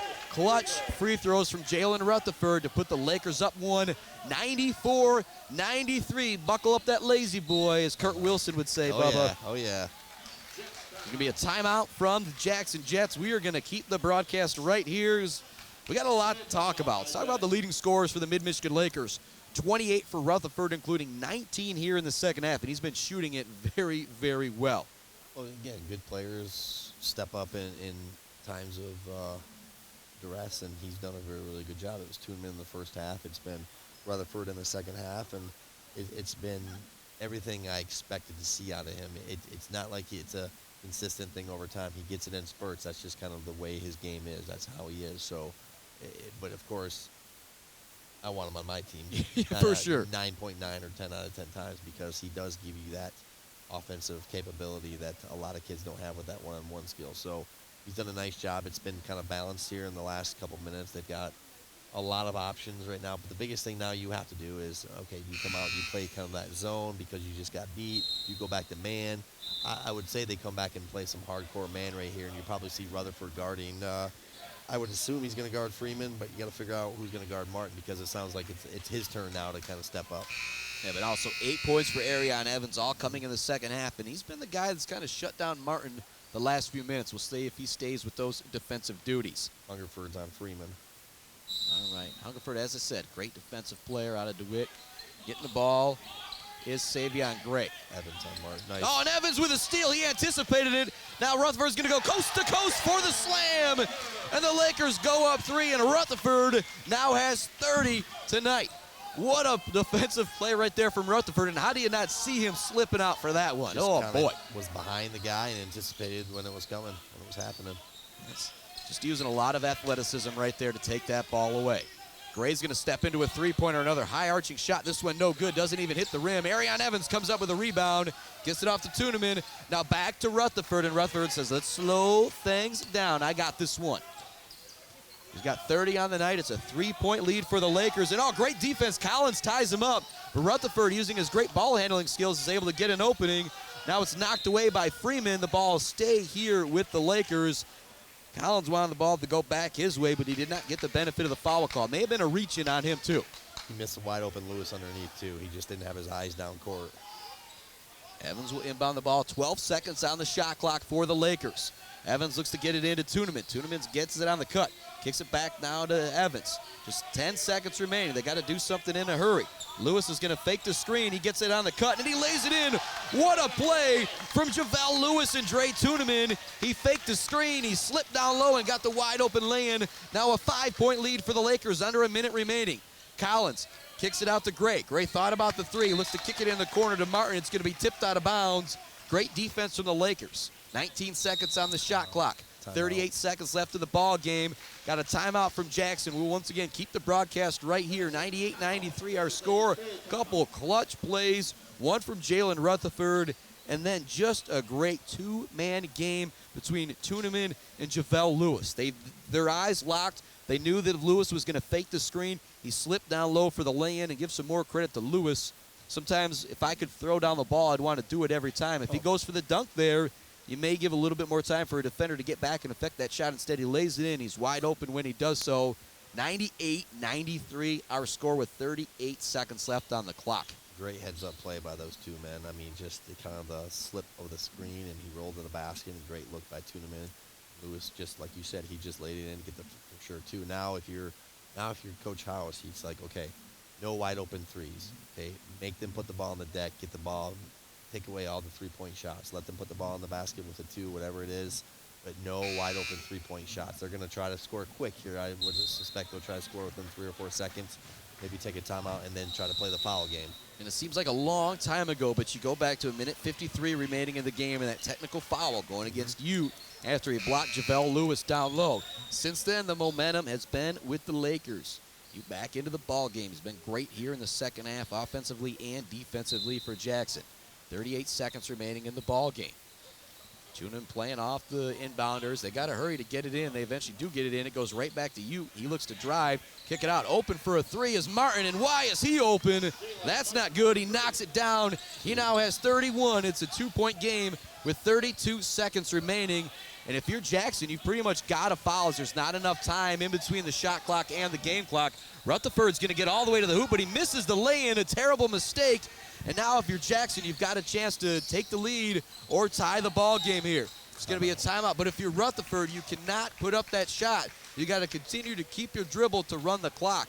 If you're Jackson, you had to foul there. There wasn't enough time. That's one of those, you don't know if Rutherford knew the exact time on the clock there. Well, the Jackson coaches were, once he got past half court, they were sending a trapper, but they also signaled the foul, and they just didn't for whatever reason. And I think Rutherford kind of got up to no man's land and just kind of put too much emphasis on trying to be cute with the ball, and it kind of came off. So Yeah, we're in a situation now, 16 and a half seconds to go. Jackson, they have a ton of scorers on the floor. They have a ton of opportunities. So it's like, okay, what's the lesser of 5 evils right now? Who is it that you want to have the ball in their hands in this situation? I know I don't want it in Freeman's hands, and I don't want it in Martin's hands. Yeah, Martin has hit 5 threes here in the second half, has been absolutely unconscious to keep his team in the game. He has 21 in the second half. Not to be outdone, Jalen Rutherford also has 21 points here in the second half. Dre Tuneman also with 27, 13 for JaVale Lewis, 8 for Arion Evans. What a fantastic ball game it's been, and it might be an even more fantastic finish, Bubba, as we've got 16 seconds left to go. And I did get the call, one buzzer beater earlier this year for Mr. Rutherford. Wouldn't mind having another one. Well, let's just take care of business. How's that? That sounds good. Talking like a coach right there. I'm talking like an announcer. You're talking like a coach. But that's okay. Johnson will inbound the ball. Evans on Martin, which is exactly what I would do. They go right back to Johnson after the inbounds. Brings it back up to the half-court line. Ute with the ball. Ute now looking to drive on Rutherford. The shot is no good, but he draws the foul on the play, so Ute's going to head to the free throw line for a pair. Oh, boy. It actually looks like Collins, I don't know if he doesn't like the call or what the deal is, but Ute headed to the free throw line for a pair. Oh, boy. This is clutch situation right here if he's on Ute. Collins tripped over the official. That's first free throw for Ute is good. 6 seconds remaining. If he ties it up here, Lakers probably going to call a timeout and try and set up one final play, or maybe just get the ball to Rutherford or Tuneman on the run. It's like deja vu from game 1. It sure is. Ute's second free throw is no good. He airballs it. It's going to give the ball back to the Lakers. Oh, goodness. Oh, boy, you do not want that to happen. Now we're going to have a timeout from Jackson. Ute was clutch with the first free throw. The second free throw came up nothing but air with 6 seconds left. 98-97 our score. Oh, goodness, Bubba. And the way this game is gone, I don't want to see it end on something like that. No, not at all. It's just, wow, the first was nothing but net, and then for whatever reason, he just left it way short. So I'm not sure what happened there, but I guess it does happen. Maybe it was the situation was too much for him. And Savion Gray now lying down on the floor behind the bench across from us. I don't know if he's having some issues or what the deal is here, if he's in some incredible pain, has some type of stomach ailment, but it does look like he's holding his stomach, which may explain why we haven't seen him a whole lot here tonight. He's dealing with some health issues. As we know, it's going around. I had it last week, and I know there's several, not several, but quite a few kids at MPHS that have been out too. So, yeah, it's been one of the worst years I can remember in terms of, excuse me, illness and such. As you let off a cough right there yourself. 6.7 seconds remaining. The Lakers have a 1-point lead, and they've got the ball, but they're going to have to inbound it 94 feet away from their hoop and run 6 seconds off the clock. Jackson's going to try and foul and get themselves another opportunity to tie or take the lead in this ball game.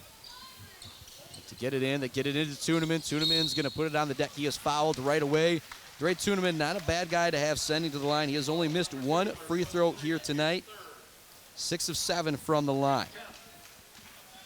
And it will now be the double bonus for the Lakers. That's an added incentive right now, too. You get those 2 for sure so you can relax and do your thing. 5.3 seconds remaining. 98-97 our score. Tuneman, sophomore from Dagani, calmly knocks down the first one. He has 28 points on the night. And I'll say it again, Bubba, wherever he goes to college next year, there's going to be a coach that's really lucky to have this kid playing point guard for him. Second free throw is good. Clutch free throws. Here we go. 5 seconds, 197 our score. Collins has the ball, brings it into the half court, and a quick timeout. 2.8 seconds left to go in the game. Great job by Collins there, ripping it into the front court, getting the quick timeout. Now they have a chance to set up an open three-point play, and you know they got to try and get it to Jalen Martin. I think if I was a betting man, that would be who I'd get it to, but you still have Freeman out there too. He averages 23 for a reason. I'm going to make kind of a joke here and say, as long as it's Freeman or Martin not shooting the ball, I almost want to let somebody catch it and shoot it besides those two. other than Savion Gray, there's not another player that's knocked down or maybe even attempted a three-pointer for this team.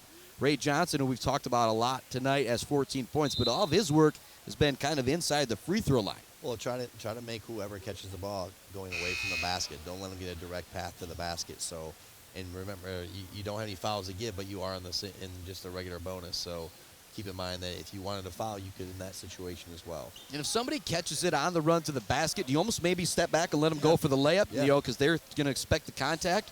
With 2.8 seconds to go, give them the 2. Here we go. It's actually going to be Freeman inbounding the ball. Lewis is going to guard him. I like that choice. Arion Evans is guarding Martin, but they might switch every screen here, so we'll see what happens. Line formation for 3 of the Jackson players. Ray Johnson standing back in the corner. 197 our score. 2 seconds left. Collins gets it. He's going to put up a volleyball line three-pointer. It's short. No good. The Lakers win 100-97 and an absolutely thrilling ball game. Oh, boy. 2 great games. The first game was won by 2 points by Jackson. This one won by the Lakers by 3, 100-97. We'll be back with your Mid-Michigan College Foundation postgame show right after this. It is Mid-Michigan Lakers basketball. My1043.net, 92.3 FM, W222CP. Also on MAC TV, MacTVNetwork.org/live. Since 1994, the Saginaw Chippewa